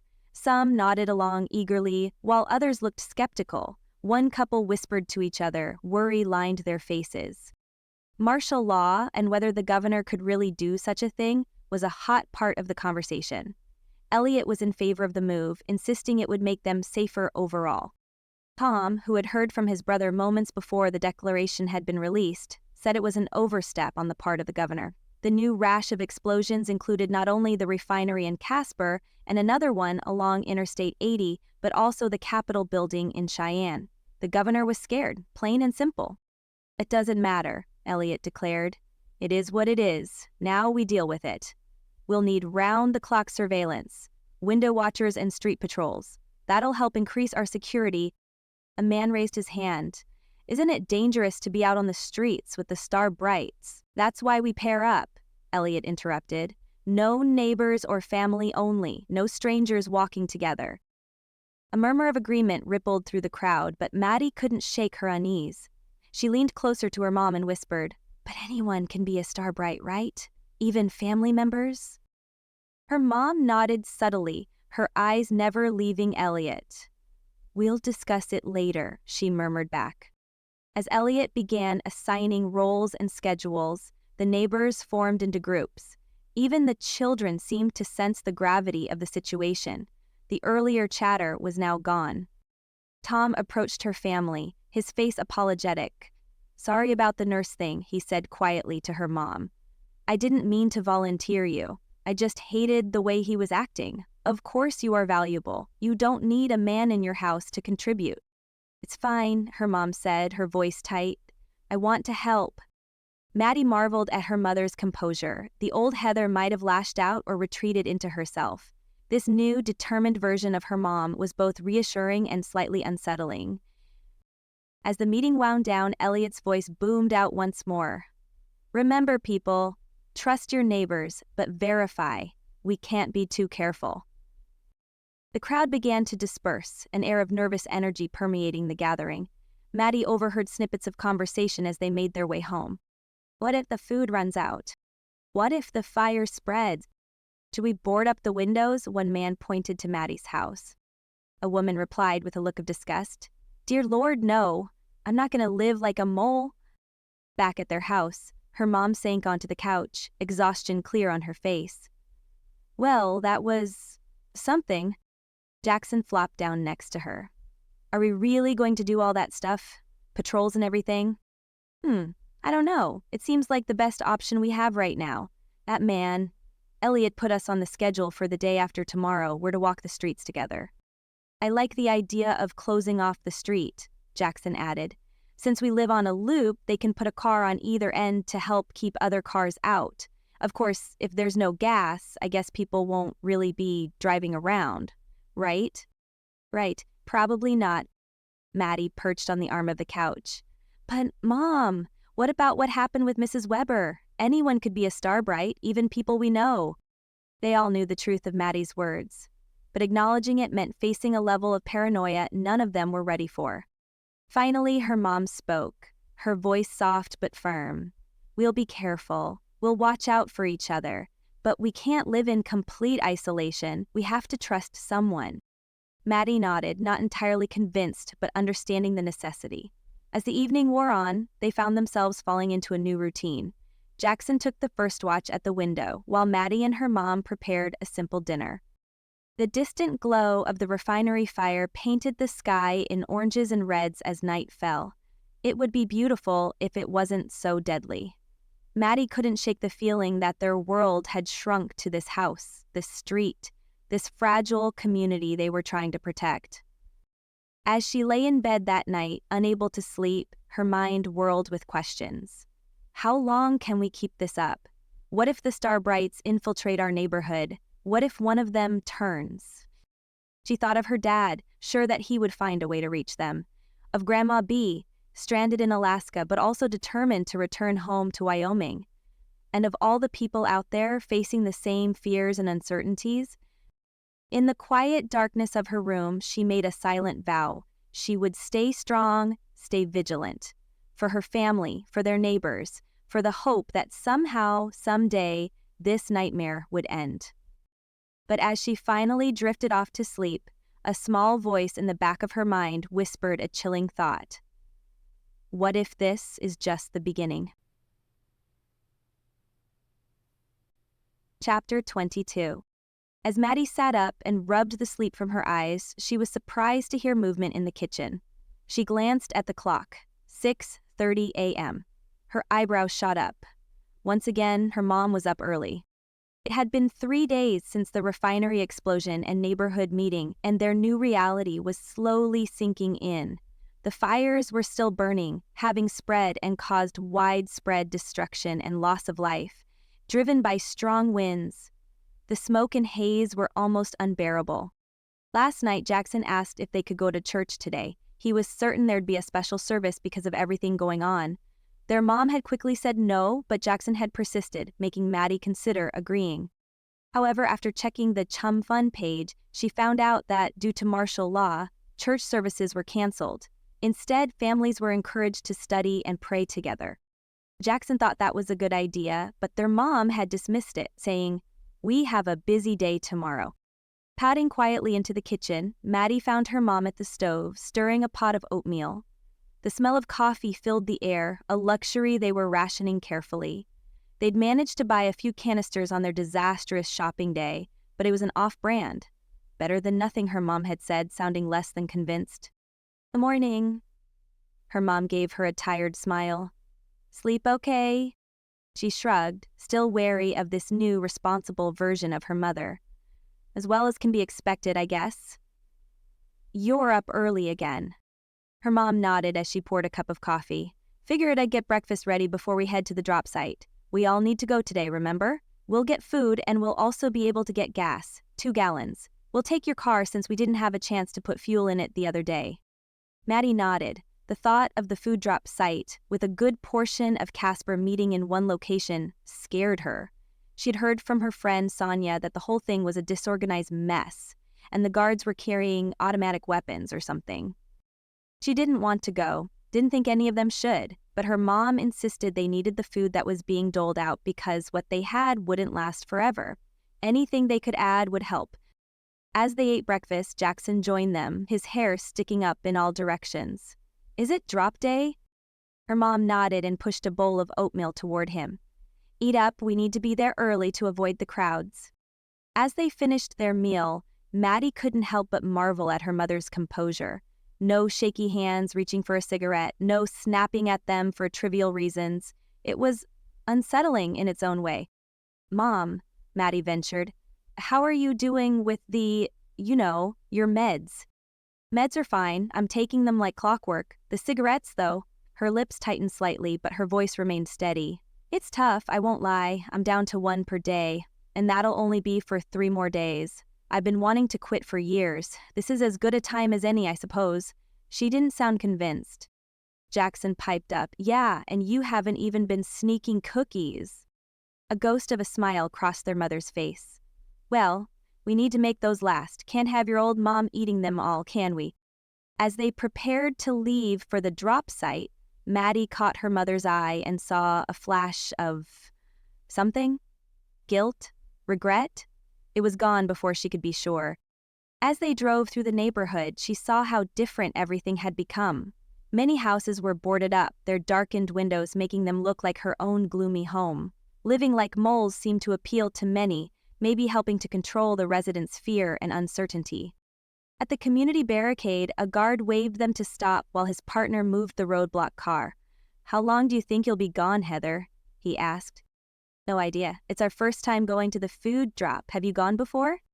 "Not yet. Tomorrow. But it could take a while. I heard yesterday it took the Smythes 6 hours to get their piddly amount of food and 2 gallons of gas. Your info is on the clipboard." He pointed to the board in his hand. "The next shift will know to let you back inside." "Okay, thanks." She nodded as he waved them through. The streets were quiet, save for the occasional military vehicle rumbling by, its presence both reassuring and unsettling. A few stray pieces of litter blew across the road, carried by the ever-present wind. Maddie spotted a family huddled on their porch, their eyes following the military convoy with a mixture of hope and dread. Her eyes were drawn to an old man hammering nails into his boarded-up window. Nearby, a group of kids played quietly in a fenced yard, their laughter hushed and cautious, as if they knew something serious was going on. Passing by the Hilltop Shopping Center, where the once bustling East Side Albertsons was located, sent a ripple of sadness through her. Not only was the grocery store a burned-out shell, but several cars in the lot had been affected. The buildings along the perimeter were all shuttered, and the parking lot was empty except for the abandoned vehicles. The drop site was on the other side of town at the fairgrounds. They were assured additional sites would be set up if needed, but for now, the one location was all they could handle. With a population of over 50,000, she hated to think just how chaotic it was truly going to be. Even though the pickup was arranged based on her mom's driver's license number, she had no idea how many other people would be there at the same time. If it took the neighbor's family 6 hours yesterday, she suspected they should be prepared for something similar. What about people who, for some reason or another, were on foot? It could take hours just to reach the fairgrounds. They definitely needed a better system and more locations throughout the small city. The drive continued, each turn revealing more signs of a community bracing itself against an unseen threat. The tension in their car mirrored the uneasy calm outside, and a shared sense of foreboding settled over them. As they approached the fairgrounds, her heart rate picked up. Armed guards stood at attention, their faces impassive behind dark sunglasses. Long lines of people snaked through makeshift barriers, each person clutching their identification cards. "Remember," her mom said, "we each need to get our own bag. Stay close to me, and for heaven's sake, don't make eye contact with the guards." They joined the line, the morning sun beating down on them as they slowly moved forward. Sweat trickled down Maddie's back, and it wasn't just from the heat. She was nervous and uncomfortable. Nearby, a man's voice rose sharply, cutting through the quiet. His wife tried to calm him, her tone tight and urgent, while their baby's cries added to the chaotic scene. A little red-haired girl clung to her teddy bear, her wide eyes darting nervously between her father and the anxious crowd. The man's desperate cries underscored the grim reality they all faced. Guards quickly surrounded the man and his family, and they were led away. The man's cries gradually faded. Maddie noticed that no one reacted or talked about what had just happened, as if the family had vanished from everyone's concern, as if they never existed in the first place. Next, a guard barked, and she realized it was their turn. With shaking hands, her mom presented her driver's license. "I'm Heather Reynolds. This is my daughter Maddie and my son Jackson." The guard scrutinized the ID with a curt nod, his eyes briefly flicking over Maddie and Jackson before gesturing them forward. As they stepped toward the tables manned by armed guards, she couldn't shake the image of the distraught family being led away, the echoes of the man's desperate cries still lingering in her ears. "You'll start here," the woman in uniform said, gesturing toward a table with cheap plastic grocery bags. "Bring empty bags with you next time, the throwaway kind just like these. 1 sack per person, only." Her mom nodded as she took the 3 bags she was handed. They'd been cautioned when they arrived in the parking lot not to take purses or anything with them. They'd even been patted down when they came into the distribution center. The woman directed them to the next table, where the guard instructed them to each take 3 cans of vegetables. Maddie tried to select items they might like, but he hurried her along, saying, "Now, move to the next table."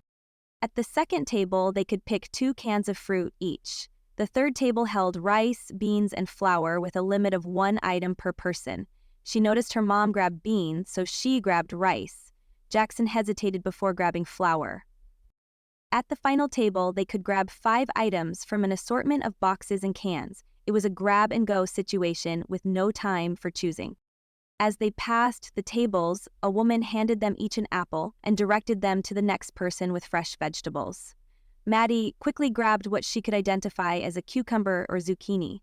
The last station had a person in vinyl gloves who handed them 2 slices of bread from an open loaf. With the food allocation complete, they were ushered out of the distribution area and directed to return to their car. They regrouped at the edge of the parking lot, each clutching their bags. Her mom's face was grim and her eyes filled with tears. "That was hardly worth the trip all the way over here. I don't." She shook her head. "Okay, we know for next time." "Maybe they'll have more things for us next time," Jackson offered. "They're new at getting this organized, right?" "Sure, maybe. Let's get our gas and then get home." Her eyes darted around nervously. "This place feels like a powder keg."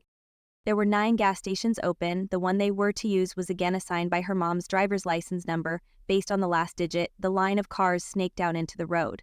"Well, at least it should go fast, since we're only allowed 2 gallons. Her mom's prediction wasn't accurate. It was 2 more hours before they were finally on their way home. Even though the guards at the roadblock had changed, getting back inside the semi-secured community was easy, due in part to Tom now being at the roadblock.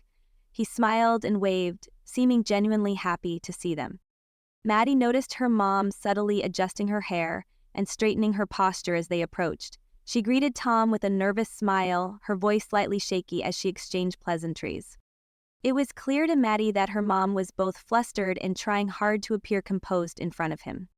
"Good to see you," Tom said as he leaned against the door frame. "How was it?" "Overwhelming. They're gonna need to figure something else out soon." "They will. My brother says this is just to get people what they need quickly. They're already working on changes. In a few days, there will be multiple drop centers. They'll use both Walmart stores and both high schools, plus the old Parkway Plaza Hotel and a few other places. It'll be better. You'll see." "Your brother sure has a lot of information. What'd you say he does?" Tom shook his head. "That's not important." "Well, maybe you can tell him something needs to be done about the gas lines. That was as bad, maybe worse than the food." He scrunched lower. With his voice barely above a whisper, he said, "I don't think we're going to need to worry about that. One of the reasons for the extra drop sites is so people can walk." Her mom's expression shifted, her brow furrowing with concern. "No more fuel?" she asked, her voice betraying a mix of disbelief and worry.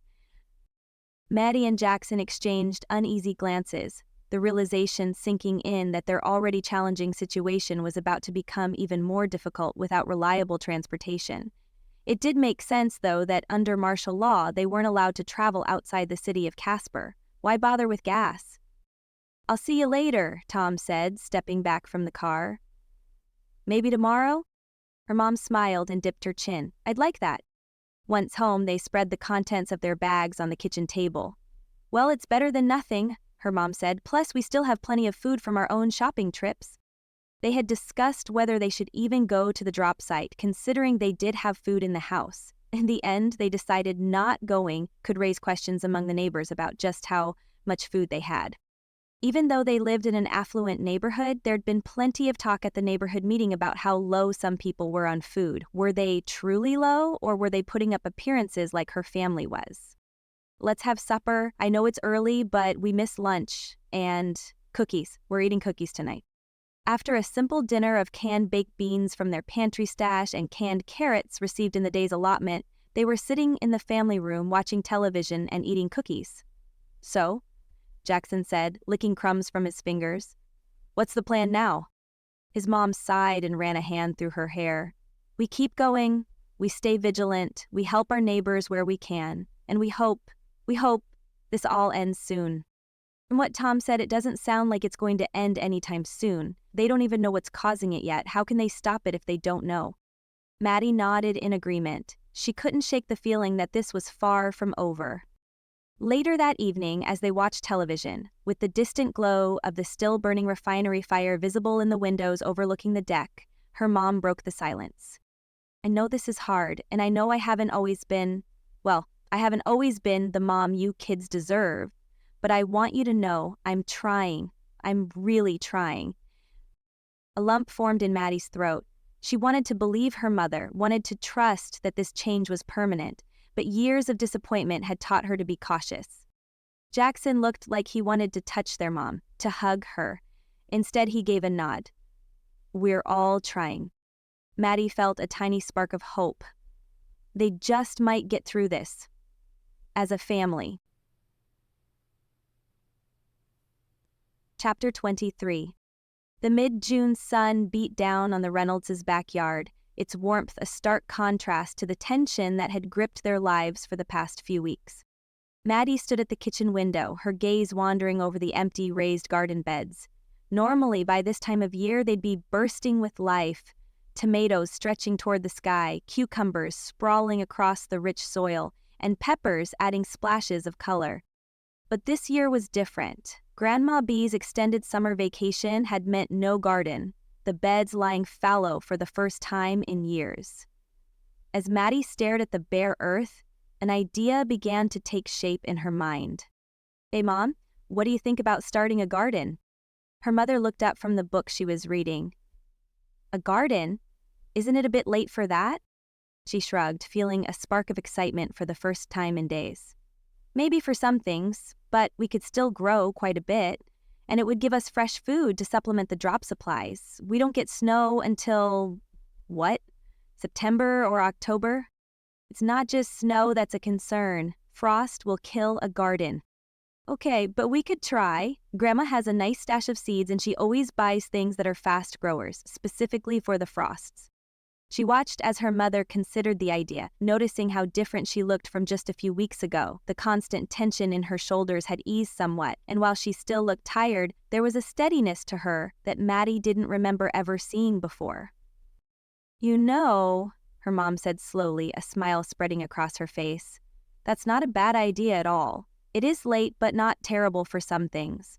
We can't do anything that needs to be started from seedlings. Not tomatoes. They'd take much too long, but we could grow stuff directly in the ground from seed. Zucchini maybe, cucumbers. It'll give us something to do besides watching movies and playing video games all day. Or fretting over the news channels." Maddie grinned, her mother's enthusiasm infectious. "I can be in charge of it. I help Grandma enough times to know what I'm doing." "All right then." Her mom nodded and set her book aside. "Let's see what seeds we have." As they rummaged through the garage, looking for Grandma B's gardening supplies, Maddie felt a warmth in her chest that had nothing to do with the summer heat. For the first time since this whole nightmare began, she was starting to relax around her mother. They found a dusty box filled with seed packets, some dating back several years. "I hope these are still good," Maddie mused as she sorted through them. "We've got peppers, squash, and even some flowers." "I don't think the peppers will work. Those are best started inside and transplanted." "What about that fast-growing lettuce your grandma always plants?" Maddie rifled through the packets, her face lighting up. "Got it, and here's some spinach too. These will be perfect for quick harvests. Here's some radishes, they're fast growers. As they spread the seed packets across the kitchen table, making plans and sketching out the garden layout, Jackson wandered in, his VR headset dangling from one hand. "What's all this?" He eyed the colorful packets. "We're starting a garden," Maddie explained, unable to keep the excitement from her voice. "Want to help?" Jackson hesitated and glanced at his headset. "Maybe later. I promised Eddie I'd meet him in the game." Her mom looked up. "You've been spending an awful lot of time in that game. Maybe it'd be good to take a break?" "But it's the only way I can really talk to Eddie," Jackson protested, his irritation evident. "And things are even weirder in Oregon than they are here." Maddie leaned toward him. "What do you mean? What's happening there?" Jackson plopped down in a chair, his game momentarily forgotten. "Eddie says it's really bad.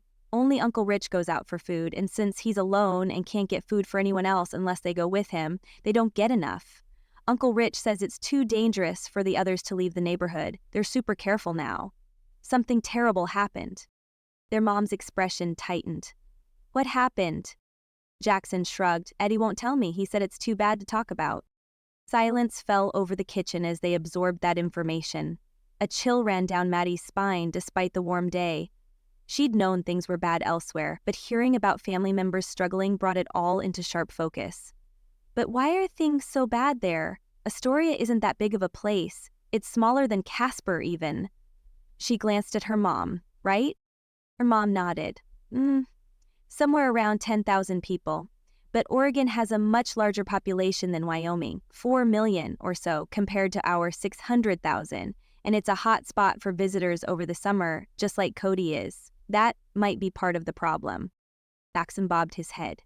"Eddie said people left Portland when they could. Some of them went to Astoria and other beach towns. Others went to the mountain range between Portland and the ocean. I can't remember what it's called. I guess they thought that'd be better than staying in the city." "I'm sure." Her mom reached out and squeezed Jackson's shoulder. "I'm glad you can stay in touch with Eddie. Just try to spend some time in the real world too, okay? Maybe you can help us plant some seeds later?" A small smile tugged at Jackson's lips. "Yeah, okay. But Eddie really does need me. He's scared. He tries to pretend he's not, but I know he is. At least Uncle Rich was able to pick up Allison from Portland before everything happened. Eddie mentioned how happy his mom is about that. I can't imagine how upset I'd be if you both weren't here. Having your grandma gone is hard enough." As Jackson headed to the family room, Maddie and her mom returned to their garden planning. They spent the next hour sorting seeds, checking germination times, and making lists of supplies they'd need. "We'll have to be creative with some of this," her mom mused, tapping a pencil against her chin. "Be smart about what we plant." Maddie nodded, her mind already racing with ideas. "Could we start seeds inside? Maybe grow them even after the cold and snow? We have the windows. We could use egg cartons and then transplant them into empty plastic containers as they grow. Would that work?" "I'm not sure. Let's start with the outside stuff, then we can talk about other things." As they worked, Maddie found herself studying her mother. The woman bent over the garden plans, focus sharpening her features, was a far cry from the distant, often irritable mother she'd known for so long. This mom was present, engaged, and sober. "Hey, Mom," Maddie said softly, causing her mother to look up. "How are you doing, with everything?" Her mother's face softened, understanding the weight behind the simple question. It's not easy," she admitted. "I miss my cigarettes something fierce. I found that half a pack I'd shoved in your grandma's SUV glove box. They're old and stale, but," she shrugged, "I'm savoring them. And there are moments when I'd give anything for a drink." She took a deep breath. "But I'm trying, Maddie, really trying." She covered her mother's hand with her own. "I know, Mom. I can see it." She hesitated, dreading the other thing she wanted to ask. In a rush, her words tumbled out. "How about your meds? Are you okay on them?" Her mom bit her upper lip and gave a slow nod. "For now. I'd just received a new supply a few days before everything happened. Your grandma made sure I ordered them before she left. I'll be good for about 3 months. Then," she sighed, "then we'll figure it out. There are things I can do that will help. Gardening is something that will probably be good." They shared a smile, the moment fragile but full of promise. Then her mom cleared her throat and turned back to the plans. "So, Where should we put the beets? The rest of the day passed in a flurry of activity. They cleared the raised beds, turning the soil and removing weeds that were growing wild. Jackson joined them, his hands soon covered in dirt as he helped plant rows of lettuce and spinach seeds. As the sun began to set, they stood back and admired their work. The beds were no longer bare, promise hidden beneath the dark soil. It would take time, but soon they'd have the beginnings of their own food supply. Not bad for a day's work, her mom wiped the sweat from her brow. What do you say we clean up and watch a movie? I think we've earned a night off. Later, as they settled in front of the TV, Maddie found herself sandwiched between her mother and brother. On screen, an old comedy played out, the familiar jokes a welcome distraction from the world outside their walls. Maddie glanced at her mom, noticing how her fingers twitched occasionally, likely missing the familiar feel of a cigarette. But she didn't complain, didn't snap at them. Instead, she laughed along with the movie, her arm draped casually over Maddie's shoulders. It wasn't perfect. The tensions of the outside world still pressed in on them. The uncertainty of tomorrow still loomed. But at that moment, she allowed herself to hope. Hope that her mother's changes were real and lasting. Hope that their little garden would flourish. Hope that somehow they'd make it through this nightmare together. As the movie ended and they prepared for bed, she paused at the window, looking out at their backyard. In the fading light, she could just make out the outline of the garden beds. Somewhere out there, seeds were nestled in the warm earth, ready to sprout and grow. It was a small thing, starting a garden, a tiny act of defiance against the chaos that had engulfed their world. But as Maddie climbed into bed, she felt a sense of peace she hadn't experienced in weeks. Tomorrow would bring new challenges, she knew that. The food drops would continue, each one a reminder of how precarious their situation was. The threat of the Starbright still lurked, an unseen danger that could strike at any moment. And beyond their neighborhood, the world continued to struggle, with places like Oregon facing dangers they could only imagine. As she drifted off to sleep, she found herself looking forward to tomorrow for the first time in ages. There were seeds to water, plans to make, and a family to hold together. And for now, that was enough. Chapter 24. The morning sun barely showed itself as Maddie Jackson and their mom headed to Kelly Walsh High School. Maddie's school now served as a food distribution site, a stark reminder of how much things had changed. They'd picked up supplies here last week, but back then they could drive and get another 2-gallon fill-up. Now, as Tom had warned, gas was even more restricted. They wouldn't be able to get any until July 10th, and it was only June 25th. Mom insisted they needed to conserve their gas in case of an emergency. Driving was no longer an option. The walk to the school felt longer than ever, each step a reminder of how much their world had shrunk. Maddie's legs ached, unused to the extended trek. She noticed her mom's labored breathing and Jackson's sluggish pace, signs that their sedentary lifestyle of the past weeks was taking its toll. As they approached the familiar building, Maddie felt a pang of nostalgia. She recalled walking these halls with her friends, laughing and gossiping between classes, the excitement of football games and school dances. Now the laughter was replaced by the murmur of anxious voices, and the school grounds were filled with rows of people waiting for supplies. Jackson kicked a pebble along the sidewalk, his usual chatter replaced with a somber silence. She glanced at him, knowing he must be missing his friends and the sense of normalcy they once took for granted. She had hoped some of her friends would be there picking up their own supplies, but none she reached out to were scheduled. They had discussed the possibility of getting together. Even though gatherings weren't allowed, she'd heard they were happening. The soldiers were mainly focused on the interstate and highways, ensuring people weren't entering or leaving Casper. There'd been a small party at Mora Dog Park on the west side of town just last night. Maddie found out about it too late to attend. Not that attending would be easy. Her mom watched them like a hawk. Going anywhere would be next to impossible. At least the guards knew her car now, so if she could slip by her mom, she'd be fine getting in and out of the neighborhood. Of course, using the precious gas would also be an issue. Her mind wandered to potential routes, cataloging side streets and less monitored areas. The thought of rebellion, of reclaiming even a small piece of her former life, was intoxicating. Yet, the memory of recent violence kept her rooted in place, the fear of consequences outweighing her desire for freedom. Their mom walked ahead, her steps purposeful but her shoulders tense. Maddie could see the strain etched in the lines of her face. She was truly surprised her mom was doing such a good job of holding things together. She was out of cigarettes now and insisted she didn't really miss them. "I feel good," she had assured Maddie while they worked in the garden. Even so, she was much more irritable than she'd been only a few days ago, regularly snapping at both Maddie and Jackson.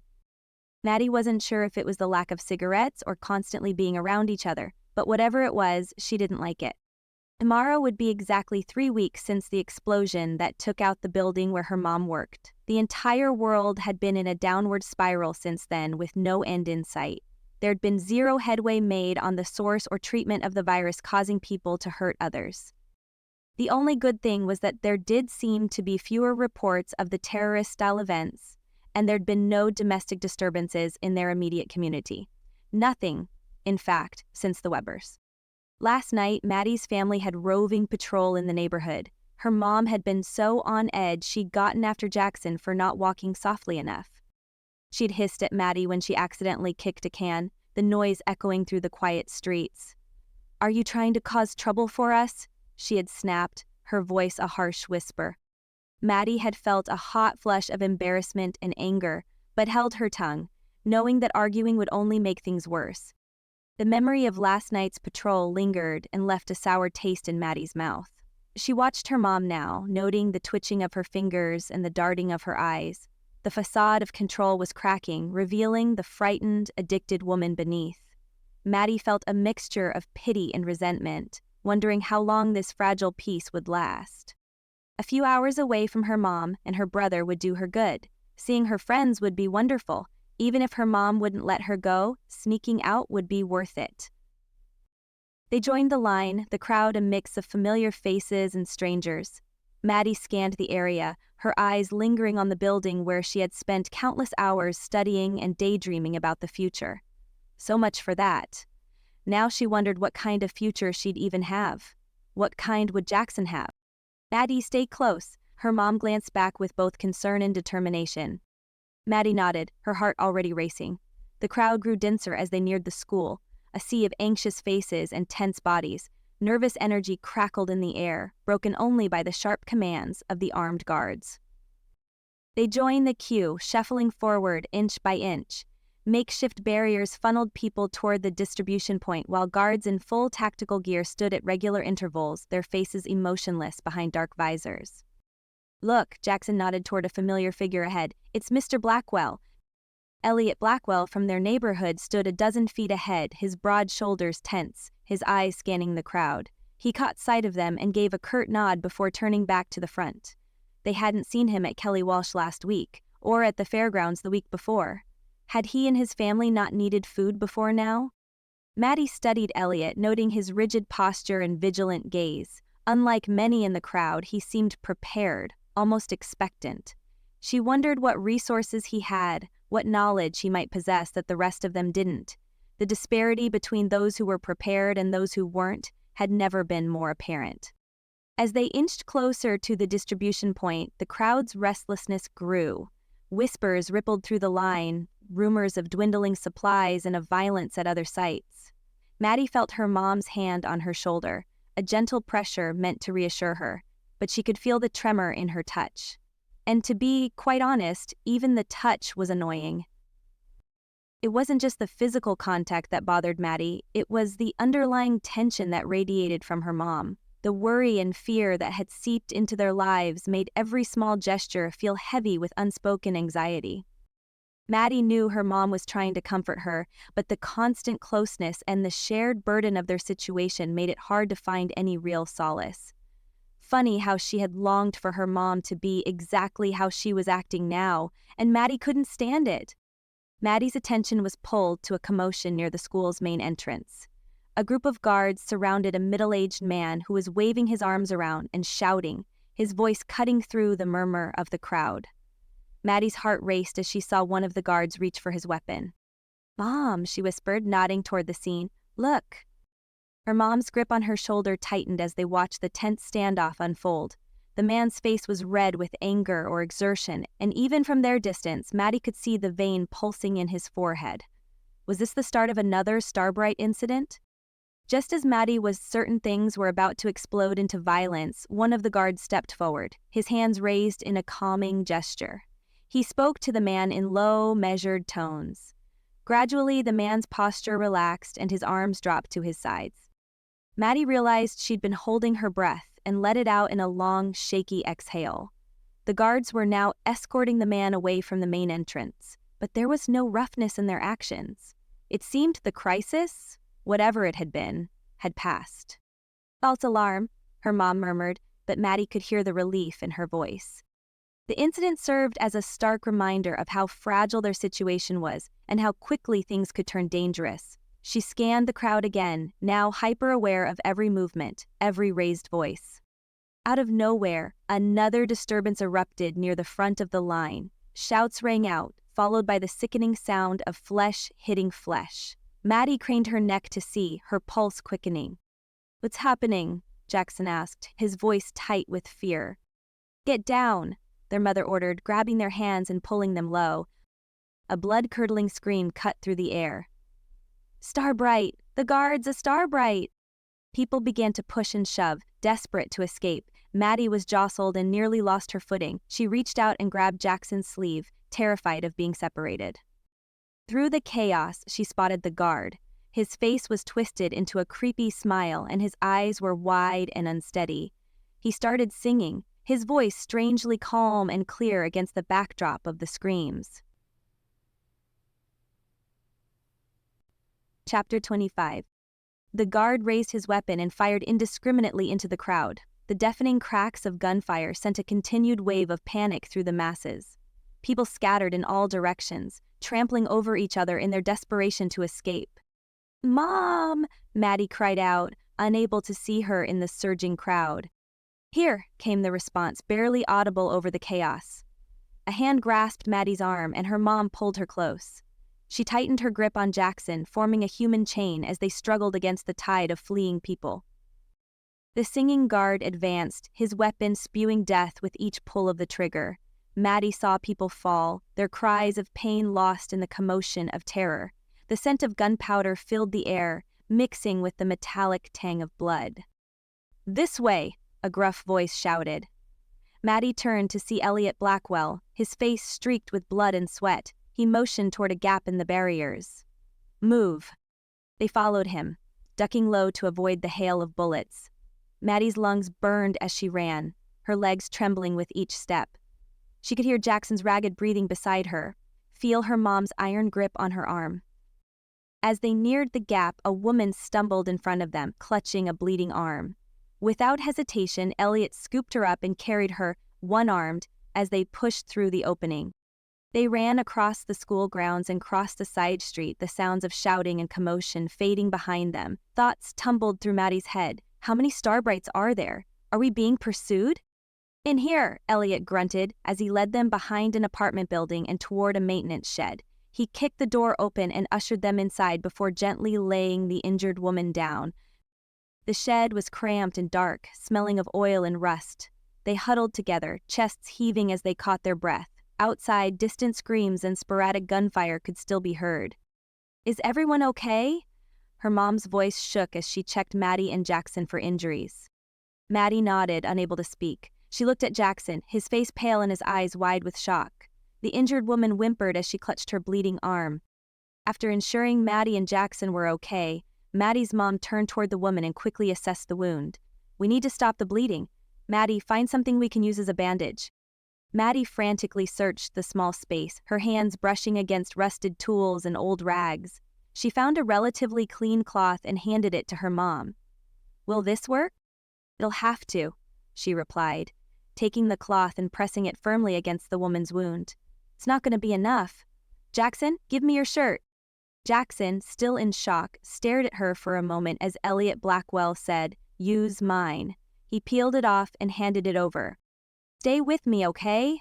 her mom said to the injured woman, who nodded weakly as tears streamed down her face.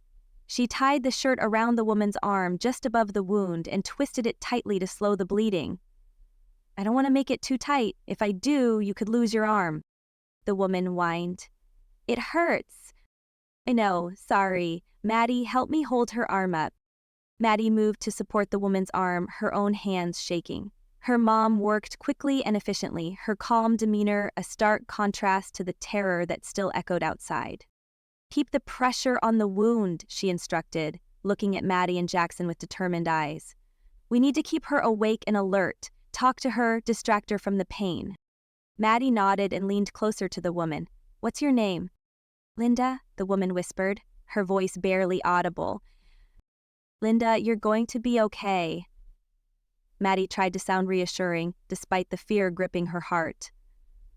Just keep talking to us. Linda nodded weakly, her breathing ragged. Maddie's mom continued to monitor the bandage, her focus unwavering despite the dire circumstances. Looks like it's going to hold, for now at least. I don't see any seepage. Outside, the chaos continued, but in the cramped shed, a fragile sense of calm began to settle.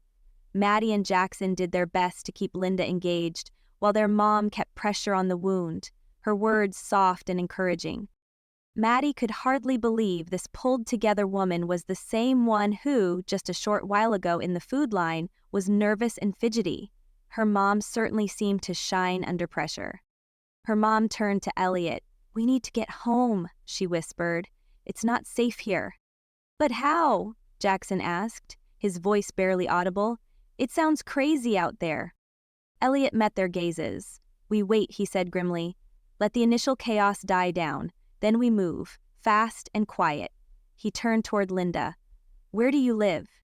Maddie didn't recognize the street name she gave, but Elliot must have, since he said, Good, that's nearby. We'll get you home first. My husband, I don't know where he is. Was he with you in the line? He was. We were separated in the chaos. Well, hopefully he's at your home when we get there. The minutes crawled by, each second punctuated by the rapid beating of Maddie's heart. The sounds outside gradually diminished, replaced by a deathly silence that was almost worse than the chaos. Finally, Elliot stood. It's time, he said, his voice low. Stay close, stay quiet. If we get separated, head straight home. Don't stop for anything or anyone. I'll make sure Linda gets home. Understood? They nodded, fear and determination mingling in equal measure. Maddie and her mom helped the injured woman to her feet, supporting her weight. Elliot cracked the door open and peered out. After a moment, he motioned for them to follow. They emerged into the sunlight, the school grounds now a wasteland of discarded belongings and scattered debris. Maddie purposely avoided looking too closely. She was certain she saw more than one body. They moved swiftly, keeping low and sticking to the shadows where possible.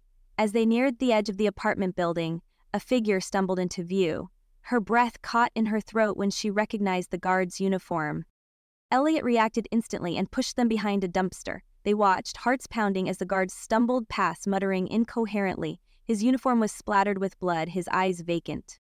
Maddie was more than surprised to see him. With the other guards at the school and the crowd gathered for food, she was sure he'd be stopped. Yet here he was. At least he wasn't singing. Once he was gone, they resumed their desperate journey home. The streets were empty, the usual sounds of life replaced by an oppressive silence. Occasionally, they'd duck into alleys or behind parked cars as military vehicles rumbled past. It only took about 10 minutes until they found the street Linda lived on. Maddie looked at Jackson. His face was pale and his eyes were still wide with shock. The injured woman was quiet as she clutched her bleeding arm. Maddie's mom was still holding on to her, offering soft words of encouragement. As they approached the woman's house, her husband came rushing out the door. Linda, his voice cracked with emotion. He sprinted toward them, fear and hope flickering in his eyes. Linda, supported by Maddie and her mom, lifted her head and reached out with her uninjured arm. David, she murmured as tears streamed down her face. David enveloped her in a careful yet desperate embrace as his body shook with relief. I thought I lost you, he whispered, his voice choked with sobs. I couldn't find you. I was so scared. He kissed her forehead repeatedly, holding her as if afraid to let go. Linda clung to him, her fingers digging into his shirt. "I'm here," she said softly, her voice breaking. "I'm here, David." Maddie and her mom stepped back, giving the couple space, their own eyes misting at the raw display of love and relief. Jackson stood nearby, shifting awkwardly but clearly moved by the reunion. David finally pulled back, and his eyes scanned Linda's injury. "We need to get you inside," he said, his voice steadying as he took on a more protective tone. "I'll take care of you." "She needs to go to the hospital," Heather insisted. "I did what I could to stop the bleeding, but she needs proper treatment. I don't know the severity of her injuries." The couple exchanged a glance before David said, "We have a friend who's a doctor. He'll help us." "You have a doctor?" He gave a nod as Linda said, "Please, keep quiet about it, but I'm sure if you needed help he'd be willing. He's not just a friend, he's my brother. Come to my house and we'll help you if we're able." Linda leaned on David as they made their way to the house. She glanced back at Maddie and her family, gratitude shining through her pain. "Thank you," she whispered. They stood there for a moment, catching their breath and steeling themselves for the remaining trek. Though sounds of the distant conflict had stopped, every shadow seemed to hold potential danger.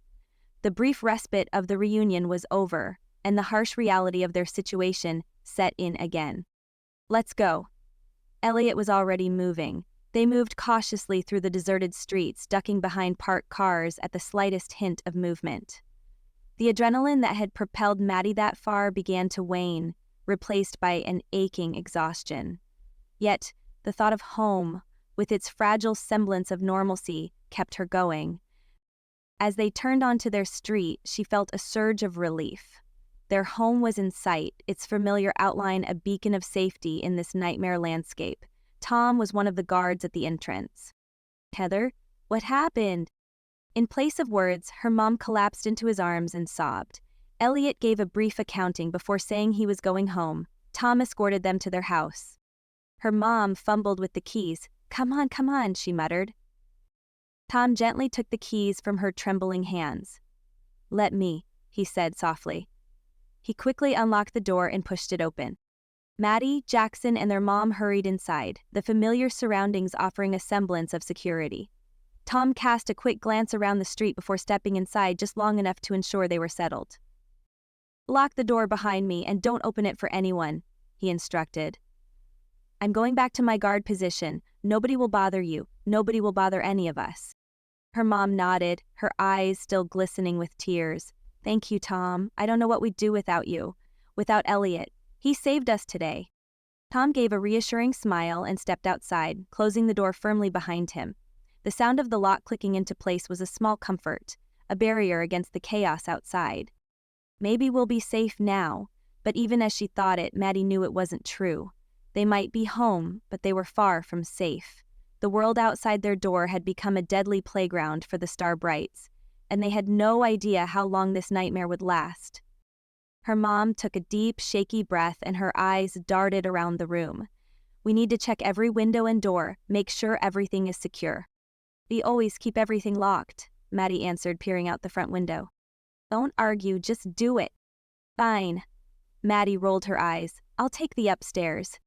"I've got the basement," Jackson chimed in, his voice steadier than Maddie expected. Her mom was already moving toward the kitchen. Whether to check the door leading to the deck or to find solace from the pantry, Maddie wasn't sure. How could she be so calm and sure one minute and a blubbering mess the next? Maddie was just grateful her mom kept things together and helped Linda when she needed it. As Maddie made her way through the upper floor, she meticulously checked each window, ensuring the locks were engaged and the barriers they'd installed were still in place. The familiar surroundings of her bedroom, once a sanctuary, now felt exposed and vulnerable. She paused at the window overlooking the backyard, her eyes drawn to the garden they'd planted. The neat rows of seedlings seemed impossibly fragile in the face of the chaos they'd just escaped. Downstairs, she could hear her mom's frantic movements, the sound of furniture being pushed against doors. Maddie furrowed her brow. Mom's really shaken up, she thought. The fear in those actions was unmistakable, and a knot formed in Maddie's stomach. She'd never seen her mom that scared before. As Maddie descended the stairs, Jackson emerged from the basement. "All clear down there?" Her mom looked up from where she was wedging a chair under the doorknob of the front door. "Good. That was too close. We can't let our guard down like that again." Maddie approached her mom and reached out to touch her arm. "Mom, we're okay. We made it home." Her mom shook her head, her eyes wild. "You don't understand, Maddie. We were lucky. What if next time?" Her voice broke and she turned away, her shoulders shaking. Maddie and Jackson exchanged worried glances. They'd seen their mom in various states over the years, angry, depressed, manic, but this raw fear was new and unsettling. "What do we do now?" Jackson asked. Her mom took a deep breath, visibly trying to compose herself. "We need to be prepared for anything. We can't go to the food drops anymore. It's too dangerous." They had food in the pantry, but they'd discussed this. Getting the food drop items, as meager as they were, would ensure they didn't face starvation later. With the whole world affected, food plants were either shut down or operating at the bare minimum. They needed this food now in case they couldn't get any food later. "But what about winter? We decided, we'll figure it out." Her mom cut her off, her tone leaving no room for argument. "As of right now, we do not leave our neighborhood." She paused for a moment, her face contorted in thought. "We don't leave the yard unless it's for patrol. No one goes anywhere alone." As the adrenaline of their escape wore off, exhaustion set in. Maddie sank onto the couch, her body aching from the frantic run. Jackson joined her, leaning against her side in a rare display of vulnerability. Her mom paced the living room, her nervous energy a stark contrast to her children's fatigue. "We need to inventory everything we have," she muttered, more to herself than to them. "Food, water, medical supplies." They'd already done that, several times in fact, but too tired to argue, Maddie just nodded. As she watched her mom's agitated movements, a new worry began to form. How long can we survive like this, trapped in our home, jumping at every sound? And how long before the stress breaks us? She glanced at Jackson. His head was leaning back on the couch beside her, and his eyes were closed, his breath coming in gasps. Her mom was still pacing and muttering about supplies. At that moment, Maddie realized that the greatest threat they faced might not be the starbrights or the chaos outside, but the slow unraveling of their own minds. Chapter 26. "How'd the garden look?" Maddie's mom asked as she wiped the kitchen counter. "Fine, I guess. The weeds seem to grow faster than anything else, though." "It rained overnight. That's good for it. Should help put the fire out, too." Even though her mom was smiling, Maddie knew she was still upset about yesterday's close call at the food drop. They had talked last night and both had been surprised by Elliot's actions. He'd come off like a complete jerk when they first met him at the neighborhood meeting, but there was no denying he saved their lives. Her mom clearly felt indebted to him and was searching for a way to repay him, though nothing seemed like enough. It was clear she was still dwelling on the near-death experience, but at least she'd slept instead of staying up all night worrying. Stress could trigger a hypomanic or manic episode, even with her medication.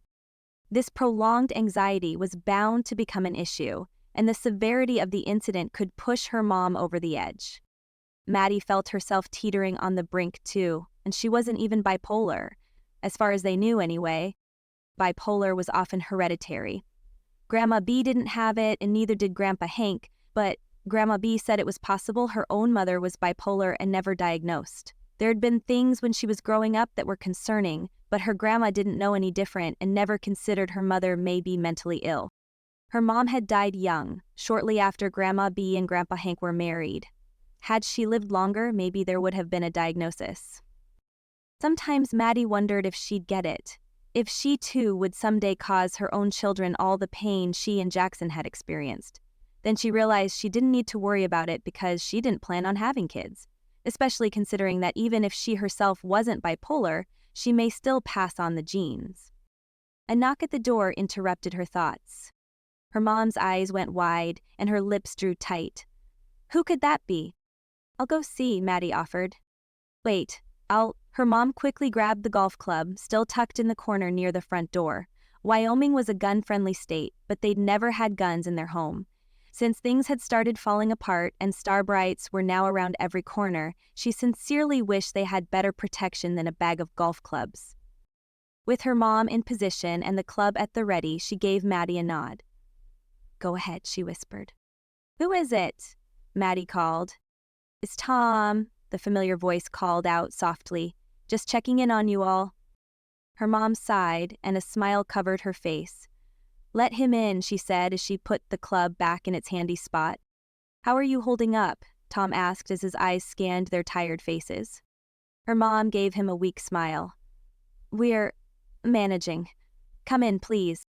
As Tom stepped inside, Maddie noticed how the morning light caught the silver strands in his dark hair and how his shoulders seemed to relax slightly as he entered their home. It was a stark contrast to the tense, vigilant posture he maintained during his guard duties. "I actually came by with an invitation," Tom said, a hint of sheepishness in his voice. "I have the day off from Neighborhood Watch, and I know you're not on the schedule either. I thought you might like to come over for dinner. Maybe play some games afterward?" Maddie perked up at that and exchanged a glance with Jackson, who had shuffled into the room, his hair sticking up in all directions.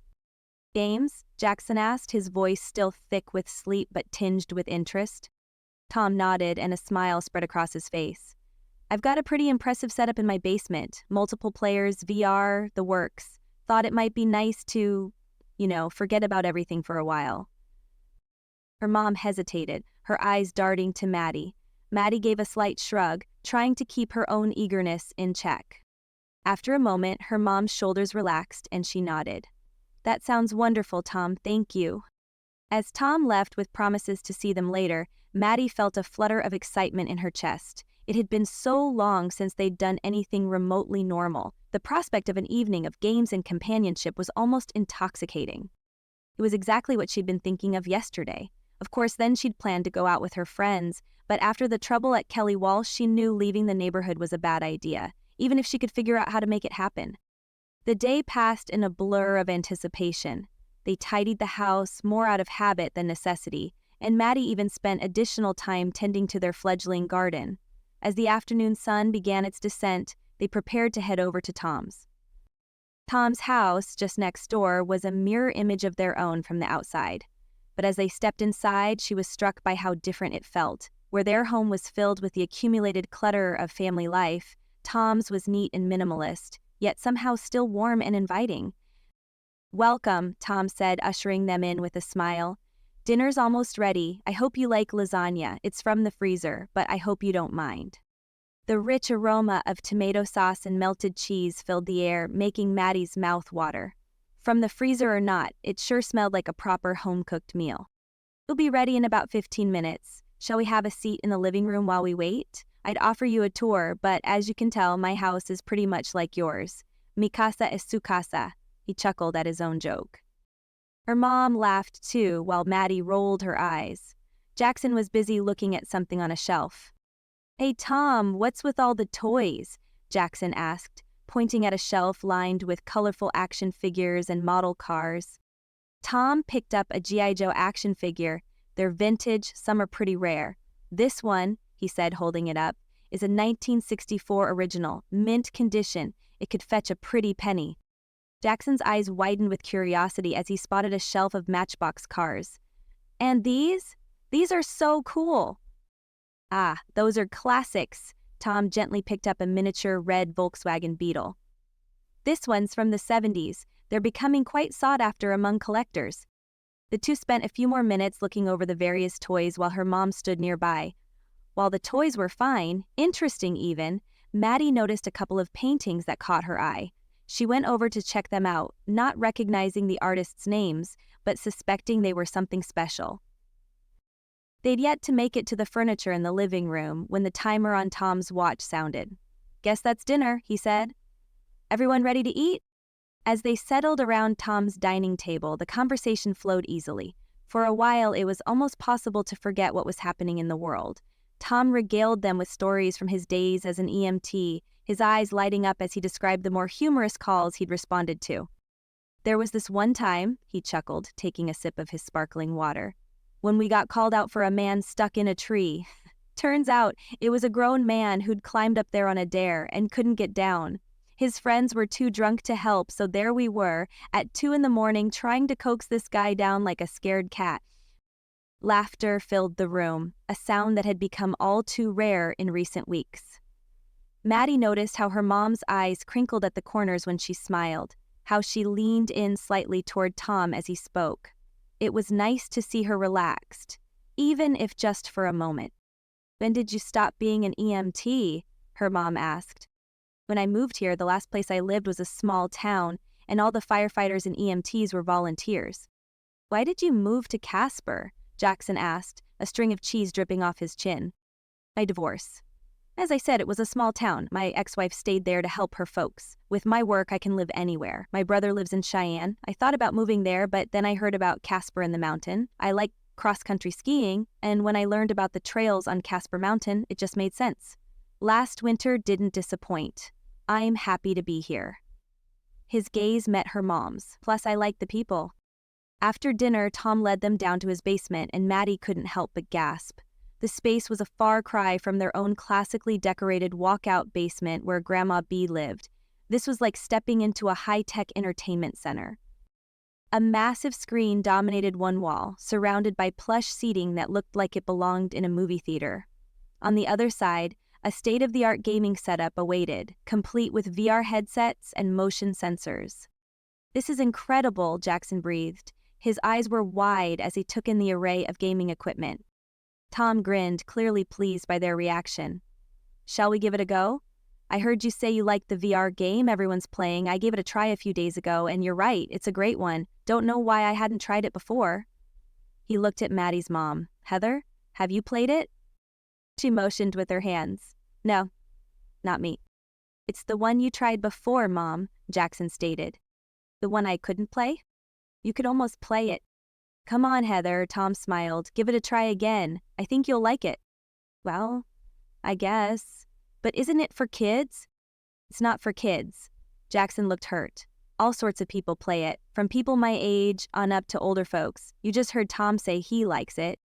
Tom furrowed his brow. "Yeah, us older folks find it to be real fun." Maddie and her mom laughed, but Jackson just shrugged, obviously missing out on his misplaced comment.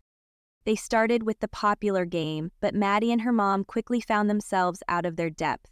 The complex controls and immersive VR environment were disorienting, and Maddie felt a wave of motion sickness after just a few minutes. "Maybe something a little less intense?" her mom suggested as she removed her headset with a sheepish smile. Tom was quick to oblige, switching them to a more casual racing game that had them all laughing and shouting good-natured taunts at each other. Maddie couldn't remember the last time she'd seen her mom so carefree, her usual worry lines smoothed away by laughter. As the evening wore on, they cycled through various games. Jackson, unsurprisingly, proved to be a natural at most of them, while Maddie found herself enjoying the simpler, puzzle-based games.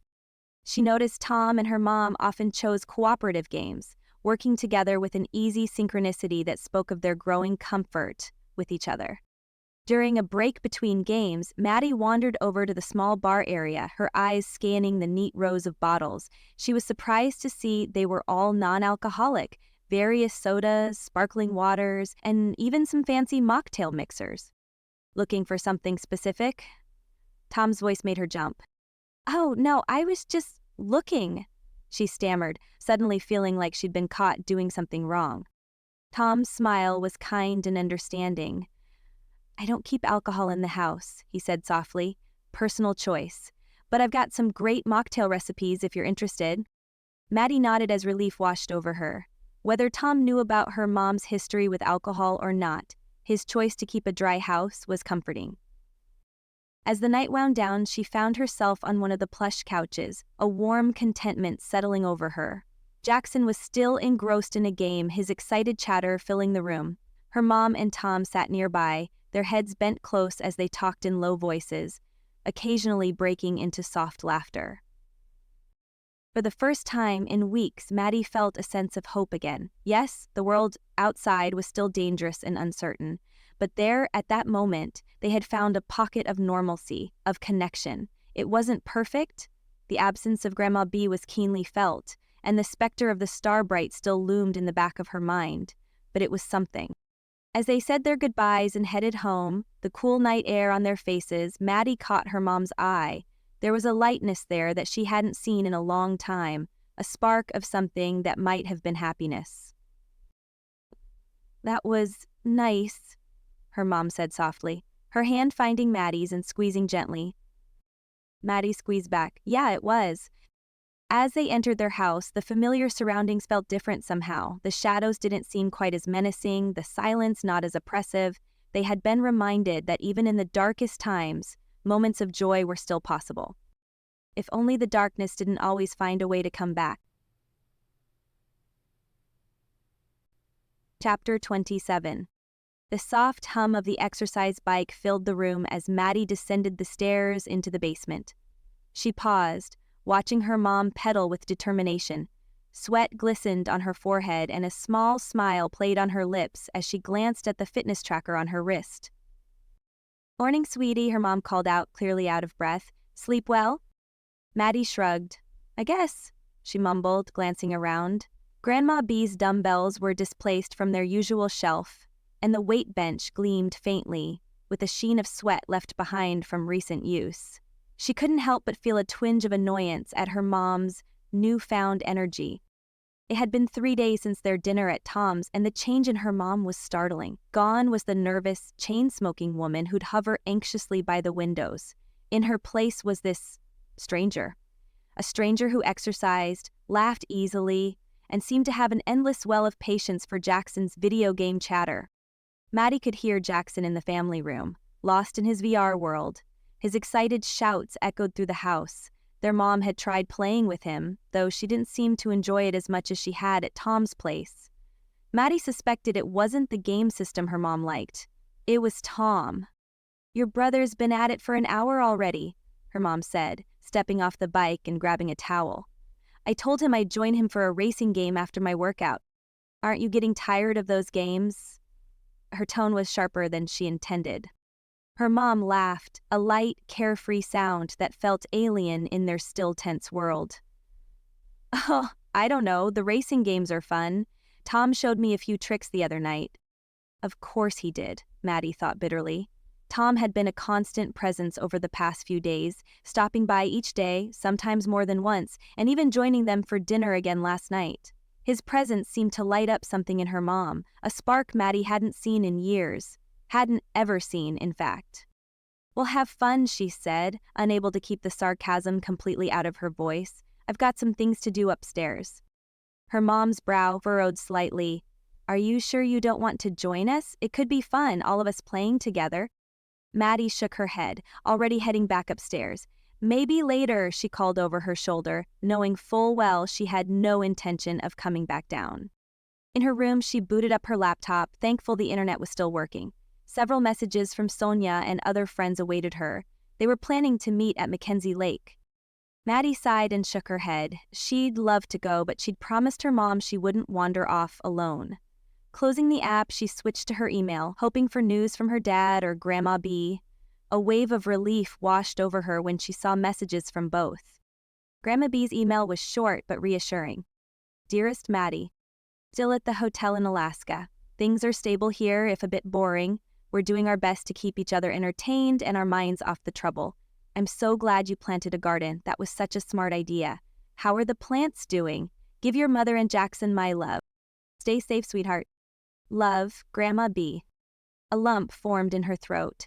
She missed Grandma B fiercely, missed the calm stability she brought to their household. She quickly typed out a reply, assuring her grandmother that the garden was doing well and that they were all safe. Her dad's email was only slightly longer, and the worry was evident, even through the screen. "Hey kiddo. Things are okay up here. The lodge is secure and we've got plenty of supplies. Your grandpa invited a few friends to come to the lodge, telling them, load up your truck and bring everything you'll need to survive. They took him up on the offer. Sadly, we had some trouble. To prevent something like this from happening again, we set up the off-the-grid cabins along with a couple of outfitter tents for quarantine. We've decided on a 2-week quarantine in hopes that will prevent us from getting the virus, or whatever it is. Every day brings new reports of Starbright incidents, and it feels like we're no closer to understanding what's causing it or how to stop it. How are you holding up? Is your mom doing okay? Give Jackson a hug for me. I miss you all terribly. Love, Dad." Maddie stared at the screen, her fingers hovering over the keyboard.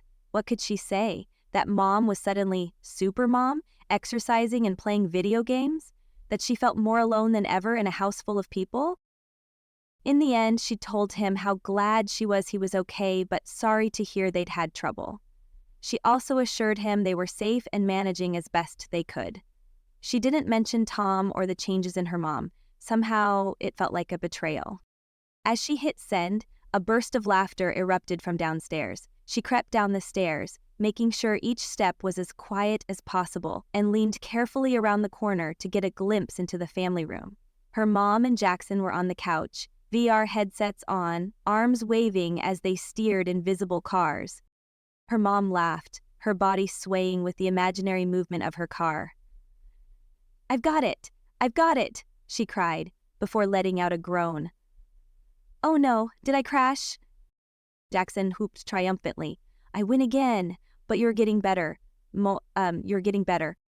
Maddie's chest tightened. When was the last time she'd heard that much joy in Jackson's voice? When was the last time her mom had shown that much interest in anything Jackson liked? And had Jackson almost called her mom? He never called her mom. She retreated to her room and closed the door softly behind her. The muffled sounds of laughter and conversation continued to filter through, a stark reminder of the fun she wasn't part of. Maddie flopped onto her bed and stared at the ceiling. She should be happy. Her mom was sober, engaged, and actually parenting for once. Jackson was thriving under the attention. Even Tom's presence was a positive thing, bringing a sense of normalcy and safety into their lives. So why did she feel so left out? A soft knock on her door pulled her from her thoughts. "Maddie?" her mom's voice called. "Can I come in?" Maddie sighed. "I guess." The door opened and her mom stepped in, still flushed from the game. "Hey, sweetie, we miss you downstairs. Are you sure you don't want to join us?" Maddie shrugged, not meeting her mom's eyes. "I'm fine up here." Her mom sat on the edge of the bed, her face creased with concern. "Is everything okay? You've been quiet. Are you still upset about what happened at Kelly Walsh?" A surge of emotion welled up in Maddie's chest. Anger, frustration, and loneliness all mingled together.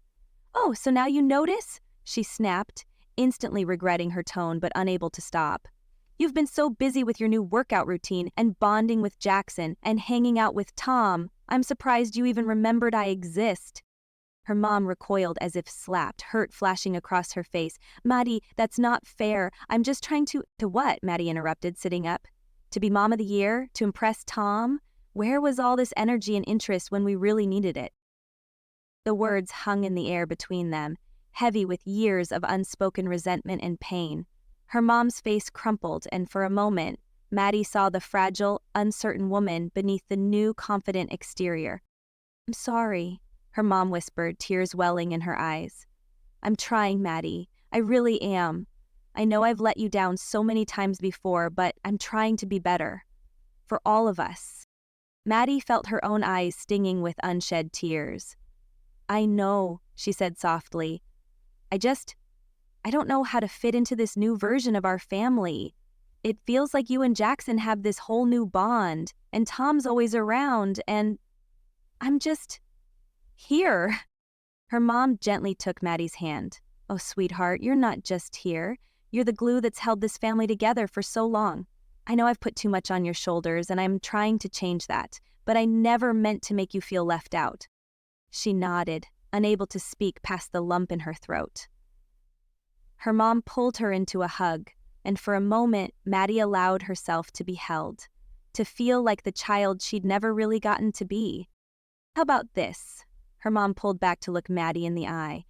"Tomorrow, just you and I spend time together. We can work in the garden, maybe try out one of Grandma B's old recipes. She has that recipe book from World War II. What's it called? Eating for Victory? Yes, I think that's it. I'm sure we can find something to make in there." "Maybe," Maddie shrugged. "Or we could give each other pedicures. Whatever you want. No Tom, no video games, just us. In fact, why don't we do pedicures now? How fun would that be?" Maddie nodded, and a small smile tugged at her lips. "I'd like that. Give me just a few minutes to wrap things up with Jackson, then I'll be back." As her mom left the room, closing the door gently behind her, Maddie felt a mix of emotions swirling inside her. Relief at finally voicing her feelings, hope for this new connection with her mom, and a lingering worry about how long it would last. But at that moment it was enough. A chance to bridge the gap that had formed, and in their uncertain world, that was something to hold on to. Maddie was just starting to feel a bit better about things and had started to gather things for the pedicures when she heard the doorbell ring. Her heart sank as she recognized Tom's voice greeting her mom. She crept to the top of the stairs, straining to hear their conversation. "Thought you might want to join me," Tom was saying, his voice low and excited. "I know it's not what you usually do, but I thought it'd give us some time together, to get to know each other better." Her mom's reply was muffled, but Maddie could hear the hesitation in her voice.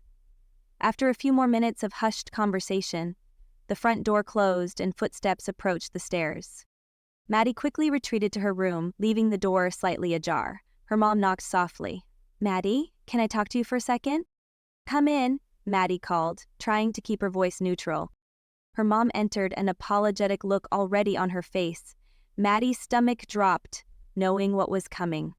"Sweetie, about the pedicures," her mom began, wringing her hands. "Something's come up. I know it's silly, but they've reworked the neighborhood watch schedule and Tom is without a partner on patrol. His shift starts in about 20 minutes. He thought it might be nice for us to walk together." Maddie felt as if all the air had been sucked out of the room.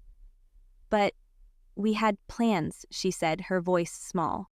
Her mom nodded, guilt evident in her expression. "I know, and I'm so sorry. We'll go ahead and do it tomorrow, as I originally suggested. Or you could come with us on patrol if you'd like." "Patrol? Thanks, but no," Maddie snapped, turning away to hide the tears stinging her eyes. "No, it's fine. Have fun with Tom." "Maddie, please don't be like this. I promise we'll have our day together soon. It's just he needs my help." "I said it's fine," Maddie snapped, cutting her off. "Just go. It's what you want to do anyway. Heather Reynolds always does what she wants to do." "Do you know what, Maddie?" her mom said, her voice trembling with anger. "You're acting like a spoiled brat. You have no business talking to your mother that way. I'm trying to make things work, to keep us safe and do our part in the neighborhood, but all you can do is throw a fit?" Maddie's jaw clenched, defiance rising within her. "Help the neighborhood? Ha! This isn't about helping the neighborhood. This is about running off with Tom every chance you get." Her mom's face flushed red with frustration. "Tom is a good man and he cares about us. He's trying to be a part of our lives, Maddie. Can't you see that?" "Yeah, well, maybe I don't want him to be," Maddie shot back, tears now streaming down her cheeks. "Maybe I just want my mom to care about what I want for once." Her mom's eyes filled with tears of her own, her voice breaking. "I do care, Maddie. I do. But I can't keep bending over backward to please you while ignoring everything else in my life. Especially not now. I know the timing is rough, but I like him." "Whatever," Maddie muttered, her voice barely audible. "Just go." Her mom stood there, trembling with emotion before turning and leaving the room without another word. The silence that followed was deafening, leaving Maddie alone with her thoughts and the weight of her words hanging heavily in the air. Alone in her room, anger and disappointment washed over her. All the progress they'd seemed to make just moments ago felt hollow now. Her mom had chosen Tom and his stupid plans over their promised time together. As she lay on her bed staring at the ceiling, Maddie made a decision. If her mom could break promises and do whatever she wanted, why couldn't she? The invitation to her friends' gathering at the lake floated into her mind. Maybe it was time she stopped being the responsible one and had some fun of her own. Chapter 28. Maddie glanced around as she loaded her paddleboard into her car. Her mom had left several minutes ago for patrol with Tom. By now, they'd be on the next street over. Maddie had tried to be nonchalant, carrying the bag that held her swimsuit and other supplies as she slipped from the house into the garage. Not that she needed to be. Jackson was lost in his own virtual world, playing those stupid games of his. A pang of guilt tugged at her heart, but she pushed it aside. They'd been fine without her lately. They probably wouldn't even notice she was gone. She climbed into the driver's seat, her heart racing as she started the engine. She finally started to breathe easier after passing the barricade out of the community. The guard hadn't even questioned her, just motioned her to wait while the car blocking the road was moved before waving her through. The drive to Mackenzie Lake was surreal. The streets were empty, a stark reminder of the lockdown she was brazenly defying. As she pulled into the parking lot, she saw a handful of familiar cars. At least she wasn't the only one breaking the rules. She shot off a quick text to her mom, went for a drive, be back soon. While she'd considered not saying anything about leaving, she knew her mom would worry, and she didn't want that. Not really, anyway. Well, maybe a little worry would be okay. Then maybe her mom would appreciate her more and not spend all her time thinking about Tom. With a mix of defiance and nervousness, she turned off her phone. The small group gathered at the lake greeted her with obvious excitement. There were about 10 of them, all classmates she hadn't seen in weeks. "Maddie," her friend Sonia called out, waving from the water's edge. "I can't believe you made it." Maddie grinned, already feeling the weight of the past weeks lifting. "Couldn't let you guys have all the fun, could I?" "We've set up a changing room over there." Sonia pointed to a grove of trees with a sheet hanging off the front. She quickly changed into her swimsuit, a black and orange tankini. She was unloading her paddleboard when a boy she recognized from her history class approached. "Need a hand with that?" he asked, a shy smile on his face. "Thanks, Maddie fumbled, realizing she couldn't remember his name. "Ethan," he supplied, not seeming offended. "We sat next to each other in Mr. Henderson's class." "Right, Ethan. Sorry. It feels like a lifetime ago." They chatted, catching up on how they'd been spending their time during lockdown as they took the uninflated board out of the duffel bag. Even though inflating it was a pain, it didn't take long, and they were soon carrying it to the water. It felt wonderfully normal, like any other summer day at the lake. Of course, she made a point of not mentioning being at Kelly Walsh or Albertsons when the Starbrights attacked. Ethan made no mention of his experiences either, if he had them. For the next couple of hours, she lost herself in the simple pleasures of swimming, paddleboarding, and laughing with friends. The troubles of the outside world seemed distant, held at bay by the sparkling water and clear blue sky. As the afternoon wore on, she found herself sitting on the shore next to Ethan, watching their friends splash in the water. "This was a great idea," she sighed, leaning back on her elbows. Ethan nodded, his expression turning serious. "Yeah, it's nice to forget for a while, but..." He hesitated. "But what?" Maddie prompted. "I don't know, don't you feel like we're tempting fate or something with everything that's going on?" Before she could respond, their friend Jake jogged up, his eyes bright with excitement. "Hey guys, did you see TalkZap? There's a protest against the lockdowns happening downtown. Who wants to go?" Maddie felt a flutter of anxiety in her stomach. A protest seemed like a step too far, even for her rebellious mood. Ethan shook his head firmly. "No way, man. This is one thing, but a protest? That's asking for trouble." Jake shrugged, already turning to spread the news to others. "Suit yourself. Anyone who wants to go, we're leaving in 10. As a few of their friends began to pack up, eager to join the protest, Ethan turned to Maddie. "Hey, I know this is kind of weird, but would you maybe want to go for a walk along the river path?" Maddie hesitated and glanced at her watch. She should probably head home soon, but the thought of facing her mom's potential anger made her stomach churn. "I've heard the police and military aren't really enforcing the lockdown for people just out walking," Ethan added quickly. "As long as we're obviously just exercising and not causing trouble. Besides, everyone will be focused on the protest. We'll be fine." The idea was tempting. A quiet walk sounded perfect after the excitement of the lake. "Sure," she smiled. "That sounds nice." They agreed to meet at the Lansing Field parking lot in half an hour, giving Ethan time to drop off a friend who had ridden with him and wanted to go home instead of joining in the protest. As Maddie watched him drive away, she felt excited yet nervous. This day of rebellion was turning out to be more adventurous than she'd planned. She made her way to the changing area where Sonia was slipping into shorts. "Come on, Maddie, let's go show them how they're taking our freedoms away." "Nope," she shook her head. "I'm not going to the protest." She took a step closer to Sonia. "Ethan asked me to go on a walk with him. I'm doing that instead." Sonia wiggled her eyebrows. "Don't do anything I wouldn't do." As Sonia drove away, Maddie took a few minutes in her car to fix her hair and makeup. 30 minutes later, she pulled into the Lansing Field parking lot, spotting Ethan waiting by his car. They set off down the river path and headed north, away from town. "It's so quiet out here," she marveled, taking in the peacefulness of the river and surrounding trees. Ethan nodded, his hands in his pockets. "Yeah, it's like the rest of the world doesn't exist. No Starbrights, no lockdowns, just nature." They walked in comfortable silence for a while, occasionally pointing out interesting birds or plants. As they rounded a bend, they spotted another pair of walkers heading toward them. "Should we?" Ethan gestured off the path. Maddie nodded, and they stepped into the grass, giving the other walkers a wide berth. The couple, an older man and woman, waved as they passed. "Have a great walk," the woman called out cheerfully. As they continued, she felt a sense of normalcy she hadn't experienced in weeks. Just two people out for a stroll, enjoying the summer day, it was almost possible to forget the chaos that awaited them back in town.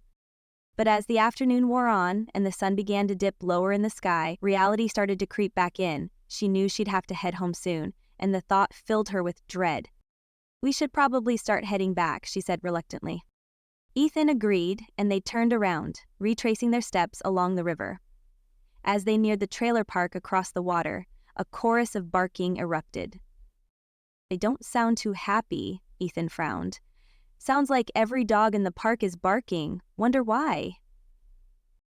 A chill ran down Maddie's spine despite the warm evening air. Her eyes darted around, suddenly alert for any sign of danger. "Maybe we should cut across," she suggested. "Get off the trail and head straight for the parking lot." "Probably a good idea," Ethan agreed, giving her a reassuring smile. They had just stepped off the path when someone started shouting. It was followed quickly by even more shouting. A dog yelped, the sound high and pained. Ethan reached for her hand. "Let's go," he said urgently, his earlier calm replaced by obvious fear. Maddie froze, her heart pounding. Something was terribly wrong. Chapter 29. As Maddie's fingers brushed against Ethan's, a sudden jerk rocked his body. The sharp crack of a gunshot shattered the evening air. Time seemed to slow as Ethan's eyes widened in shock and his gaze dropped to his chest. Maddie followed his look, her breath catching in her throat. Another shot rang out. Ethan's body crumpled and a crimson bloom spread across his shirt. Without thinking, she dropped to the ground beside him, her heart pounding in her ears. More shots followed, the air filled with the deafening sound of gunfire. She pressed herself close to Ethan's motionless form, using his body as a shield. The metallic tang of blood made her stomach churn. She squeezed her eyes shut and prayed for it to end. The cacophony of barking dogs that had warned them earlier had ceased, replaced by a deathly silence broken only by the occasional pop of gunfire. She didn't know how long she lay there, her cheek pressed against the rough gravel of the path, before the shooting finally stopped. In the sudden quiet, she could hear her own ragged breathing. Slowly, she raised her head and scanned the area for any sign of the shooter. The river path was deserted, and no movement was visible in the fading light. She turned her attention back to Ethan, her hands shaking as she touched his shoulder. "Ethan?" she whispered, her voice cracking. There was no response, no rise and fall of his chest. The reality of the situation hit her like a physical blow. "I'm so sorry," she choked out as tears streamed down her face. "I'm sorry this happened. I wish I didn't have to leave you here." Her eyes fell on the phone peeking out of his pocket. With trembling fingers, she pulled it out and quickly scrolled through his contacts. When she found "Mom," she hesitated only a moment before hitting call. The phone rang twice before a worried voice answered. "Ethan, where have you been? I've been worried sick." Maddie swallowed hard, struggling to find her voice. There's been a shooting," she managed, her words tumbling out. I couldn't help him. He's gone." The woman on the other end of the line let out an anguished cry. Maddie winced and pulled the phone away from her ear for a moment before continuing. "Listen," she said, raising her voice over the woman's sobs. "He's on the trail near the river, across from the trailer park. His car is parked by Lansing Field." His mother's cries intensified, her speech becoming almost incoherent. Maddie felt her own composure slipping. "It needs a proper burial," she said, her voice breaking. "I'm sorry. I'm really, really sorry." Unable to bear the sound of his grieving mother any longer, Maddie ended the call. She stared at the phone for a moment, then carefully wiped it down, removing any traces of her fingerprints. The last thing she needed was the police tracking her down. With a final, sorrowful look at Ethan's still form, she pushed herself to her feet. Her legs felt weak, threatening to give way beneath her, but the need to get away, to get home, propelled her forward. She ran toward her car, her footsteps echoing in the empty parking lot. Her hands fumbled with the keys and she dropped them once before managing to unlock the door. As she slid into the driver's seat, a wave of nausea washed over her. She leaned out and retched on the pavement. Wiping her mouth with the back of her hand, she started the car. The engine's rumble seemed unnaturally loud in the quiet evening. She threw the car into reverse, her tires squealing as she peeled out of the lot. The drive home was a blur as she replayed the horrific events over and over. The touch of Ethan's hand, the sound of the gunshot, the look in his eyes as he fell. She gripped the steering wheel so tightly that her knuckles turned white. Then she forced herself to focus on the road. As she neared the barricade, reality began to set in. What do I tell Mom? How can I explain where I was and what I saw? The thought of facing her family after everything that had happened made her stomach churn again. They waved her through and she made the final bit of the drive to her house. When she pulled into the driveway, she killed the engine, not bothering to move the car into the garage. For a long moment, she sat there, staring at the familiar facade of her home. It looked exactly the same as when she'd left earlier that day, but everything had changed. Taking a deep, shuddering breath, she stepped out of the car.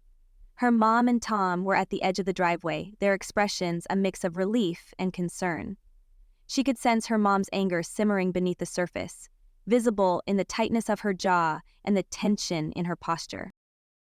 "Maddie," her mom began, her voice strained and clipped. "Where have you been? We've been worried sick. Do you have any idea?" Maddie cut her off, her own emotions raw and unchecked. "I sent you a text. I told you I'd be fine."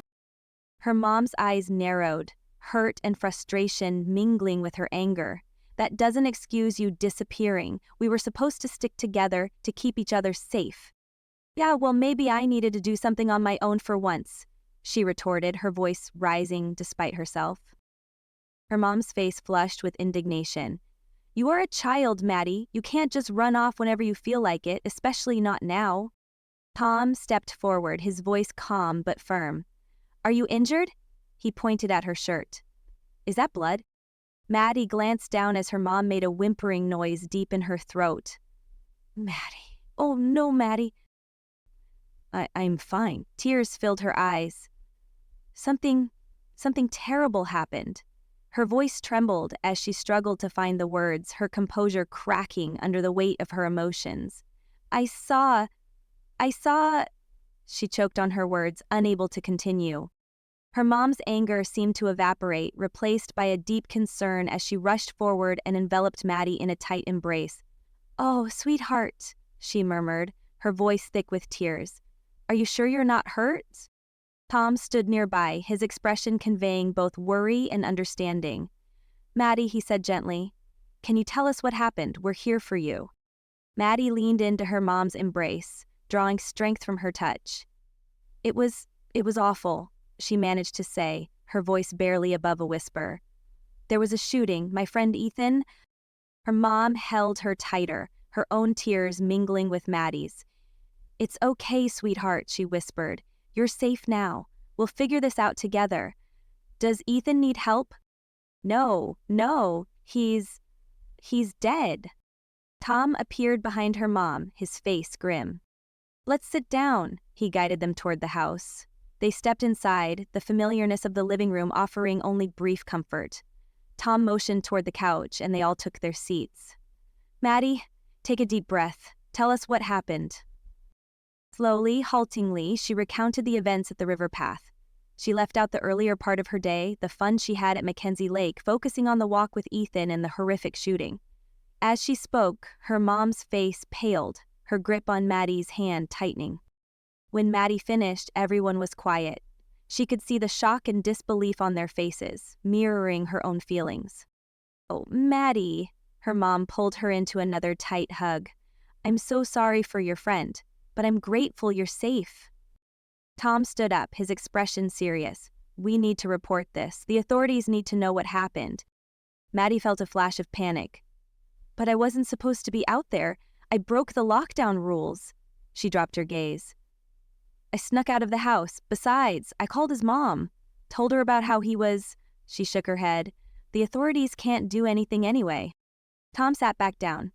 I suppose you're right. Sometimes I forget about the world we're now living in. The old societal rules no longer apply. It was good thinking on your part to call his mom. You're right that she needed to know. I'm sorry, she murmured into her mom's shoulder. I'm so sorry for leaving, for worrying you. I never thought... Shh, she soothed, stroking Maddie's hair. We'll talk about that later. Right now, I'm just thankful you're home safe. Maddie closed her eyes, allowing herself to be comforted by her mom's presence. She knew there would be consequences for her actions and difficult conversations to be had, but for now, she was home. She was safe.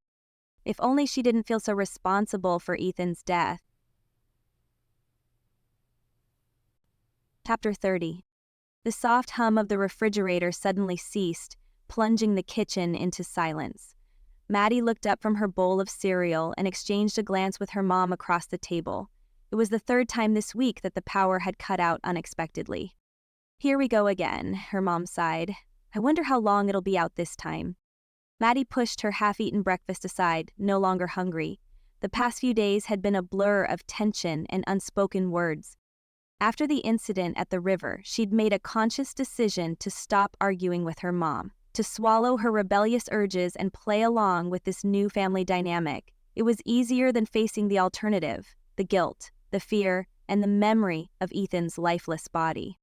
Jackson wandered in, rubbing sleep from his eyes. No power again? How am I supposed to play my games? I haven't been able to talk to Eddie in days. He wasn't on last time I played. Their mom ruffled his hair affectionately. Maybe we could do something together instead, board games or cards. Maddie watched the exchange, noting the easy affection between them. It still felt strange, this new version of their mom and the way Jackson welcomed the interactions. But she had decided to stop questioning it. In this crumbling world, maybe pretending was all they had left. The day dragged on. The house was uncomfortably warm without air conditioning. They tried to distract themselves with card games, but the atmosphere remained tense.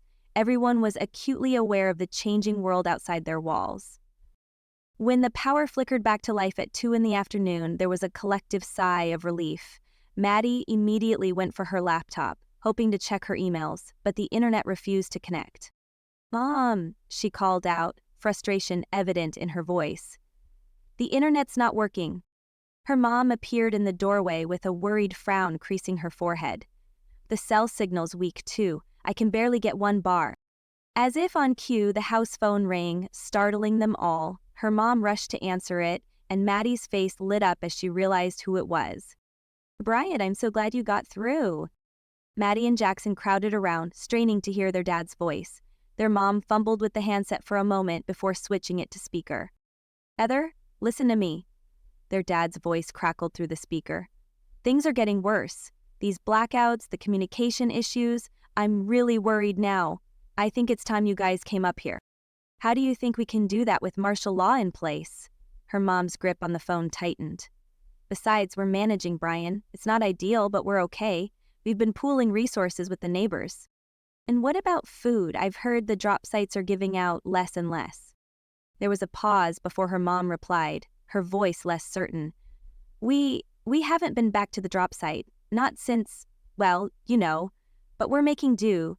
Combining forces with Tom next door has helped. Maddie could hear the frustration in her dad's voice.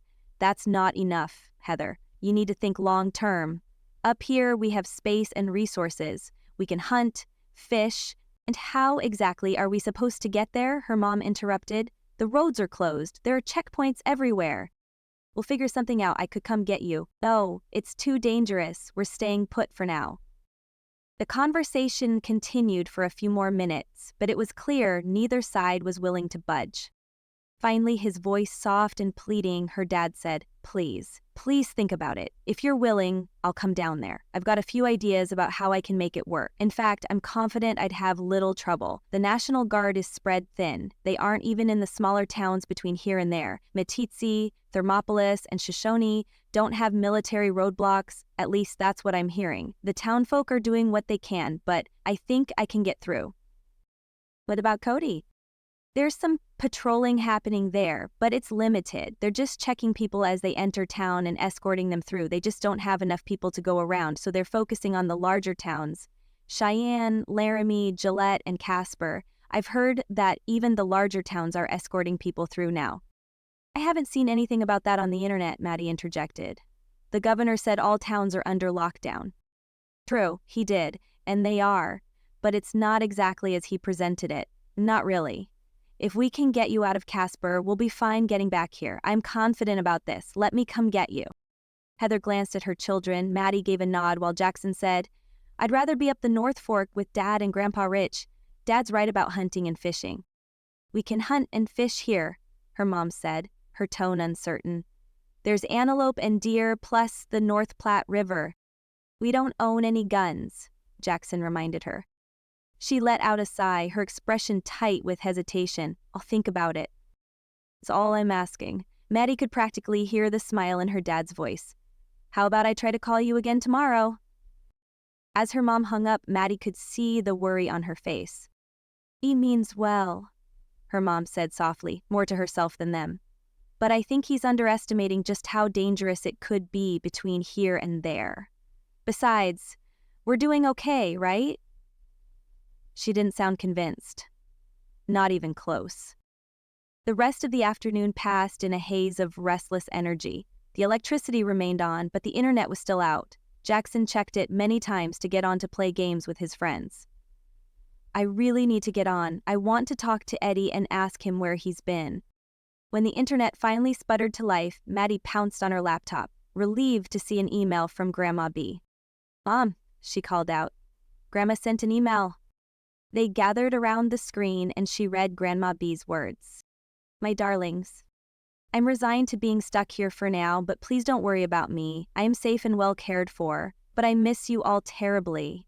I've been thinking you should seriously consider going up to the North Fork to be with Brian.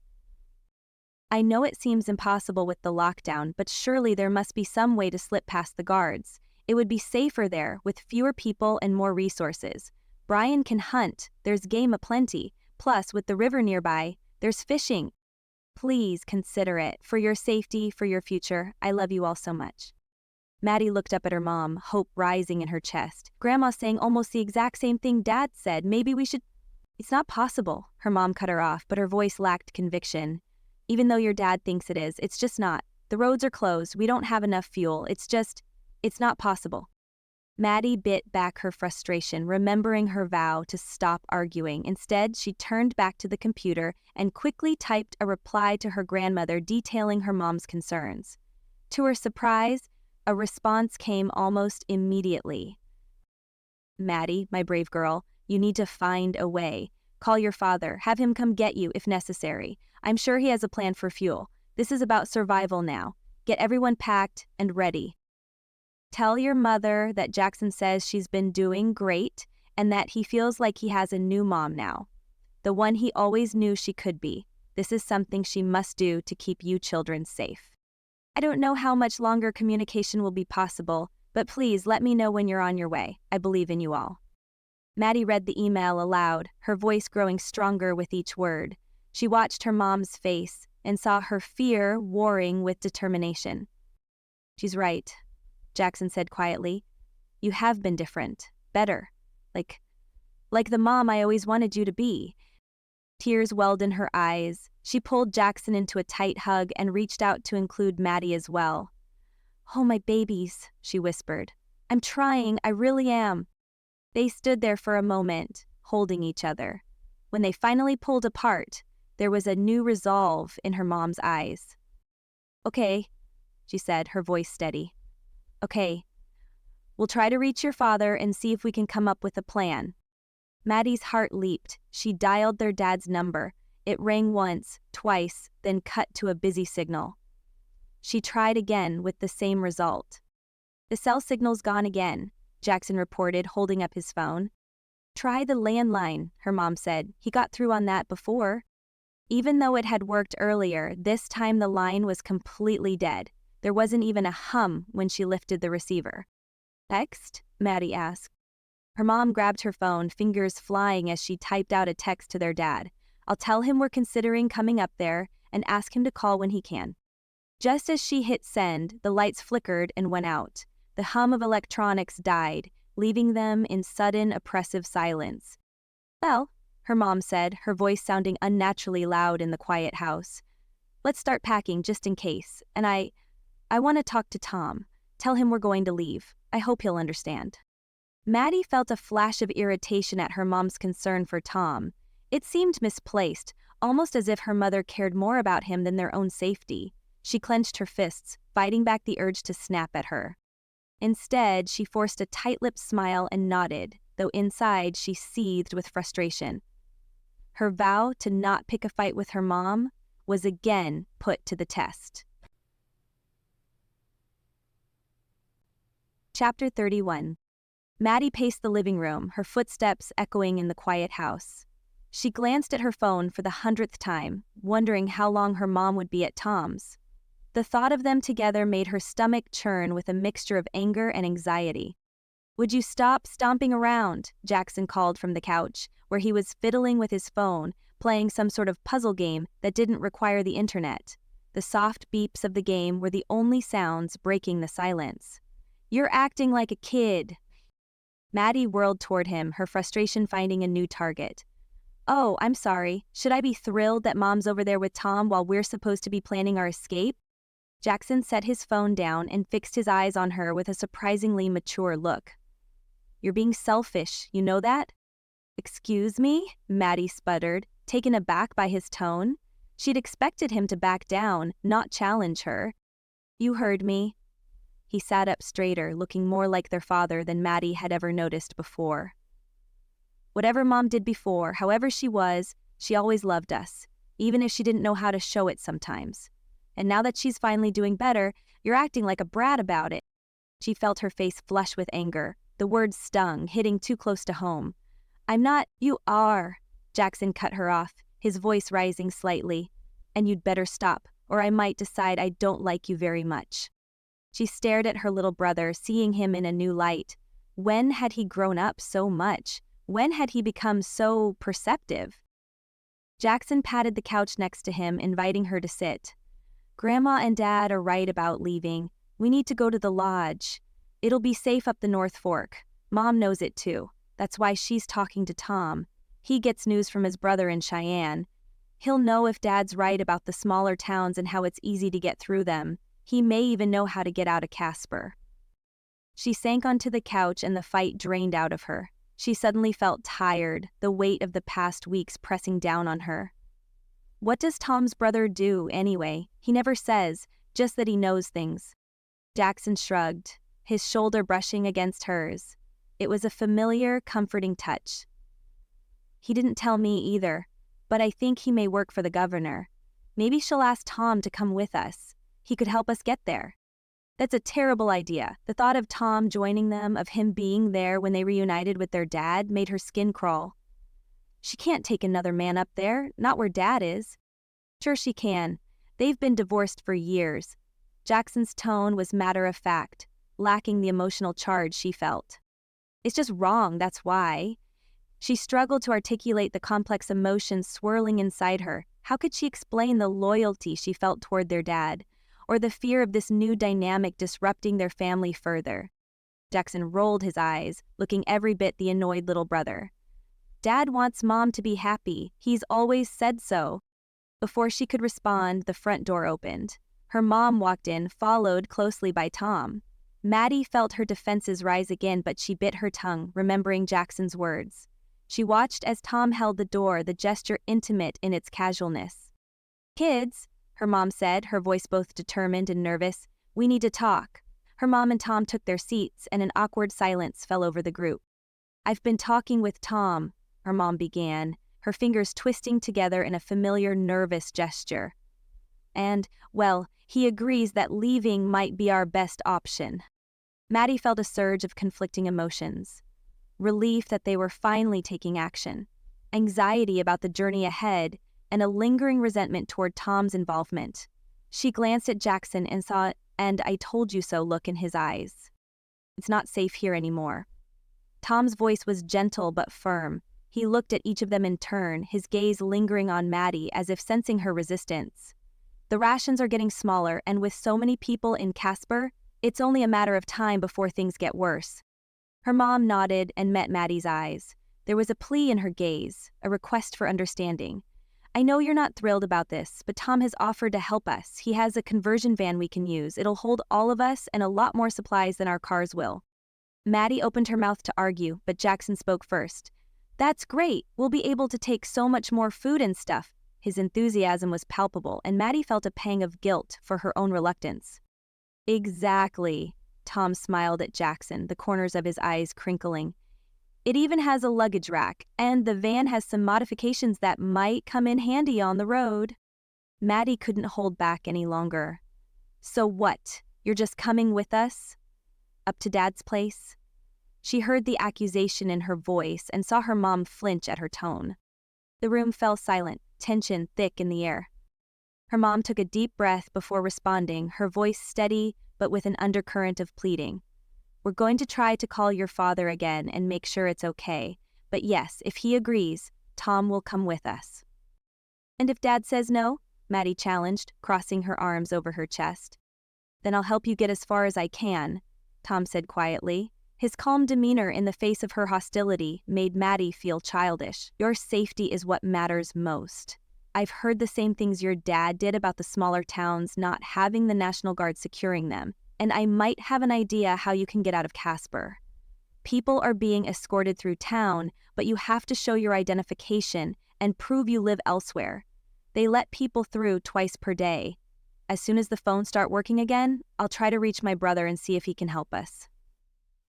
Maddie's anger deflated, replaced by a confusing mixture of gratitude and uncertainty. She looked at her mom, saw the hope and fear battling in her eyes, and made a decision. It wasn't easy, but she knew it was necessary. "Do you think he can?" "Maybe. If the plan I'm working on is possible, he'll know how to help us." "Okay," she said softly as she uncrossed her arms. If this is what we're doing, then I'm in, all the way." The relief on her mom's face was evident. She moved to Maddie and pulled her into a tight hug, whispering, "Thank you, sweetheart. We're going to get through this together." As they broke apart, Jackson piped up, "So, when do we leave?" "As soon as we can reach your father and figure out a way to get out of town," her mom replied, running a hand through her hair. They spent the next hour trying to get through on the phones. Tom and her mom took turns dialing while Maddie and Jackson attempted texts, only to get a failure to send notice. The internet was still out. Nothing seemed to work. The atmosphere grew more tense with each failed attempt. "The cell towers must be down again," Tom muttered. He paced the room, phone in hand, trying to find even a single bar of signal. "My phone's dying," Jackson added, tossing it aside with a sigh. "You can charge it in the car," his mom offered. A knot of anxiety formed in Maddie's stomach. The reality of their situation was sinking in, bringing with it a host of new fears. What if we can't reach him? What if we get all the way there and he's not? "Don't think like that," her mom said firmly, though Maddie could see the worry in her eyes. "We'll keep trying, and if we can't reach him, we'll figure something out." As the evening wore on, they began the task of gathering supplies. Tom's van was indeed spacious, and they were able to pack far more than Maddie had initially thought possible. She watched as Tom efficiently organized the space, his experience with the vehicle evident in every move. "We'll empty the fuel from all the cars," Tom explained as they worked, wiping sweat from his brow. "I've got some gas cans we can strap on the luggage rack. Every little bit will help." As Maddie helped load boxes of canned goods into the van, Jackson nudged her side. "Told you so," he whispered with a smug grin on his face. "Told me what?" she hissed back, though she couldn't muster any real annoyance. That Mom would figure it out, that Tom would help. She rolled her eyes, but she couldn't help the small smile that tugged at her lips. Yeah. When did you get so smart, anyway? Jackson shrugged, his grin widening. Someone has to be the mature one around here. She snorted and gave him a playful shove. For a moment it felt like old times. Just her and her annoying little brother teasing each other like the world hadn't fallen apart around them. As night fell, they gathered in the living room. They'd packed almost all the food from the pantry. They planned to empty Tom's pantry and take it too, provided he was invited to go. He'd brought over another frozen dinner, this time enchiladas, cooking it on the grill. With the power out, the house felt off, so they ate on the deck. "I hope the power comes back soon," Tom said. "I've got more in the freezer. I've been running the generator to keep it frozen, but I'm almost out of fuel, except for what we set aside for the cars. If things are still frozen solid, we can put everything in coolers to take with us." "We'll keep trying the phones," her mom said, her voice tinged with worry. She sat on the couch, Tom beside her, their shoulders touching. "If we still can't get through, we'll have to make a decision." "About whether to go without talking to Dad first?" Maddie asked, voicing the concern they all shared. Her mom nodded, her eyes distant. "It isn't ideal, but we might not have a choice. The longer we wait, the more dangerous it gets," Tom finished for her. His hand found her mom's and he gave it a reassuring squeeze. They sat in silence for a moment. Finally, Jackson spoke up, his voice small but determined. "We'll be okay, right? As long as we're together?" Their mom wrapped an arm around his shoulders. "That's right, honey. We've got each other. That's what matters most." Maddie watched them, feeling a complex mix of emotions. Part of her still rebelled against this new family dynamic, against Tom's presence in their lives. But a larger part recognized the truth in Jackson's words from earlier. Their mom was trying, really trying, to do what was best for them. After a rather quiet dinner, Tom said his goodbyes. "I'm exhausted," her mom said after closing the door behind Tom. "I'm going to bed."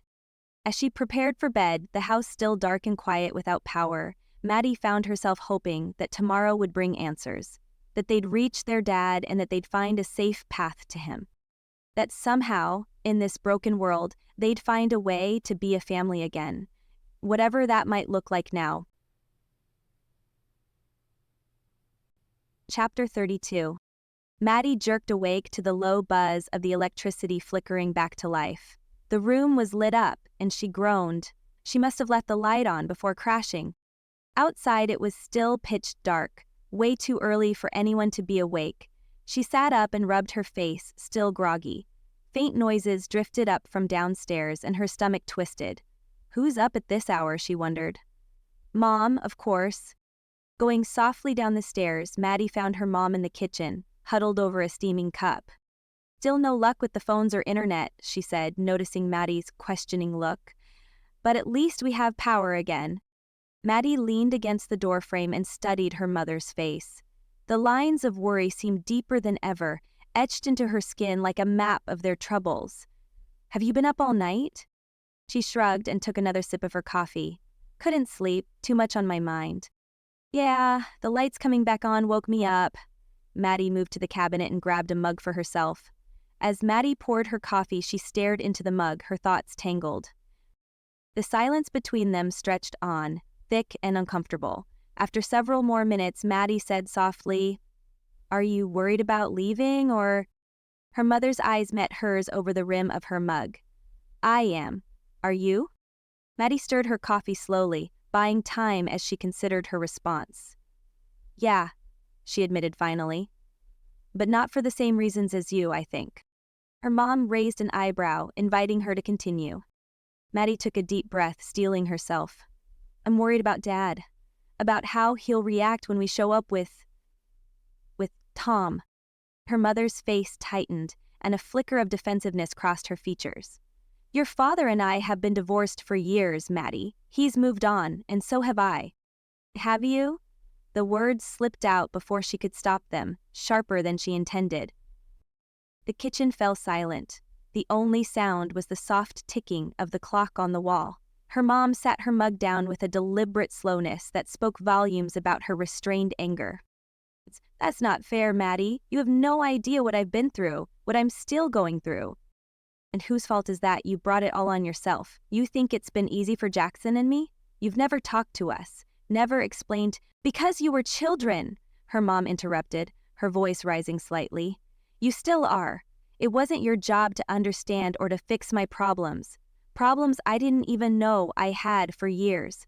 I always knew there was something different about me, but I had no idea I was sick. Mentally ill. No, it was just our job to live with those problems, with your supposed illness, Maddie shot back, immediately regretting her words as she saw the hurt flash across her mother's face. Her mom turned away, her shoulders slumping. I've made mistakes, Maddie, so many mistakes, but everything I've done, everything I'm doing now is to try to make things better, for you and Jackson. The anger drained out of Maddie, leaving her feeling hollow and tired. She moved closer to her mom and hesitantly placed a hand on her arm. I know, Mom, I know you're trying, it's a lot to process. Her mother turned back to her, eyes glistening with unshed tears. I'm scared too, you know. Scared of leaving, scared of facing your father, scared of what might happen if we stay. But we have to do something, Maddie. We can't just wait for things to get worse. Maddie nodded, feeling the truth of her mother's words. She thought about Jackson, still sleeping upstairs, blissfully unaware of the tension between them. She thought about her dad, waiting for them in the lodge up the North Fork, unaware of the changes heading his way. I'm sorry, Maddie said softly. I shouldn't have said those things. I know you're doing your best. Her mom pulled her into a tight hug, and for a moment, Maddie felt like a little girl, like the little girl she'd always wished she could be, safe in her mother's arms. I'm sorry too, sweetie, for everything. As they pulled apart, Maddie silently renewed her vow. No more arguments and no more pushing back against her mom's decisions. Whatever lay ahead, they needed to face it as a united front. So, Maddie said, forcing a lightness into her tone, what's the plan for today? Her mom smiled, a genuine smile that reached her eyes. We pack, we prepare, and we pray. Either the phones start working or the internet comes back so we can let your father know we're coming. Sounds like a plan. I'll start breakfast if you want to grab a shower. Take advantage of it while the power is on and everything is working. As her mom headed upstairs, Maddie pulled out pans and ingredients. They'd packed most of the food yesterday, but they'd left out a package of pancake mix for breakfast this morning, along with a partially empty bag of chocolate chips. Chocolate chip pancakes sounded delicious. The sun was just beginning to peek over the horizon, painting the sky in shades of pink and gold. A new day was dawning, bringing with it the promise of change and the hope of a fresh start. It wasn't long before her mom returned. The exhaustion was still evident in her eyes, but she appeared more refreshed. Jackson was behind her, waving his tablet. Still no internet, and I haven't heard from Eddie in forever. I want to tell him we're leaving. Did you notice the date? The date, Maddie said in a mocking tone. He stuck his tongue out at her before turning to their mother. It's the 4th of July, Independence Day, you know, barbecues, fireworks and stuff. Her mom gave a sad smile and a shake of her head. If only things were still that simple. Maybe, if the power stays on, we can watch the movie? The one about the aliens attacking on the 4th of July. Grandma has it on DVD. I do love the end where the pilot tells the aliens he's back, her mom snickered. I like the president's speech. Jackson grabbed the bottle of syrup and moved it to his mouth like a microphone. We're fighting to be free, not from mean, brain-sucking aliens who blow things up, but from innocent-looking folks who suddenly start humming and then blow things up. We're fighting to keep on living, to leave the city and go to the country. And if we win today, the 4th of July won't just be an American holiday anymore. It'll be the day the whole world said together, we're not afraid of your songs. We won't let you beat us with golf clubs. We're going to show you we're going to survive. Today, we celebrate our Independence Day. Maddie shook her head and whispered, dork, with a wide smile on her face. Their mom clapped. Bravo! Bravo! Jackson took a bow, then poured syrup on his pancakes. Thank you, thank you. I'll be here all week. Maddie giggled. Or at least until the syrup runs out. Their mom's smile faded slightly, and she glanced out the window, the laughter momentarily eclipsed by the reminder of their reality. All right, eat up, everyone. We've got a long day ahead of us. Jackson's grin faltered, but he quickly recovered and looked at Maddie. Last one done eating washes the dishes? Loser washes everything, she replied, her eyes sparkling. Deal, Jackson said as he shoveled pancakes into his mouth. For a brief moment, the worries outside the walls of their home seemed a little less daunting, replaced by the warmth of family and the simple joys of a morning breakfast. The day unfolded in a flurry of activity. Boxes were packed, decisions were made about what to take and what to leave behind. Food, toiletries, and heavy-duty clothes would be needed at the lodge. While they had electricity there, in most of the cabins, the main lodge also had a whole building generator, along with a solar electrical system. Jackson suggested they bring the DVD player and all of Grandma B's DVDs too. Her mom didn't want to waste the limited space they had on movies. I'm sure your grandparents have movies. Don't they keep a stash of books, games, and movies for their guests? They do, Maddie agreed. But not the same ones Grandma B has, Jackson added. Go ahead and grab some. You can use that small box. She pointed to a mid-sized box. We should bring some of Grandma's books too. She'll go straight there. As soon as she can get out of Alaska, she'll want to have books. Jackson was probably right about that. Their grandma loved to read. Even more than watching movies, she read. Usually she used her e-reader, but she kept her favorite books in paperback too, saying she needed backups in case her battery was dead or the e-book broke. Tears filled their mom's eyes. When your grandma is able to get out of Alaska, she'll appreciate having a few of her favorites. That's good thinking, Jackson. Maddie, like her mom, knew the chances of her grandma making it to the lodge were slim. Beyond slim, practically non-existent. She'd be stuck in Alaska until the situation with the Starbrights was figured out and stopped. How that was going to happen, Maddie did not know. In the early days, the president and his medical advisors held regular press conferences. Now, they were suspiciously silent on the entire thing. They'd even stopped mentioning a vaccine or how they thought the illness was being spread. The official silence was concerning. As the packing continued, Maddie found herself lost in thought. She recalled a few summers ago when she and Jackson had gone up to the lodge. Grandpa Dick and Grandma Ruth had only bought the lodge the previous year, just before hunting season. While it had been sold as a turnkey operation, they'd planned many upgrades and improvements which they'd begun over the winter. Grandma B had driven them up and, at her dad's invitation, stayed a couple of days. Maddie's mom was in treatment then at an inpatient facility after she stopped her meds and went on a binge. Again. Being at the lodge was nearly perfect. It had been a simpler time, filled with hikes, fishing, and stories by the campfire. Her dad had always known how to make them laugh, even when things got tough. Hey, remember that summer at the lodge when Grandpa Dick tried to teach us how to fish? Maddie asked, smiling at the memory. He ended up catching his own hat instead of a fish. Jackson laughed. Yeah, and then he blamed it on the legendary hat-stealing trout. He kept that story going all summer. Their mom chuckled, a soft, bittersweet sound. Your grandfather always did have a way of turning mishaps into adventures. Grandma B got a kick out of retelling that story. Do you think there will be times like that when we go up there now? Will things be closer to normal? Can we enjoy things like fishing, or will it only be for survival? Her mom sighed as she folded a sweater and placed it in a box.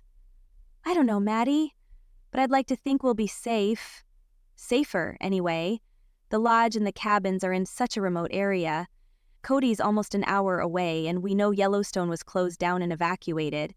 There's nothing else around, so... Besides, we don't have many options left. The hours slipped by as they packed, each item a piece of their lives being carefully wrapped and tucked away. When lunchtime rolled around, Maddie's stomach growled loudly, breaking the silence. How about a break? I'm starving. Her mom wiped her forehead with the back of her hand. Sounds good. I left out some soup, a mixture of single cans. Should I mix them all together into, well, something that may be interesting, or should we heat each can individually? There's 4 cans, Jackson said, pointing to the counter.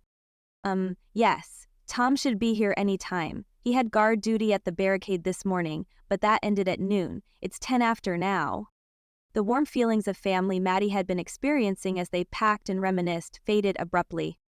She knew her mom wanted Tom to go with them, but even though they'd tried calling and texting many times, plus checked the internet to see if it was working, They hadn't been able to reach her dad to make sure bringing Tom along would be okay. Maddie thought it was a bad idea, but she knew she was outvoted. Maddie's smile wavered and the earlier laughter was replaced by awkward glances. She took a deep breath and plastered on a forced smile, trying to bridge the gap. Let's just mix them all together. Might be fun to see what we end up with. Jackson gave a half-hearted chuckle. Soup roulette. Sounds adventurous. Their mom nodded, trying to keep the mood light. All right then, soup roulette it is. As they opened the cans and poured the contents into a pot, Maddie glanced out the window, the sky now overcast and gray. The sense of impending change loomed over them, a constant reminder of the uncertainty ahead. Chapter 33. The aroma of their experimental soup roulette wafted through the kitchen as Maddie stirred the peculiar concoction. It was a medley of vegetables, pasta, and various broths swirled together, creating an oddly enticing scent. The doorbell cut through the simmering sounds, prompting her mom to hurry toward the entrance, her fingers combing through her hair in a last-minute attempt at tidiness. Maddie couldn't help but roll her eyes as she heard Tom's voice drift in from the entryway, its familiar timbre tinged with an eagerness that grated on her nerves. "I hope I'm not too late for lunch," Tom said, his easy smile visible as he entered the kitchen. He wore a plaid button-down shirt tucked into well-worn jeans, looking every bit the friendly neighbor he'd become. "Your timing is perfect," her mom replied, her voice a touch too cheerful for Maddie's liking. "We're having a unique soup today." Tom raised an eyebrow and peered into the pot with genuine curiosity. "Looks interesting. What do you call this culinary creation?" "Soup roulette," Jackson said, grinning from ear to ear. "We mix 4 single cans together. It's like a flavor adventure in every spoonful." "Adventurers indeed," Tom chuckled and settled into a chair at the table. "I'm always up for a good food experiment." Maddie ladled the soup into bowls, trying to ignore the awkward energy permeating the room. The soup was a bizarre mixture of colors and textures. Chunks of chicken, beans, and vegetables floated alongside noodles and pieces of tomato. As they ate, the conversation felt forced, each of them searching for safe topics that wouldn't stir up the underlying tension. "So, how was guard duty?" Maddie asked, breaking a silence that had stretched a bit too long. She stirred her soup, watching the various ingredients swirl together. It certainly didn't look very appealing, but the taste wasn't too bad. Tom swallowed a spoonful before answering, his expression thoughtful. "Quiet, thankfully. No incidents to report. People seem to be hunkering down and staying out of sight." Her mom's eyes darted between Tom and her children. "That's good to hear. We made a lot of progress with the packing today. It's amazing how much stuff you accumulate over the years. We're bringing a few things for my mom, too." She pointed to the boxes marked B, which held not only books but practical shoes and clothing, along with keepsakes and photos. "We'll start loading the SUV after lunch," Maddie declared. "About that," her mom said, setting down her spoon with a soft clink against the bowl. Her voice took on a more serious tone. "Even if we can't reach your father, Tom will be coming with us."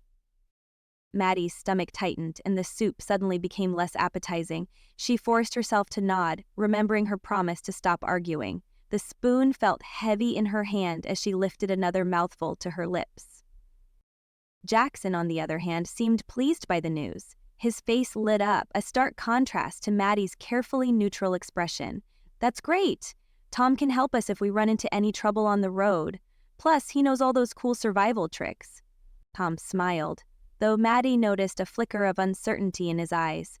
It was brief, but it made her wonder if he was as confident about this arrangement as he appeared. "I'll do my best. I've gone camping quite a bit, but I'm not sure I have survival tricks," he said, his voice warm but with an undercurrent of seriousness. "Most of what I know I learned in video games. Just like you, Jackson. That said, roads might be challenging, but together I think we stand a good chance. We'll make it a convoy."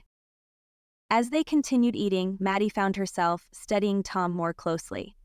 She had to admit, grudgingly, that he had been a stabilizing presence in their lives over the past weeks.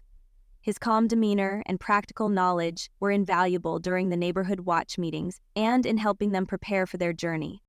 "This soup isn't half bad," Tom commented, scraping the bottom of his bowl. "It's like a culinary tour of your pantry." Jackson laughed. Yeah, who knew chicken noodle and bean with bacon could be friends? As lunch wound down, Tom stood to leave, straightening his collar. I should head home soon to work on my own packing. There's a lot to sort through. Do you need any help? Her mom offered, a little too quickly for Maddie's liking. Tom shook his head, a small smile playing on his lips. I appreciate the offer, but I think I can manage. However, he paused, his eyes brightening with an idea. Why don't you all come over for dinner tonight? We can make an evening of it before we leave in the morning. Her mom agreed enthusiastically, her face lighting up at the idea. That sounds wonderful. What time should we come over? Let's say around 6? That'll give me time to pack and prepare something for us. As they walked Tom to the door, Maddie couldn't help but feel a mixture of emotions. Part of her was grateful for his help and the sense of security he provided, but another part still resented the change he represented in their family dynamic. See you at 6, Tom said, giving them a wave as he headed down the driveway. As Tom disappeared from view, Maddie felt a sudden heaviness in the air. She glanced up and down the street, taking in the profound quiet that had settled over their once bustling neighborhood. Driveways that used to be filled with cars were now empty. The Weber's house across the street, where Charla had attacked her husband just weeks ago, was dark and lifeless. They'd heard Peter Weber had left town a day or so after his wife's death. No one saw him go and didn't even know he'd gone until Elliot Blackwell and a few others broke down his door, fearing the worst. They were relieved to find the home abandoned. Food and useful supplies were organized and even passed around. Maddie's family received a small grocery bag. She crinkled her brow. In fact, she thought one of the cans of soup they'd eaten today may have been part of that allotment. It's so strange, Jackson murmured, following Maddie's gaze. Remember when we used to have block parties every summer? Now it's like a ghost town. Their mom placed a hand on each of their shoulders, her touch gentle but firm. Things change, but we adapt. That's what we're doing now. As soon as the door closed, her mom turned to them, her eyes shining with a determination Maddie hadn't seen in years. All right, team, we've got a few hours to finish packing and tidying up. Let's make the most of it. The afternoon passed in a whirlwind of activity. Maddie found herself moving from room to room, helping Jackson sort through his belongings and assisting her mom with the shared spaces. The atmosphere was charged with a mixture of tension and unexpected moments of levity. Their main goal was to take things that could be of use in their life up at the lodge. The challenge was that they didn't exactly know what that life would hold. Hey, remember this? Jackson held up a battered Monopoly box. Remember how Grandma B always let us team up against her? Maddie couldn't help but smile at the memory. Yeah, and she'd still managed to bankrupt us both. Their mom paused in her sorting and a wistful expression crossed her face. My mom always did have a knack for strategy games. Maybe we should bring it along. The moment hung in the air, fragile and bittersweet. Maddie felt a pang of guilt for her earlier resentment. Despite everything, they were still a family, trying their best to navigate an impossible situation. As they worked, Maddie found herself studying her mom and brother more closely. Jackson, usually so carefree, moved with a new sense of purpose. He carefully packed his favorite books and games, occasionally asking for advice on what was truly necessary. Her mom seemed to be drawing strength from the task at hand. Her movements were decisive, her instructions clear. It was as if the act of preparing for their journey had awakened something in her, a resilience Maddie had almost forgotten existed. Eventually, Maddie found herself in her room, sorting through the remnants of her childhood. Each item sparked a memory. The stuffed bear her dad won at a carnival, the friendship bracelet from her best friend in elementary school, the dog-eared copy of her favorite book about a boy who survived a plane crash. She hadn't read it in years but remembered it had some excellent survival tips in it. She'd bring it along just in case there were tips in there that could help them. As she packed, her mind wandered to the uncertain future ahead. The thought of leaving behind everything she'd ever known filled her with a mixture of fear and strange excitement. She thought about Tom joining them on their journey, and her stomach twisted with conflicting emotions. On one hand, she couldn't deny that his presence made her feel safer. He had been a steady, calming influence over the past weeks. But on the other hand, the thought of him potentially becoming a permanent part of their family made her uneasy. What will Dad think? And Grandpa Dick, how will this change the dynamic between all of us? Those thoughts swirled in her mind, leaving her feeling unsettled and torn. She wanted to be supportive of her mom, to be the mature, understanding daughter. But a part of her still clung to the hope of her parents reconciling, of their family being whole again. Tom's presence complicated that dream, and she wasn't sure how to feel about it. "Maddie?" Her mom's voice drifted in from the hallway. "Can I come in?" "Sure," she replied, as she hastily wiped away her tears.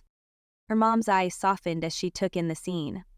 "It's hard, isn't it, deciding what to take and what to leave behind, especially since we have such limited space."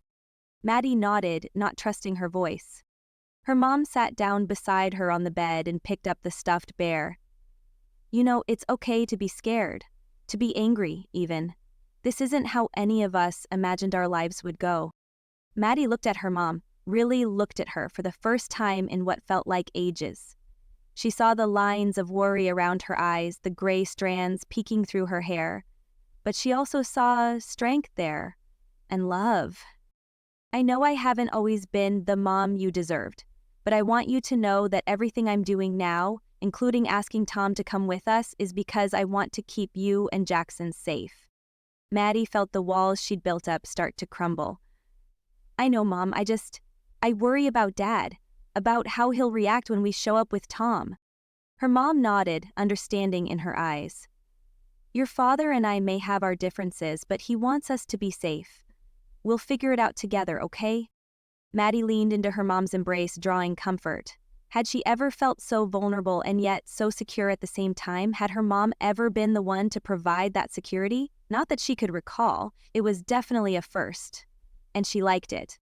As they sat there, surrounded by the remnants of her childhood, she felt a shift in her perspective. The journey ahead was still daunting, the future uncertain, but at that moment, wrapped in her mother's arms, she found a glimmer of hope.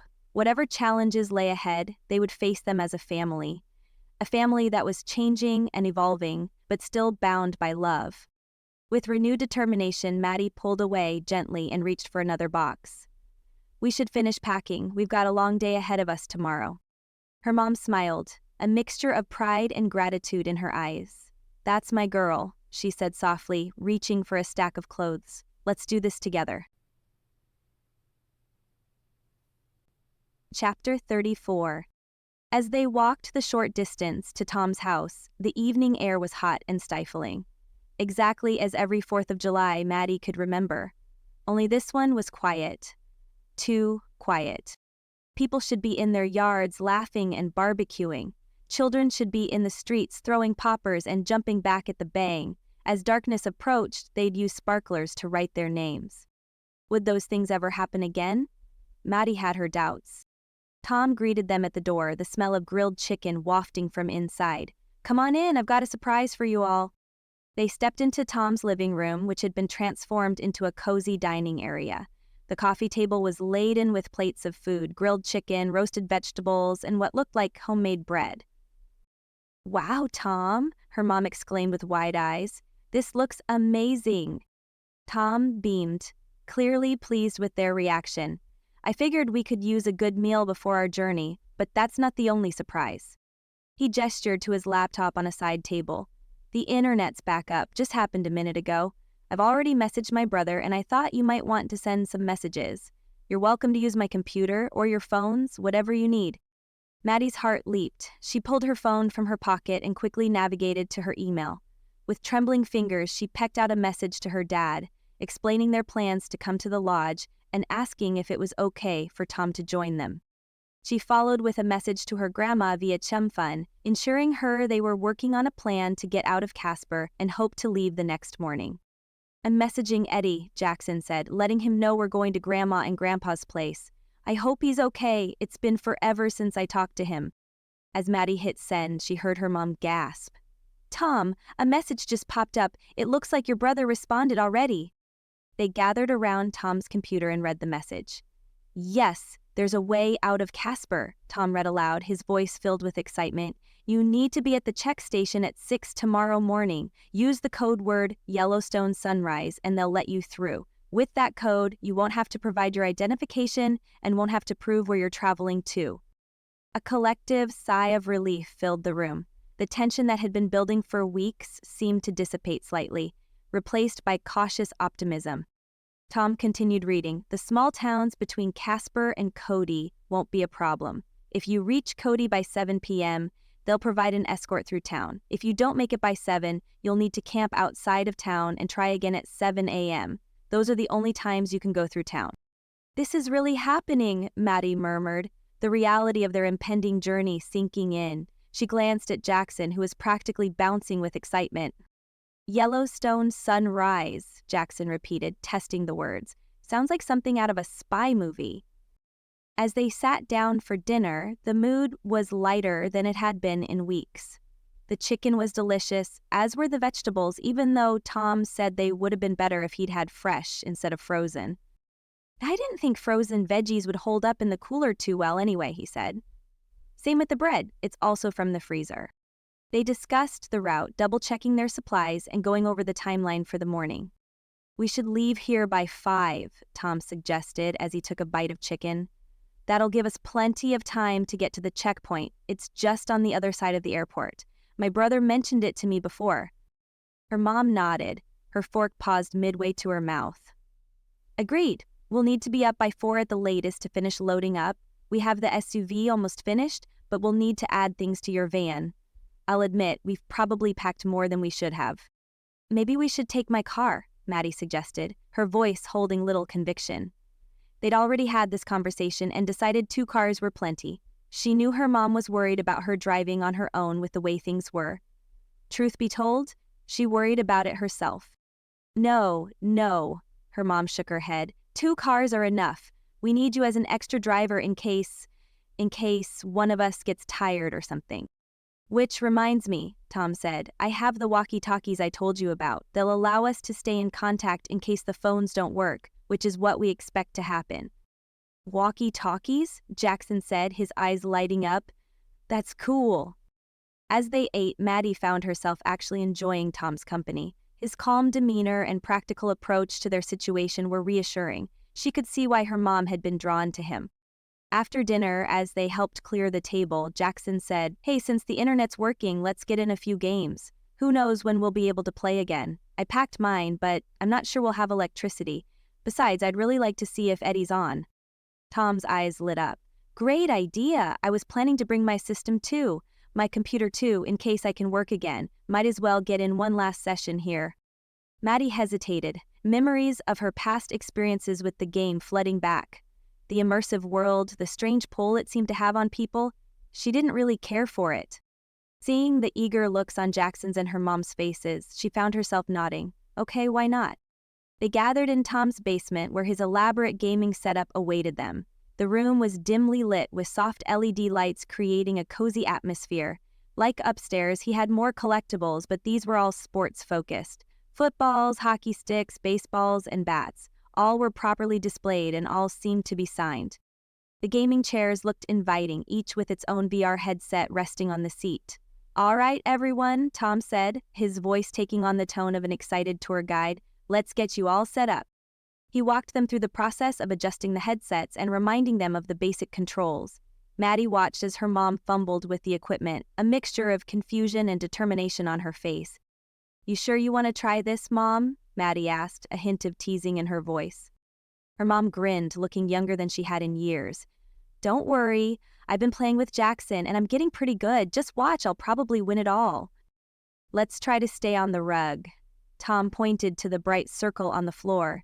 This game is best experienced while standing. Remember, it can be a bit disorienting at first. If you need to take a break, just let me know. Maddie took a deep breath as she slipped on the headset. The familiar loading screen appeared, the game's logo floating in a sea of stars. As the world began to materialize around her, she felt excited, yet apprehensive. The game opened in a bustling virtual city, filled with players from around the world. Avatars of all shapes and sizes moved about, some clearly new to the game, others decked out in high-level gear. Wow.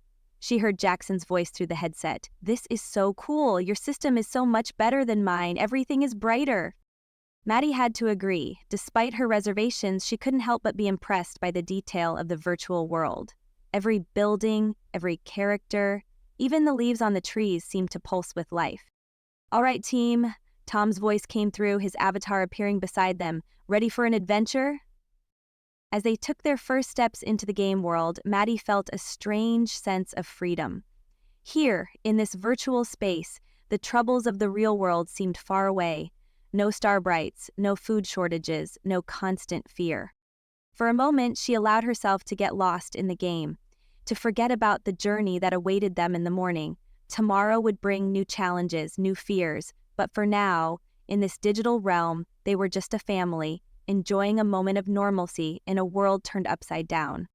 As they embarked on their first quest, Maddie couldn't help but wonder what adventures, both virtual and real, lay ahead of them. The code word Yellowstone Sunrise echoed in her mind, a beacon of hope in the uncertainty that surrounded them. As they navigated through the virtual city, Maddie noticed something peculiar in the corner of her screen. A small glowing symbol caught her attention. She remembered seeing it the first time she'd played, the day Jackson was over at his friend's house and she'd been bored out of her mind. So bored she decided a video game would help pass the time. That was the same day the explosion took out her mom's work, and Casper, the entire world, began its downward spiral.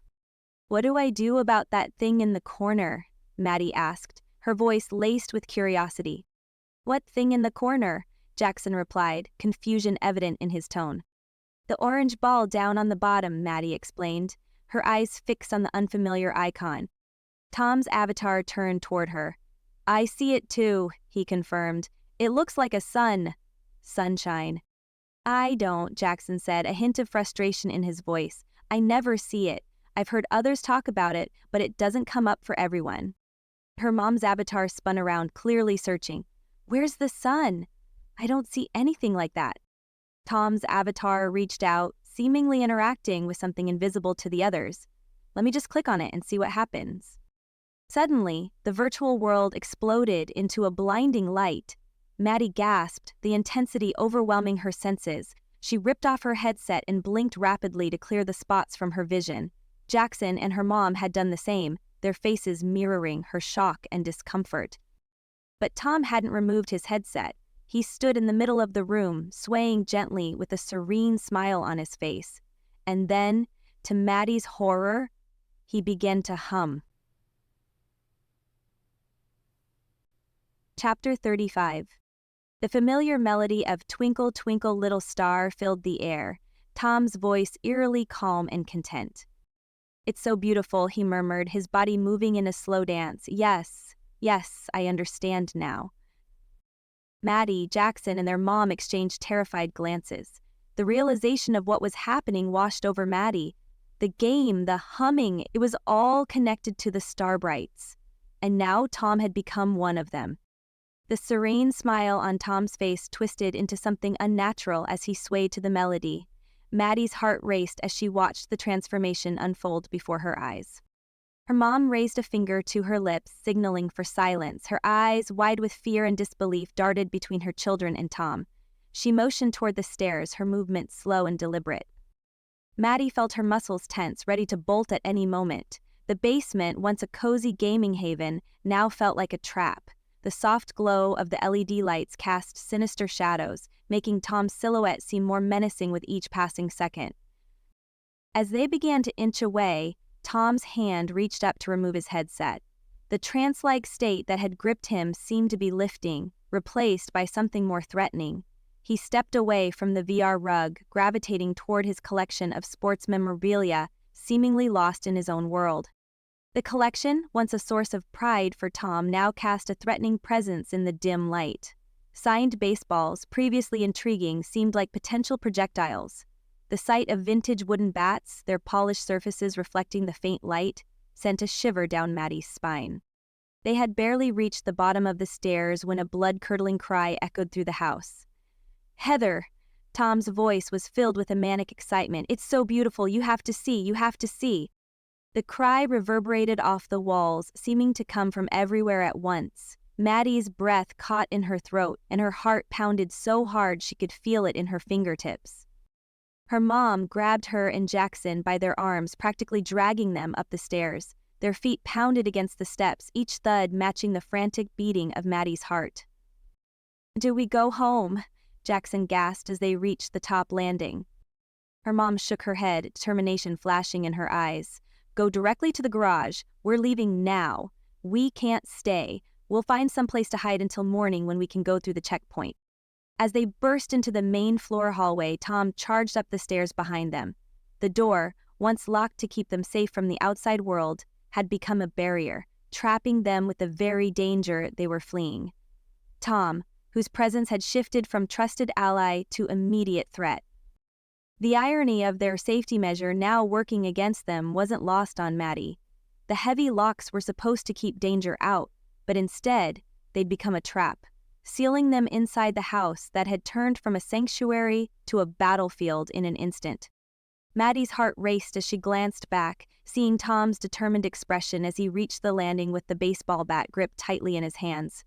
The bat, usually a symbol of leisure and sport, now seemed menacing in the dim light of the staircase, its polished wood catching glints of light. She could almost make out the signature on it. Was it the one he said he'd gotten at a Dodgers game? Maddie's thoughts flashed to Tom's animated tales of getting it signed, memories that now seemed distant, belonging to another lifetime. He swung the bat casually at his side, a smile playing on his lips. She exchanged a quick glance with her mom, their fear reflected in each other's eyes. The air around them felt charged with tension, the hallway suddenly feeling claustrophobic as Tom's presence loomed over them like a shadow. "Heather, honey," Tom called out, his voice calm, "you didn't really think you could leave without me, did you?" Maddie froze. She exchanged a quick, uneasy glance with her mom, who stood beside her, eyes wide with fear. Tom's calm demeanor sent a shiver down Maddie's spine, the baseball bat in his hand now seeming like a weapon poised to strike. The disconnect between Tom's soothing tone and the menace in his eyes made Maddie's skin crawl. It was as if two different people were occupying the same body, battling for control. Her mom took a step forward and placed herself between Tom and them, her voice shaky but determined. "Tom, please!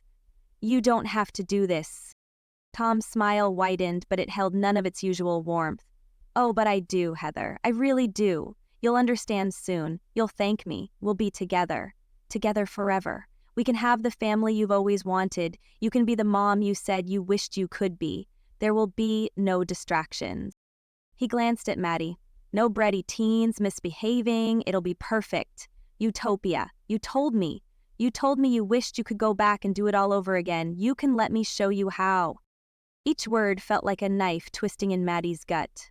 The intimate knowledge Tom possessed, and the secrets her mother had shared, were now weaponized against them. Maddie's mind raced as she tried to make sense of what was happening. It didn't feel real. The way he was playing the game one minute, happy, kind, helpful Tom, a neighbor they trusted, now, his presence filled the hallway with an unsettling tension, turning their safe haven into a trap. He was a star bright. "Tom," Jackson's voice quivered from behind Maddie. "What are you doing?" Tom's gaze flicked to Jackson, his expression momentarily softening before hardening again. "Just making sure no one leaves without me," he replied casually, as if discussing the weather. "We're gonna be a family, a loving family, a family where you can call her," he pointed at Heather, "where you can call her mom. That's what she wants, you know. She wants you to call her mom, to allow her to hug you and tell you bedtime stories, to share in your life." The words landed hard, rattling Maddie to her core. The betrayal in her mother's eyes, the hurt on Jackson's face. It was all too much. The family dynamics they'd struggled with for so long were being laid bare in this moment of crisis, adding another layer of pain to an already unbearable situation. "Tom," her mom hissed out his name, "please, I told you about those things in confidence." Maddie's thoughts raced. They needed a plan, an escape route. The hallway stretched ahead, seemingly endless, and Tom stood between them and the front door. She glanced at her mom, silently urging her to do something, to find a way out of this nightmare. Maddie's eyes darted around, cataloging potential weapons. A vase on a side table, a framed photo that could be used as a shield. Her mind whirred with desperate possibilities. "We can talk about this," her mom pleaded, her voice trembling. "We can figure this out, Tom, please." But Tom shook his head, the smile never leaving his face. "No more talking, Heather. It's time for action. It's time to be the family you've always wanted." Tom took a step forward. The haunting melody of Twinkle, Twinkle, Little Star filled the air as Tom advanced, the bat swinging lazily at his side. The nursery rhyme, once innocent and comforting, now felt like a twisted mockery of childhood. Each note seemed to hang in the air, building a suffocating atmosphere of dread. Her mom stepped forward, her hands raised in a placating gesture. "Tom, please," she pleaded, her voice trembling. "This isn't you. Remember us. Remember what we have, the relationship we're building. We can start a new life, away from here, away from this trouble." For a moment, Tom's advance slowed, and a flicker of recognition crossed his face. I'm falling in love with you," her mom continued, her voice barely above a whisper. "I do want to be a family with you, but it has to be the normal way, not whatever it is you have in mind, whatever they want you to do." Maddie felt a surge of conflicting emotions at her mother's words. There was hope that Tom might be reached, along with fear of what might happen if he wasn't, and a pang of something else. Jealousy? Betrayal? The complexity of their family dynamics seemed to crystallize in this moment of crisis. Tom's grip on the bat loosened, but it was short-lived. "Not they, Heather, not they. It is one, just one. The one who knows what is best for us." In an instant, Tom's features twisted back into that terrifying grin, and he lunged forward with shocking speed. Her mom ducked just in time, the bat whistling through the air where her head had been moments before. "Run," she screamed. "Get out through the garage." Time seemed to slow as she turned, her mother's anguished expression searing into her memory. Beside her, Jackson froze, his eyes wide with fear and indecision, his hand gripping the hall table like he wasn't sure whether to keep running or turn back. Her mom was on the ground. Tom stood over her with the bat raised high. Acting on instinct, Maddie grabbed a heavy vase from a nearby table and threw it at Tom. It felt like it weighed a ton in her hands, but once released, it flew straight toward him. The crash against his back was both satisfying and terrifying. The vase shattered on impact, causing Tom to stumble. It gave her mom just enough time to roll away and scramble to her feet. Jackson sprang into action. He darted forward, grabbed a picture frame from the wall, and swung it at Tom's knees. The unexpected attack threw Tom off balance. He toppled backward, and the bat clattered to the floor. Her mom seized the opportunity, snatching up the bat and backing away, her children flanking her on either side. "Tom, please," she tried one last time, her voice breaking. "Don't make us do this." But the man they had known was gone. The thing wearing Tom's face lunged forward, hands outstretched and teeth bared in a snarl. At that moment, Tom ceased to be human in Maddie's eyes. He became something else entirely. A creature of nightmares, driven by an incomprehensible force. Something from the game had changed him, turned him into a killer. What happened next was a blur of movement and sound, the sickening thud of the bat connecting, Jackson's terrified scream, the warm splash of something wet on her face. When it was over, Tom lay still on the floor. The house was quiet. The only sound was their ragged breathing. Her mom dropped the bat, her hands shaking violently as tears ran down her blood-covered face. "We have to go," she said, her voice hollow. "Now!" They stumbled out of the house, the still too warm night air a welcome change to the suffocating atmosphere inside.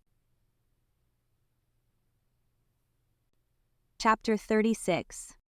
They hustled down the sidewalk, not running but moving fast. Her mom fumbled with the key to their front door, muttering under her breath until it finally opened. "Inside, quickly," her mom hissed, her voice tight with barely contained panic. She ushered them through the front door and locked it behind them with shaking hands. The familiar surroundings of their home felt surreal after what they'd just experienced. The ticking of the grandfather clock in the hallway, usually a comforting sound, now seemed to mock them with its normalcy. "Upstairs, both of you," their mom instructed, her eyes darting nervously to the windows. "Change into your sleeping clothes and wash up." Maddie caught sight of herself in the hallway mirror and gasped. Flecks of blood dotted her face and clothes, a gruesome reminder of the violence they just escaped. She stumbled up the stairs, her legs feeling like lead. In the bathroom, Maddie scrubbed her skin, watching as the water in the sink turned red, then pink. She changed into clean clothes and took her bloodied outfit to the bathroom. She dropped it in the tub and started the water. When she emerged from the bathroom, she found Jackson sitting on the top stair, his face pale and drawn. He'd changed clothes, too, but his hands still bore faint traces of blood. "You okay?" Maddie asked softly, knowing full well that none of them were okay. Jackson shook his head, his eyes distant. "I keep seeing it, Maddie. Tom's face when he changed. It wasn't him anymore." Maddie sat next to her brother and wrapped an arm around his shoulders. She could feel him trembling slightly. "I know," she whispered. "I see it too." He leaned his head against her shoulder. "Did you see her? See what she did? What Mom did to protect us?" Tears filled Maddie's eyes at her brother's words. The fact that he called her Mom, that so rarely happened. "I saw it. She was amazing. Beyond amazing. Do you think..." Did she really tell him those things? About how she wanted to be a better mom? "I think she did. I know she did. He wouldn't have said those things otherwise." They sat in silence for a long time before Maddie asked, "Where are your clothes? I'll add them to the tub to soak with mine, and you should probably wash your hands a little better." After taking care of his clothes and supervising his hand washing, they made their way downstairs, finding their mom in the kitchen. She stood at the sink, scrubbing her hands with such force that her skin was turning red. Tears streamed down her face, mixing with the water. "Mom?" Maddie called out softly. Her mom turned, her eyes wild with a mixture of fear and grief. I killed him," she choked out. "I killed Tom." Maddie rushed forward and enveloped her mother in a tight hug. "You had to, Mom. He would have killed us. He wasn't Tom anymore. He was a star bright." For a moment they stood there, clinging to each other as if their lives depended on it. Then Jackson's voice broke the silence. "I need to call Eddie." Her mom pulled away and wiped her eyes. "What? Why?" Jackson was already pulling out his phone. "He needs to know about the game. He's seen the ball, seen it before in the game. I have to warn him not to click on it." "The ball?" her mom asked, her brow furrowing in confusion. "Didn't you see it?" Maddie asked, remembering the bright orange ball. Only to her, it didn't look like a ball, but a sun. "In the game," Jackson explained, his fingers flying over the phone's screen. "There's this ball that appears sometimes. I've heard of it, but have never seen it. Tom was talking about it." "I saw it," Maddie said with a nod. "You and Mom both asked about it." "Right," Jackson said, his brow furrowed. "The text failed. I'll try calling. I've heard about it before. Some people see it. Tom clicked on it, and then, well, you saw what happened." Good thing Maddie didn't click on it. Their mom's face paled. "So the game is causing this? The Starbrights? Are you sure? I mean, it makes sense." Their mom moved to a kitchen chair. "But how could it happen to so many people? And it's not like they are playing and then, remember? The people at Albertsons didn't have a game up, and the day of the explosions there was a man who worked at the restaurant. He was one of them. He didn't have a VR set with him or anything like that." "Maybe it's long-lasting," Maddie suggested. Jackson nodded grimly. "Eddie's told me about seeing the ball before, but he hasn't clicked on it. I have to make sure he doesn't." They watched anxiously as Jackson tried to make the call, but it wouldn't go through. "I hope the internet's still up," he muttered, switching to a social media app. After a tense moment, Jackson's face lit up. "It's working. He isn't online, but I'll send him a message. He'll get it soon. I hope he does anyway." Maddie and her mom huddled around Jackson, reading over his shoulder as he typed out a frantic message. "Don't click on the ball in the game. It's dangerous. It turns people into star brights. My mom's boyfriend clicked on it and he tried to kill us." Jackson hit send, then said again, "I sure hope he sees this soon." Replaying the events of the game in her mind, a chill ran down Maddie's spine. "Mom, we saw the bright light when Tom clicked on the ball. Do you think, could we be affected too?" The question seemed to suck all the air out of the room. Her mom's face went pale, her eyes widening with horror. I don't know," she whispered. "But we can't take any chances." She cleared her throat. "Tell Eddie not to even play that awful game. I need to talk to his parents. Give them my number and tell them to keep trying." Jackson quickly typed out a message to Eddie, relaying his mom's request. "I wish we could talk to them in person," he said. So do I, their mom agreed. Maddie, send your dad and grandma messages too. Let them know what we know. Tell them to spread the word. Who else can we tell? The neighbors, Jackson said. Her mom's face fell. Yes, we will, but I can't do that tonight. We'll need to let everyone know about Tom. Tomorrow morning, we'll do it first thing. Elliot will probably have an idea of how to get this information out to everyone. I hope so, Jackson muttered. It still doesn't feel real. I played the game so many times. I used to be jealous I never saw the ball. I'm just grateful you didn't, her mom said softly, reaching out for his hand. Jackson took her hand, hesitated, then stepped closer. In an instant, he was wrapped around her, clinging tightly as tears fell. She extended a hand toward Maddie, silently inviting her into the embrace. They remained that way for many minutes until Jackson asked, "Do you think we can stop this?" "I don't know, but we're going to try." She gave them a teary smile. Maddie nodded her agreement, feeling a small sense of accomplishment amid the fear.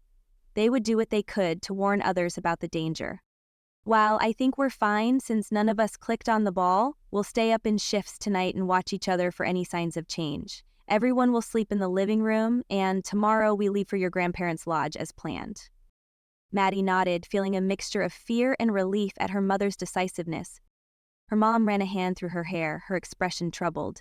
"We'll tell the people stationed at the barricade on our way out of the neighborhood, and we'll tell those at the roadblock on the way out of Casper. I hope the code word truly will allow us to leave Casper." She let out a noisy breath. "We'll worry about all that tomorrow. Right now we need to focus on keeping ourselves safe." "Who do you think the one is?" Maddie asked. Her mom tilted her head and crinkled her forehead. "The one? Remember what Tom said. You asked what they wanted. He said it is one, just one, the one who knows what is best for us." I don't know, I guess whatever happened in the game must have affected his mind. It's not a virus after all," she made a snorting sound. "Not a flu virus anyway, but more like a computer virus that somehow affects humans in the real world. It doesn't even make sense how that could happen. Will they believe us? The people guarding the neighborhood and the town." Her mom's lips went into a tight line. "I don't know. If I wouldn't have seen it myself, I'm not sure I'd believe it." "Maybe they already know," Maddie said. "The doctors, the government. Maybe that's why they've stopped talking about a vaccine. Maybe." "If they already know, why is the game still available?" her mom interrupted. "Surely they'd take it offline and maybe even take down the internet." "Is that why the internet is out so much?" Maddie asked. "Are they trying to take it offline, but the game's creators are fighting it? It must be the creators of the game responsible for this, right?" "Why would they do that?" Jackson's eyes were heavy and dark circles underlined his weary expression. "We'll talk more about this tomorrow," their mom said. "Let's get ready for bed. We'll use the blankets we have piled up to take with us. I'm going upstairs to change into sweats, then I'll take the first watch. I'll wake one of you up when I need to sleep." Jackson nodded, barely able to keep his eyes open as he moved toward the living room sofa. Maddie squeezed his shoulder, sharing a silent understanding. They all needed rest, but the night ahead would be long and uncertain. Chapter 37. The soft glow of pre-dawn light was just beginning to seep through the blinds of the living room when Maddie's phone buzzed insistently. She jolted awake, her heart racing as she fumbled for the device. The events of the previous night came flooding back, and for a moment she was disoriented, unsure of where reality ended and nightmares began.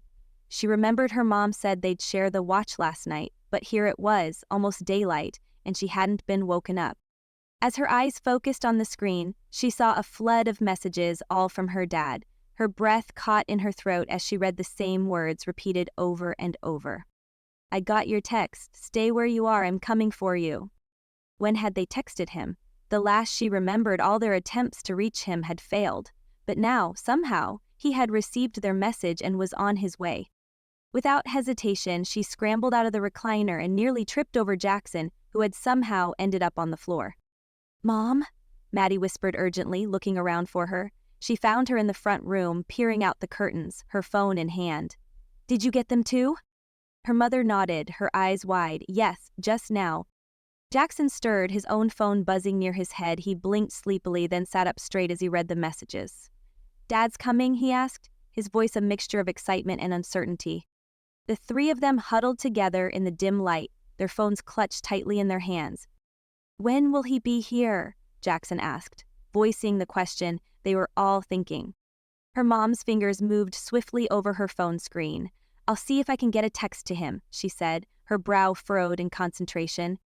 The seconds ticked by, feeling like hours as they waited for a response. Then, suddenly, her mom's phone buzzed. She let out a small gasp as she read the message aloud. "I'm 5 minutes away. See you soon."